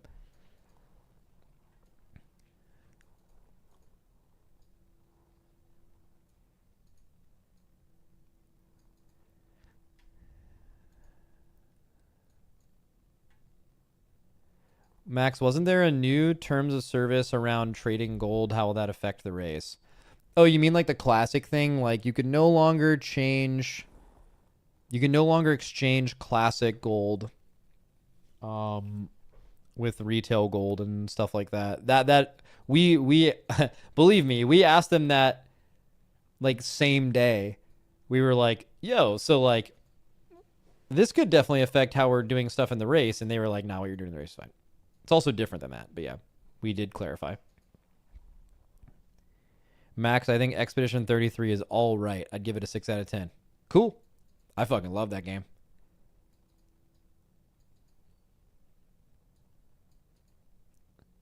Dude, I like that game so much that people said Metaphor ReFantazio also had great combat. And that's some like full weeb ass shit. And I don't even really resonate with weeby stuff. And I'm even still considering playing that just in the hopes that it's a fraction of how good Expedition 33 was. Max, like Balatro? Yeah, Balatro bangs. Perma is crazy. We got fucking banned? Dude, get banned.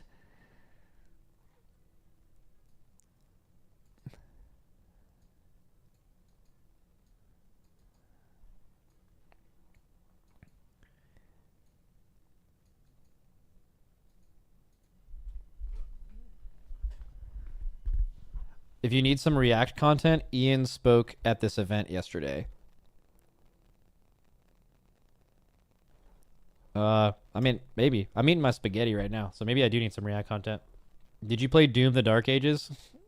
Nah, Doom games don't do it for me.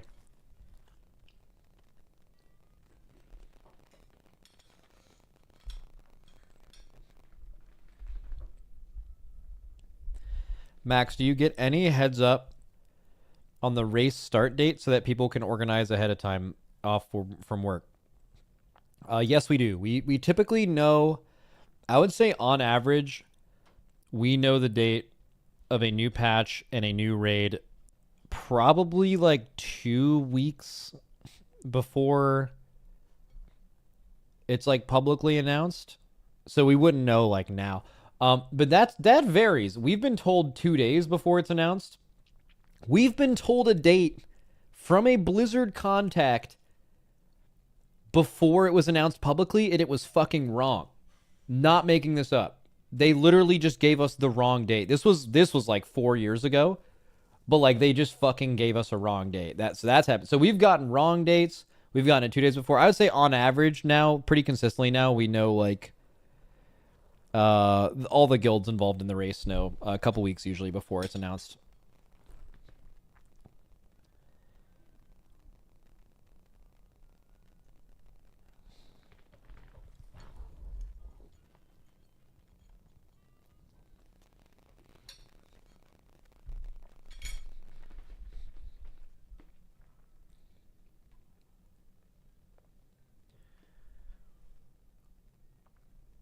The Ian videos and the We Steal channel. All right.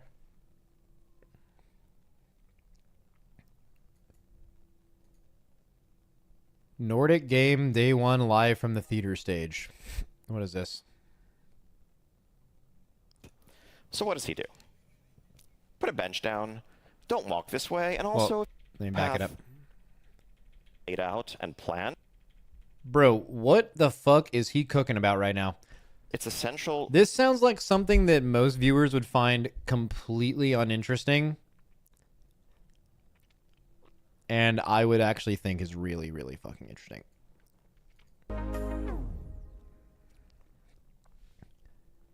"20 years of World of Warcraft, meeting players where Let's they have are." some lunch. Good stuff. This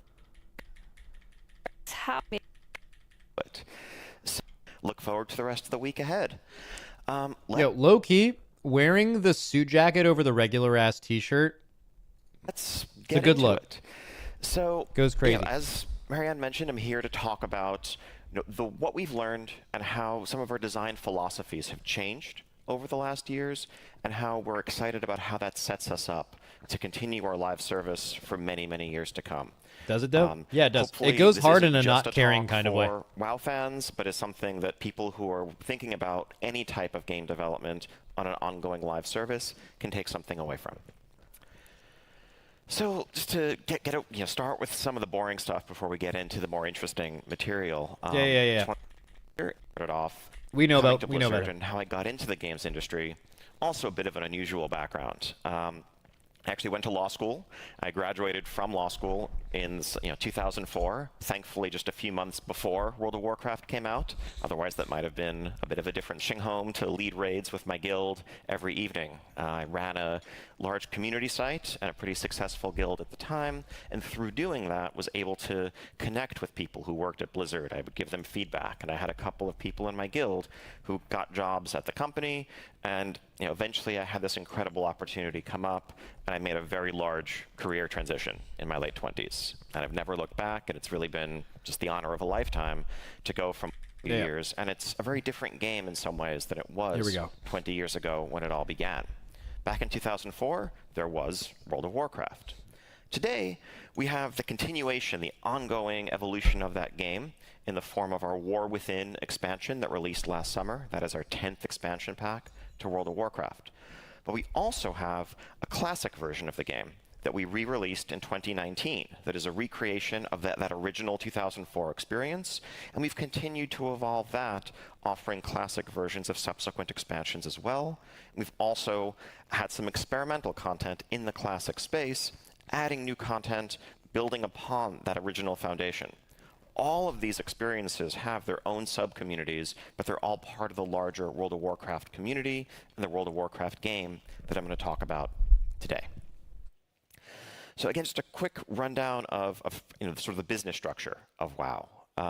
WoW remains a subscription game. It's €13 a month, and that sub now includes access not just to the original ongoing version of WoW, but all of the classic versions that I just mentioned. We patch the modern version roughly every couple of months, with major updates every 6 months. And we sell an expansion pack every 2 years or so, which offers a big power reset, a whole new setting, major changes to the game. Alongside this, we have an online shop with microtransactions and mostly cosmetics and some paid convenient services like renaming your character or changing realms. But really the core of our business is and always has been this subscription model. And I have to say, as a designer, as a game developer, it's a huge honor and really it's a privilege to be able to work in that model, because I feel like it aligns our motivations, our business motivations, with players' motivations. And it lets us really just focus on keeping our community happy, because we all succeed by making a game that is as fun as possible for as many people as possible for as long as possible. I swear this is the guy who destroyed the game. Asmongold explains it better. Oh God, what's he about to say? He just wants people who work in WoW and be hardcore, not players. Oh my God. And that's the end of it. What an idiot. There have been some changes to the structure of kind of how World of Warcraft systems and gameplay have worked over the years, to say the least. Originally, World of Warcraft always had this reputation as a game that requires a huge amount of time to really, dedicate yourself to.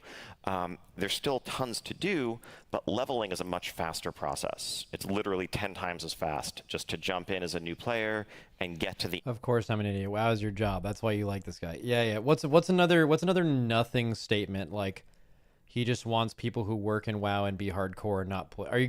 What are you gonna rip next? What's next? What happens next when I pull the string coming out of your back? Are you gonna say some nonsense statement like good games shouldn't want to, what is it?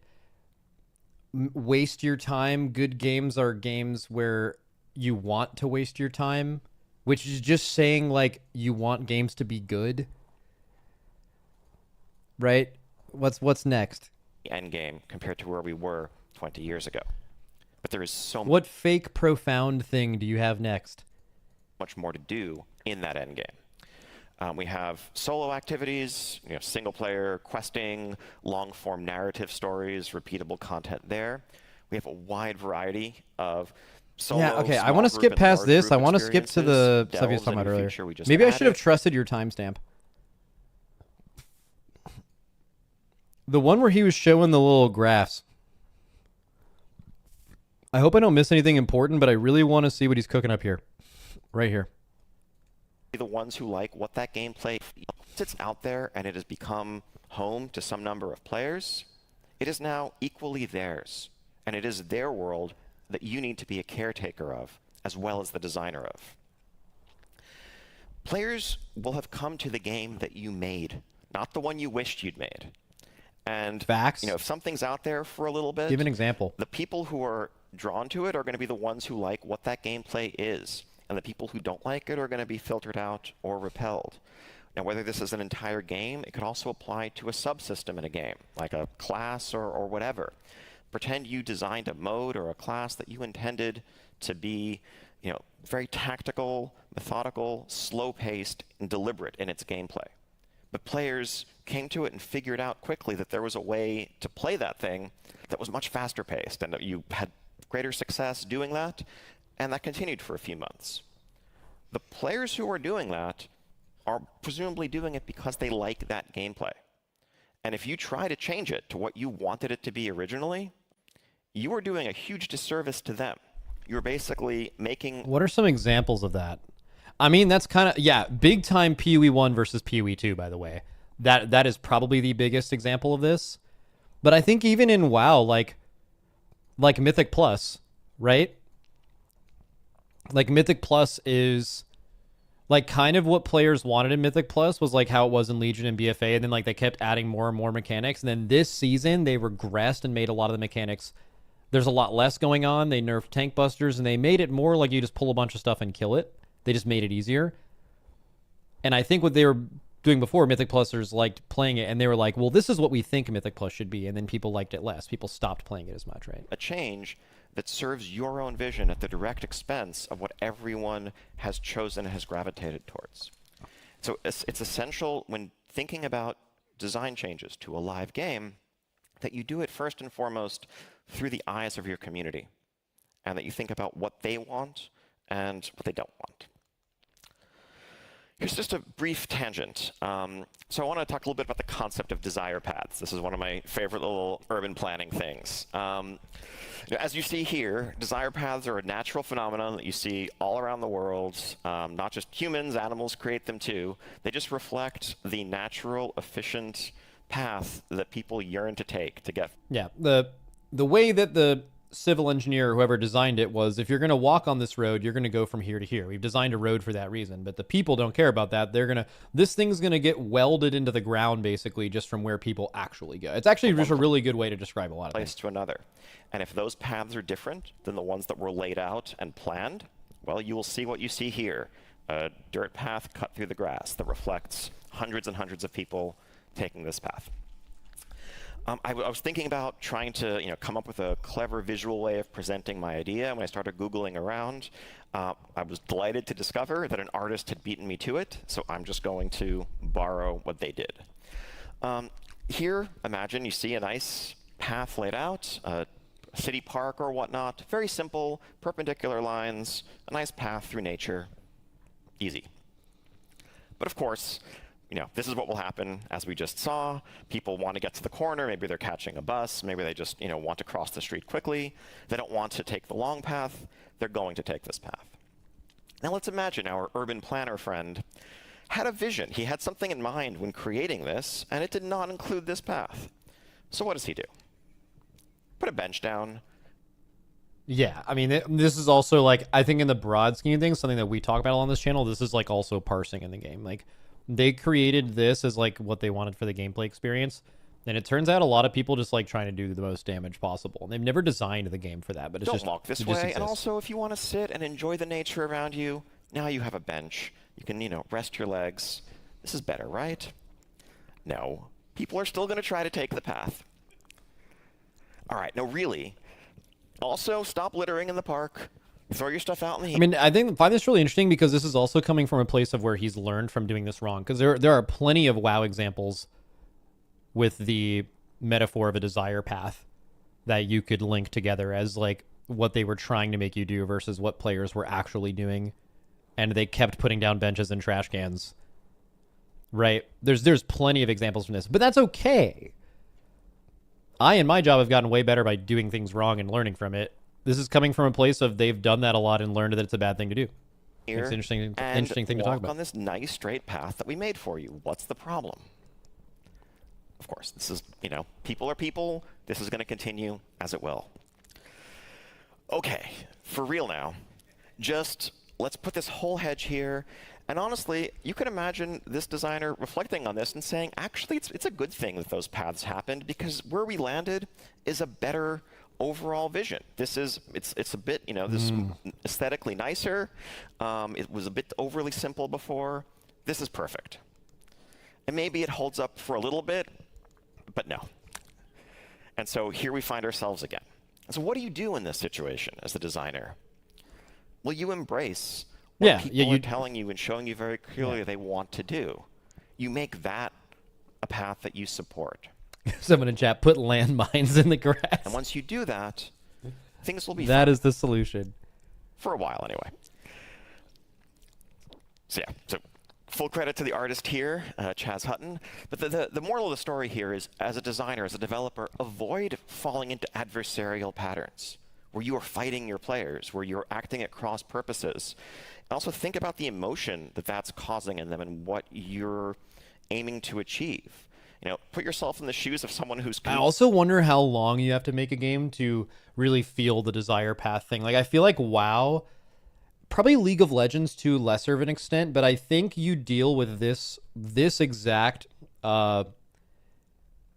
issue a lot more in, number one, live service games, but also just games that have been out for a really fucking long time, because you have like a really passionate fan base that likes a certain thing. Like, if I play a new game and there's part of it that I don't really agree with, I'm just like, man, I don't really like this part of the game, but I'm so into this new game, I'm having fun. It's only games you've played for a really long time where you just like know it so well, where you're just like, bro, they're totally missing it here, and you're instantly fucking mad about it.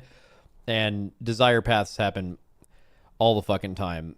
I'm thinking like MMOs for sure, especially ones that have like just games like, even the, why I say less so League of Legends, like a lot of people play League of Legends for a very similar reason. Like, you may be an ARAMer, but like a lot of people are logging on to like play their specific role in League, and you're probably playing it to win the game.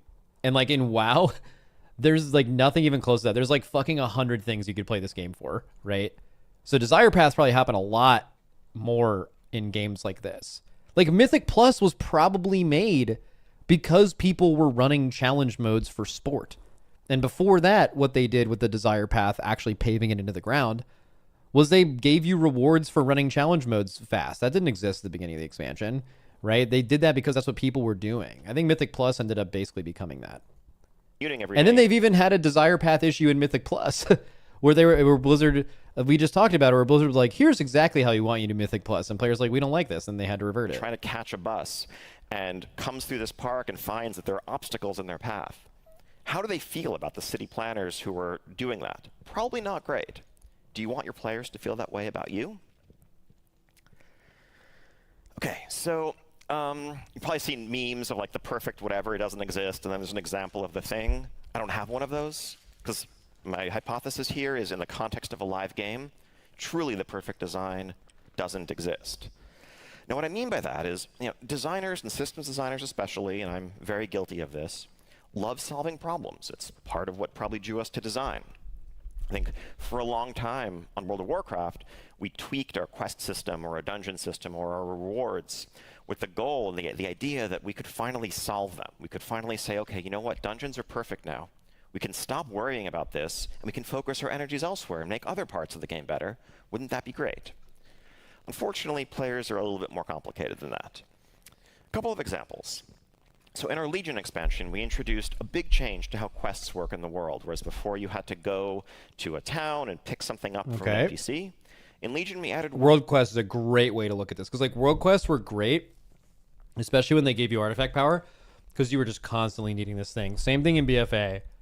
And then they removed the artifact or Azerite power thing, and then it was just like World Quests exist, and it's for like these little resources. And then it's like, well, people don't really do these as much. And then in Dragonflight, they made them 2-step world quests. So they were not only giving you great rewards, or they weren't giving you great rewards, but they're all now significantly harder to do. And now in this expansion, they're a lot easier to interact with. And at least you need Valor Stones sometimes. And I think World Quest journey could be a very interesting answer. World quests that were just on your map with tons of rewards. And some of these rewards included a new progression system called Artifact Power that gave you open-ended power progression. Players loved this. The first response we got when Legion came out was that this was like a revolutionary improvement to the gameplay loop in World of Warcraft. They wish it had been there all along, and they couldn't get enough of it. And so we looked at this and we said, awesome, we solved questing. Let's do more of this. Let's make this our new formula for what we do next. Well, then Battle for Azeroth, their next expansion, came out a couple of years later, and we were dismayed to discover that the first reaction from players when they saw it was, wait, this again? I just spent the last 2 years doing this stuff. I was expecting something different. Another similar example, we introduced a new dungeon system that we called Mythic Plus with different modifiers and affixes to vary the experience. And initially, super well received. With not many changes other than just adding new dungeons to the pool over time, players a few years later began to tell us, we're tired of this system. It's not working for us anymore. Blizzard needs to overhaul it completely. What we see here is that novelty has inherent value. And if you're trying to come up with a single static solution to an ever-changing dynamic system that is what player psychology is, you're always going to be one step behind. WoW, for example, we went through 8 different iterations. Dude, isn't Fated season just like this too? Like, we got Fated, and I don't know if they're going to do Fated this time, but I highly doubt it. But the reason they did it a second time was because the reaction from the first one was overwhelmingly positive. It was like, they got to try these new things. We got to fuck around with Dinars. There was nothing else going on at the end of this expansion. It was just like kind of extra content if you were still playing and wanted it. W, right? It's pretty hard to remember maybe if you've gone through the other one, but then the reaction on the second Fate, it was like, we're doing this again. This is fucking lazy. Are we losing a raid tier to this? You know, like just purely negative. And now they're probably not going to do it again. But the reason they did it the second time was because people loved it the first time. And how can you know that people are going to hate it a second time, you know, until you do it? It's interesting. Of a raid structure over the first 10 years of the game. From 40-player raids to 25, then 25 and 10, then different difficulty versions of them, then combining them, then separating them. We finally landed on 4 different versions with flexible sizes. But at the end of the day, we were changing it. Were we making it better? Like, did we land on a system, by definition, that was better than where we started because we were presumably responding to feedback and improving it? I don't think so. The system that we have today, or that we landed on after 10 years of change, actually wouldn't have worked for our players at the start of World of Warcraft. The raid scene wasn't really large or mature enough. People didn't have the need for multiple raid difficulties and multiple different sizes. We made each of those changes in response to player feedback and what we were seeing and hearing from our players as we went through this journey with them. Just because we changed from A to B doesn't mean that one is better than the other. Which also I find that interesting too, because like it makes you realize how much people are in a bubble within their own communities. Like, they made LFR because there was this probably big push to have really accessible content to see the raid and not really even want to do normal. Like, how many people play this game casually? And people will unironically have the opinion, like, remove LFR. They don't really have a good reason. They're just like probably telling you the truth that they've never heard someone feel like they need LFR. The game isn't hearing us. No one's telling you that we need LFR. But that's just because that player is very within their own group of people around them that think like them. And they don't hear the outcry. They don't understand that like 70% of the people in the game or more like just don't even give a fuck about being good at the game. They just like, they're chilling, collecting stuff, logging in for the story, logging out. It's like impossible to comprehend that because you don't actually know someone like that. And you would have to like go out of your way to interact with them. But like Blizzard will see that, right? Blizzard will see the people massively. The reason they ever made LFR was because there was a big push for it, you know? But it's hard for people to see outside of their perspective if they don't like go out of their way to get it. Each was right for its time, for its place. All right, moving on. So if perfect design doesn't exist, what does that mean about balance? Well, I'm also going to say that's a challenge. I also believe that's impossible. Fun story from 15 years or so ago when I was a class designer working on the Death Knight class. So Death Knights have a couple of different specializations inspired by the Lich King, the iconic Warcraft character. One focuses on unholy power, another focuses on frost. And so here we see an abstraction of the player data of how much damage these two specializations were dealing in our raid content at the time. Players were very fixated on these numbers, and you know, if you were a player of the frost specialization, You were complaining to Blizzard at the time and saying, we are super weak. Everyone's playing Unholy. I feel dumb for playing Frost. Please fix this. Please help us. And so as a class designer, I went in, I looked at the numbers, looked at a lot of data, and came up with what seemed like the perfect solution. I'm just going to bring Frost's damage up by just the right percentage to make them right about equal to Unholy. And so we rolled out these changes. Players are very excited. And what did we see a week or two later? We saw this. Frost did indeed go up to where we hoped they would, but Unholy's performance dropped significantly. Why? Well, what happened is... The better players went and played Frost, right? So the thing's going to drop. It happens all the time in statistic. Players at the time realized that they thought that Frost played perfectly now with the changes might be a tiny, tiny bit better than Unholy. And so the very best players, the ones who cared most about their performance, the ones who crunched the numbers and This is like how BM and MM have like death statistics, and it's like BM dies more than MM. And historically they've been tankier than MM. But they're theoretically easier to play, so you should be more aware of your surroundings. But MM will have less deaths. Now, right now, I'm not familiar with it right now. It's possible MM specifically right now is tankier, but I'm not talking about right now. I'm talking in multiple tiers where I knew for a fact that BM was actually a tankier spec or they were equal, and BM's death statistics were way higher. And it's because the average player skill of the BM hunter was lower. So it's going to make it's not truly telling you how tanky a class is. From Unholy to Frost. That helped bring Frost up, but it also made the average performance of Unholy drop significantly. And so a few weeks passed, and after that, lo and behold, Unholy players were saying, we need help, we're super weak, what's going on here? Arcane Mage is actually runs into this issue a lot. But the lesson here is... Like, I remember there was one tier where, like, basically at the very highest level, Arcane Mage was, like, the #1 class. And people were saying, like, they need to be nerfed. But if you went down to, like, 75th percentile, which is above the average player, by the way, it was, like, Arcane was, like, 10th. And it's like, okay, well, how do you nerf this, right? These are dynamic systems. Another great example of this from a non-World of Warcraft game, StarCraft Brood War, legendary esport. This game had its last balance patch in 1999, and then continued to be a premier esport, especially in South Korea, for decades to follow. This is data aggregated from thousands of esport level matches from, like, I think 2007 to 2011 or so. And you see the balance between the three major factions in a PvP head-to-head setup fluctuated massively over time. That is fascinating. With no balance changes. There were differences in the map pools that the leagues used, but most of this represented players figuring out a new strategy, that changing the meta, then people coming up with a new strategy that in turn countered that.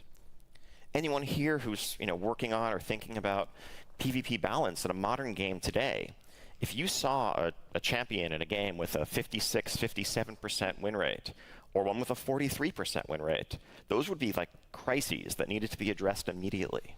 And yet, this continued this way for 10 years and self-corrected. Imagine what might have been different if there were a designer actively trying to balance these numbers.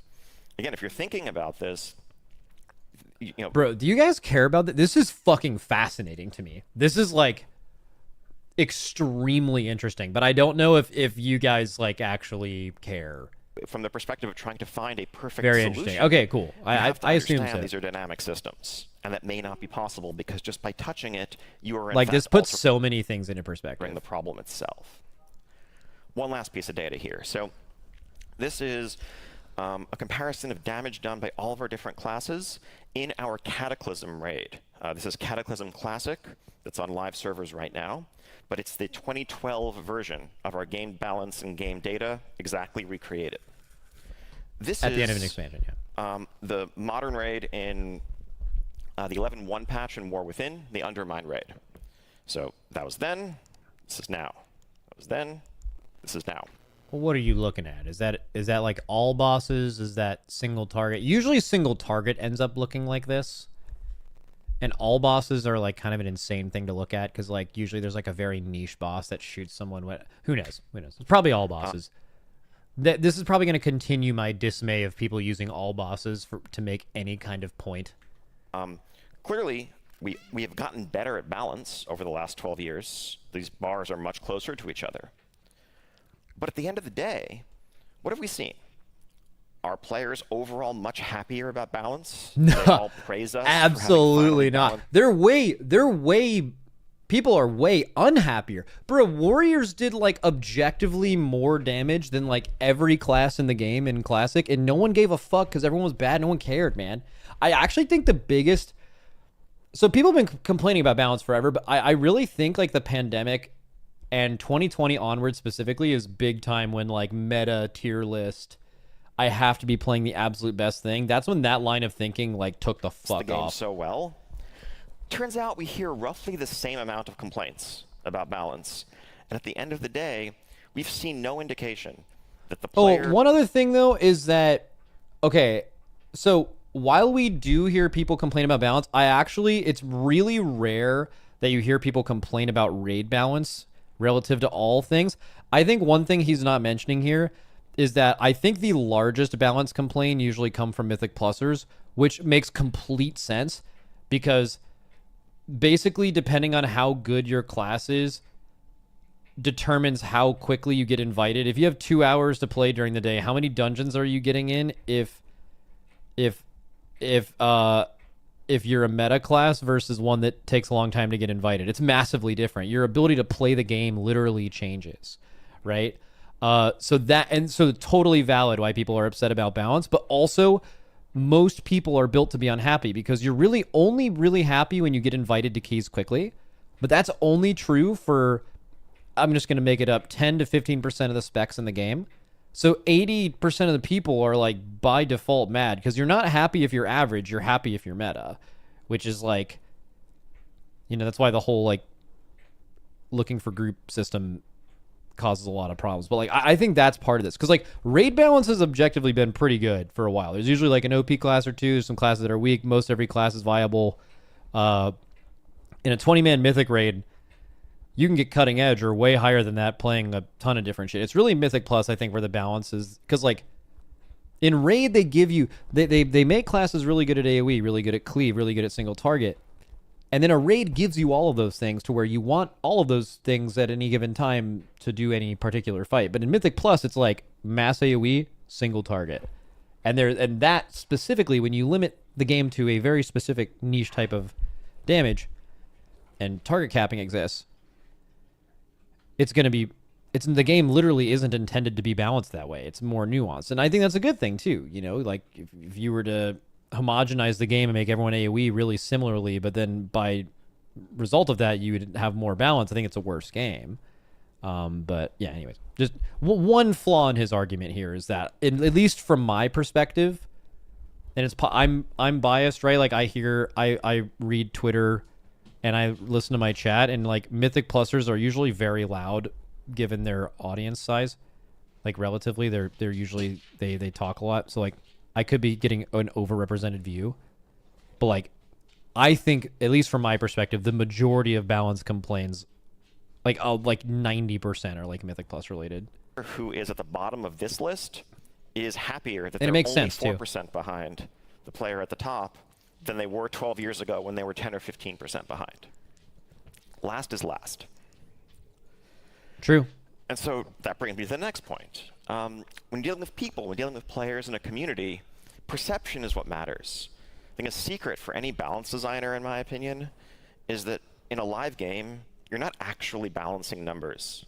Your goal is to balance how people feel about those numbers and how people feel about their time playing the game. Okay, Cook. A much more challenging task than some math. Okay, Cook then. If someone feels like their class or their champion or whatever is weak, that's how they feel. And it doesn't matter whether they're right or wrong. If a systems designer were to come along and say, actually, your class is in the top third overall, is that going to make the player suddenly reevaluate their performance or their experience when they see themselves lagging behind or not being invited to groups? And in the modern era, it doesn't take a whole lot to make players feel weak. That's not my fucking video before anybody starts saying some shit. Or not feel great about where they stand. Right? The first thing any content creator will do whenever there's any game or He's a new not, patch or an bro, update that is not me. is make one of these wonderful tier lists. And players I've will never done instantly that. feel that sense of dismay when they see the thing that they prefer, F tier, D tier. And Those are not tiers that I use. I rename them. going to feel good about it. He's clearly not talking about me. So what do we do if balance is impossible? How do we drive perception? I think the biggest thing that we've settled on is rather than seeking a static answer, rather than seeking moving to an endpoint, making frequent touches.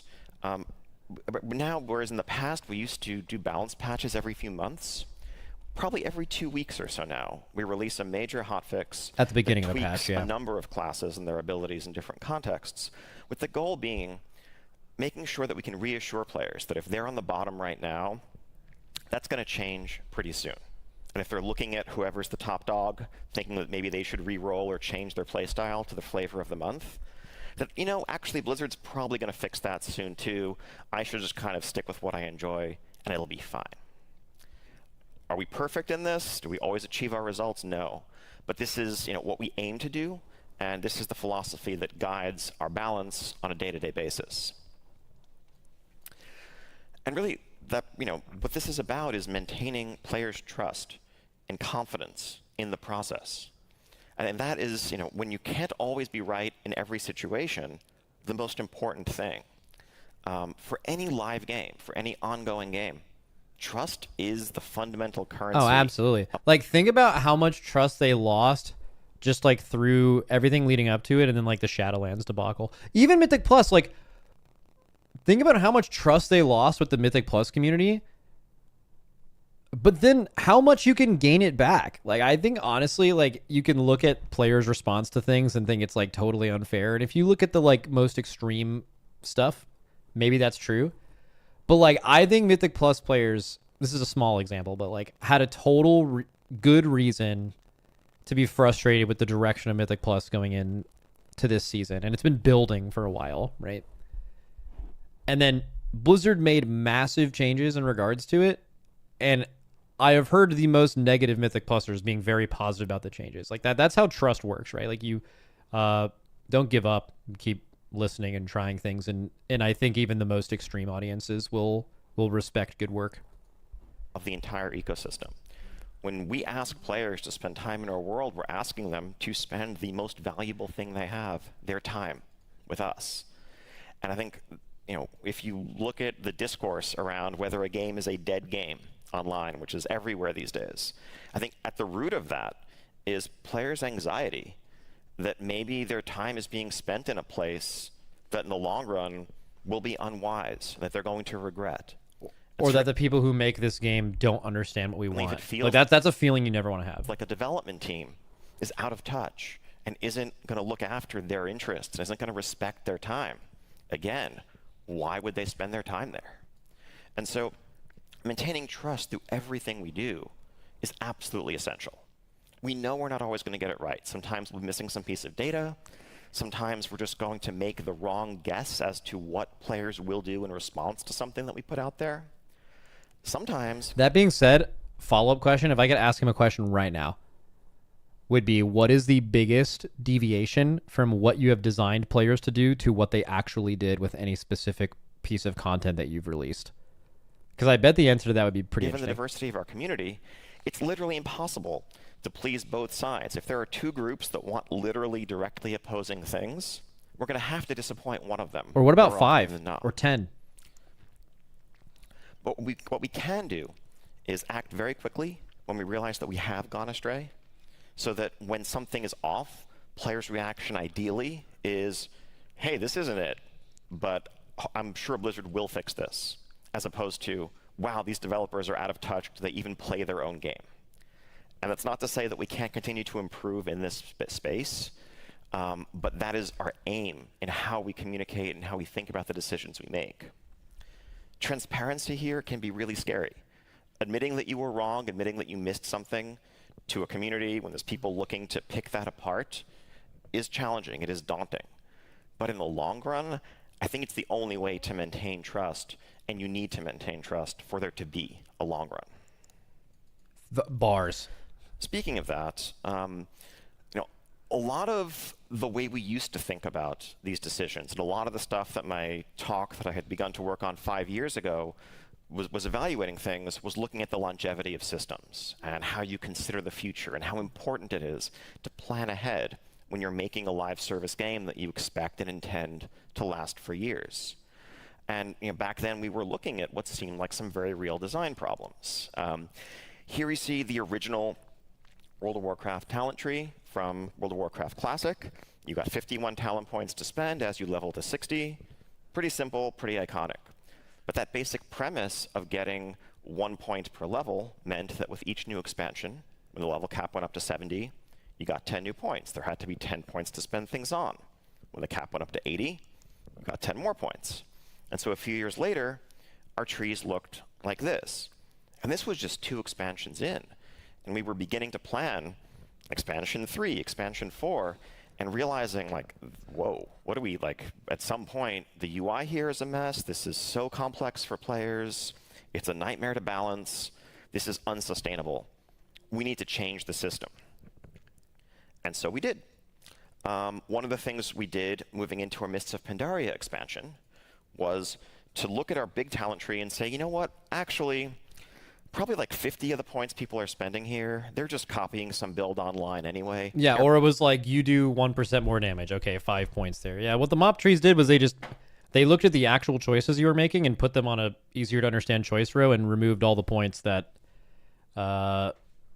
but then they moved away from this back to like the new thing, right? So they've made both decisions, and I think they made sense at each time too. Everyone gets these points. Let's just give them to you baseline. That was so much better than now. I mean, personal opinion, I don't agree with that. I think a large reason why this was so much better than this, or the original Classic thing he showed like before this. Let me find it right here. The original one on the left here. I think the main difference is in this one, you were a kid. You know what I mean? Like, I don't think like spending 50 points and having all of them be like 1%. It's just like you were a kid and the game was really sick and cool and new. That you don't have everything that you used to, but the UI is much more elegant. It's much more maintainable. And as we look ahead, we can add 1 new row every expansion as needed. Or you were happier. We've been doing that for a long time. This felt like a strictly superior system viewed through that design lens. Players were getting everything they previously had, and it was going to be extensible in a way that the old system wasn't. In fact, the systems designers who built the original 2004 talent system, when they saw this, they were working on other projects at Blizzard at the time, they sent over huge praise. They're like, this is amazing. We wish we'd done this 8 years ago. Great job. And then it turned out players kind of hated it. Why? Oh, super hated it. Because what we had done was optimize for the long run. But what had happened was that leveling no longer felt rewarding. It no longer felt... Yeah, like, even though the point is you do 1% more frost damage now, or you take, like, less damage from melee attacks when you leveled up, at least you were still putting a point in something instead of not interacting with it at all. Meaningful. You leveled up, and you didn't get a talent point to spend. In some cases, you basically got nothing. Maybe you got 1 thing every 10 levels. That was not adequate. And it was a resounding point of feedback. People either said they specifically didn't like the talent system, or they just, leveling felt dull and they couldn't put their finger on why. And so what we had done was, again... Yeah, leveling. The big thing that, like, people who play the game like me never think about. Like, I spent, like, the entire Dragonflight thing being like, bro, these talent trees, why am I spending 10 points to, like, just get abilities that I've had? And then some viewers like, yo, have you ever leveled before? And I'm like, oh, shit. And I don't know if he's going to transfer that into this, but a big reason for the new talent trees that will be lost on someone who only plays the game at max level like myself and probably all of you is how it's going to feel to a new person questing and actually gaining something really meaningful every level. And optimize for something at the expense of players' experience today. And if it's not fun today, if the thing you're not making isn't fun right now, will there even be a tomorrow? And so we had to take a big step back and reconsider, how we were weighing these things and what was worth it and what wasn't. And so we redid our talent system again in 2022 for our Dragonflight expansion. We moved back to something that actually looked a lot like the original system. We had a bit more horizontal progression in it. We tried to solve some of the problems that made the original one collapse under its own weight very quickly. But we committed to once again giving players 1 point every level. And as we built this system, we looked at it and we could say, we know this can't last forever. After enough years, there will be too many points. This will once again collapse under its own weight, and we'll have to do something about it. Okay. But you know what? That's okay. That's really interesting because the whole thing with these is evergreen. We're doing this expansion to build evergreen features that are going to last and WoW, and he's basically saying here it's designed to at one point fail. But that's based on previous experiences and what they've already learned. Because it's fun to... I mean, I don't think he's wrong. It's a never-ending cycle, but if you were to both keep classic talent trees for all of WoW, it would have been too old. It would have not improved enough. It would have been, why don't we have something new? But then the fact that we got something new is why don't we have the old... I bet this would happen in 1,000 simulations of this. Day, and it's going to be fun tomorrow. That's actually fucking fascinating. And down the line, specifically we'll that they know they're going to have to get off of it because they know how perception is going to change over time. Because the alternative, there may not even be a then.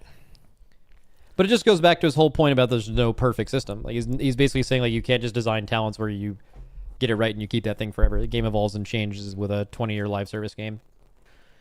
And so really, you have to carefully consider. You need to think about the future, but don't be scared of or overly intimidated. Bro, this is the most interesting thing I've heard Ian talk about. Players are focused on every time they're logging into your game, every time they're hearing news about it, what you're offering them now. No one's having more fun today because the design elegance is going to pay off 5 years down the line. That's not how a community ever thinks, nor will they. So sometimes you see the problems, but you go ahead anyway, because it's what the right thing for your community is. And we often joke on the team these days, sometimes we'll say, that's a problem for Future Us. Future Us is going to be really smart, and they'll solve it when they get there. And honestly, to some extent, there's merit in that.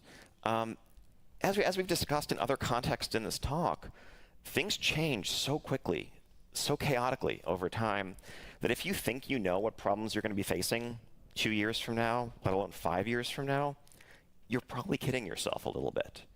You're going to be facing all kinds of unexpected challenges. This one that you can see coming, that you can start planning for years ahead of time and already be thinking about, you already have a leg up with that one. So one exception to this, though. There's one area where I think it is important to really stress the future. And that is a set of decisions. Unfamiliar with this analogy. That I call one-way ratchets, which is like a wrench that you can only turn in one direction, and it just won't, go back like this visual here. And you think about that in terms of, the player psychology impacts of certain decisions. If you are increasing the reward of something significantly, if you are removing a long-standing restriction, that's not something you can experiment with lightly. Because going in one direction and then trying to reverse it is going to leave players much, much more unhappy than where you started. You can't really take things like that away or reimpose restrictions because, again, that's not how people are evaluating the relative value of their experience today. And so to be a responsible steward of this live game, this applies to a lot of things. You have to move very carefully and cautiously in these situations. Again, it's not to say never do them. It's not to say never remove restrictions, never be super generous with some of your offering. Never put out dinars, never do the catalyst system. But understand that there are some things that you just can't take back. So one example of something that we're applying this to right now is the rules governing playing with opposite faction players in World of Warcraft. So World of Warcraft has had Alliance and Horde as these two opposing factions since the very, very beginning. And in the beginning, they were just the enemy, period. You could never do anything with them. You could never talk to them. If you were on a PvP server, they were just kill on sight, the end. But over time, we got more and more feedback from our players that were in large online communities that had tons of real-life friends. Hey, I'm talking to these people all the time on Discord, on whatever. Why can't I just invite my friend to my raid to play with me? just because they happened to pick a different faction 10 years ago? Would that really hurt anything? And looking at this, we asked ourselves, like, would it? And maybe is the answer. There's 20 years of systems and assumptions and social dynamics built upon this system. And we can't totally predict what changing it will do. And we also know this is very much a one-way ratchet. There's no world where we could tell players, okay, you can now play with all of your friends of the opposite faction, and then suddenly decide a few months later, whoops, never mind, that was a mistake, we're going to undo it. That friend you played with yesterday, they have to tell them that you can't anymore. And so what do? We move slowly and gradually in this direction. We first allowed... Yeah, I mean, I remember even at the time, I was like, the way I play the game, this is a complete no-brainer. Also, like, in every expansion ever, it's like, we fucking hate each other. But then there's like this... there's this greater evil, and it's like, let's team up. Let's team up and take down the greater evil. And you can only do that and then still hate each other after that point so many times before it gets fucking ridiculous that I'm like, okay, so like lore-wise and just like 2020 gameplay-wise, like what are we fucking doing here? Like you should be able to play with half the people who play the game. And they did it, and I didn't think of the consequences of it, but I bet for Blizzard this was this massive fucking decision because like factions are just so fundamental to World of Warcraft. I think they're like the only game that, whether the first game or like the biggest popular game to like actually do something like that, and it really mattered to people. Like people have fucking Horde and Alliance flags in their room and shit, That would have never happened if you could just group with them, So like it matters. Honestly, in hindsight, I'm kind of surprised they did it, even as much of a brain, like a no-brainer it was. That's kind of how it is. Specifically real-life friends who knew each other to play together in dungeons or raids. So if you had someone that you had an existing connection with, you could invite them to your group. That went okay. We then moved one step further and allowed those people to join cross-faction guilds. And this is continuing to this day.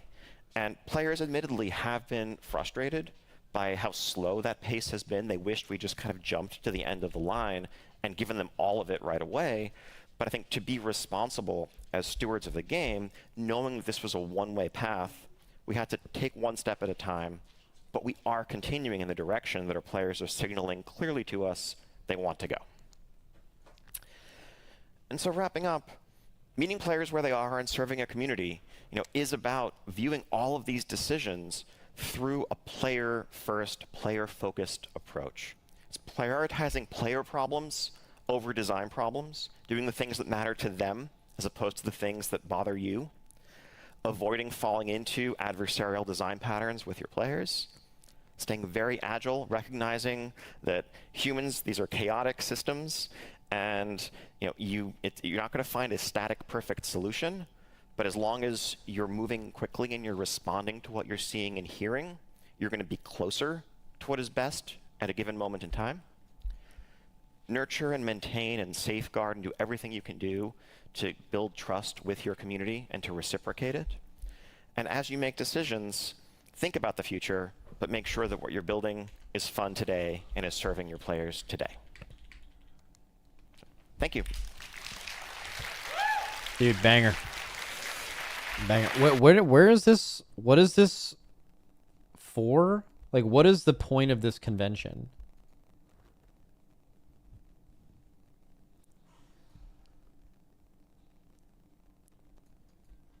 For fun? I mean, like, is this for game designers? You know what I'm saying? Like, is it a golf convention? Like, probably not. It's probably for game design. But like, it's like TED Talks for devs. Dude, what a great presentation. That was really, really interesting to me. That was fucking hype. It's a React video convention. What is it? There's a very great bit at the start of different development eras you missed. Please check that out too. There's a Q&A session at the end. Probably not. Max, you can hear more when he talks on the bro. You're not getting me with a devour these nuts joke in May of 2025, dude. I will admit though, you guys did get me one time. It was years ago. But I was like, this was when I was in my Dragonflight beta, like full on fucking content creation covering the game type shit. And someone in chat got me with the craziest dev hour. I was 100% convinced there was a dev hour somewhere, and I just kept asking him where it was. And he finally hit me with a dev hour D's nuts, and I couldn't even, I don't know, I didn't know how to react. I was like upset there wasn't an actual dev hour, and I was ashamed at the same time.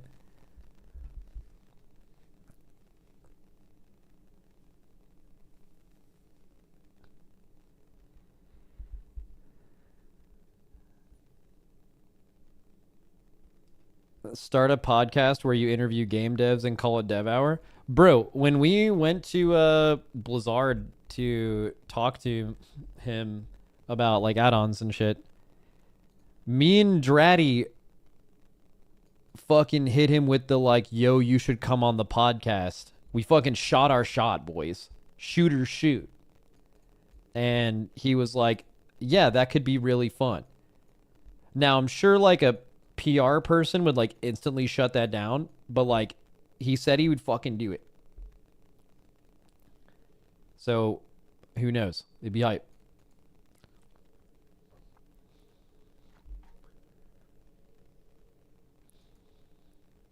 All right, anyways. Time to blow up. Nice little stream today. Nice little content. I'm going to go watch some hockey and stretch.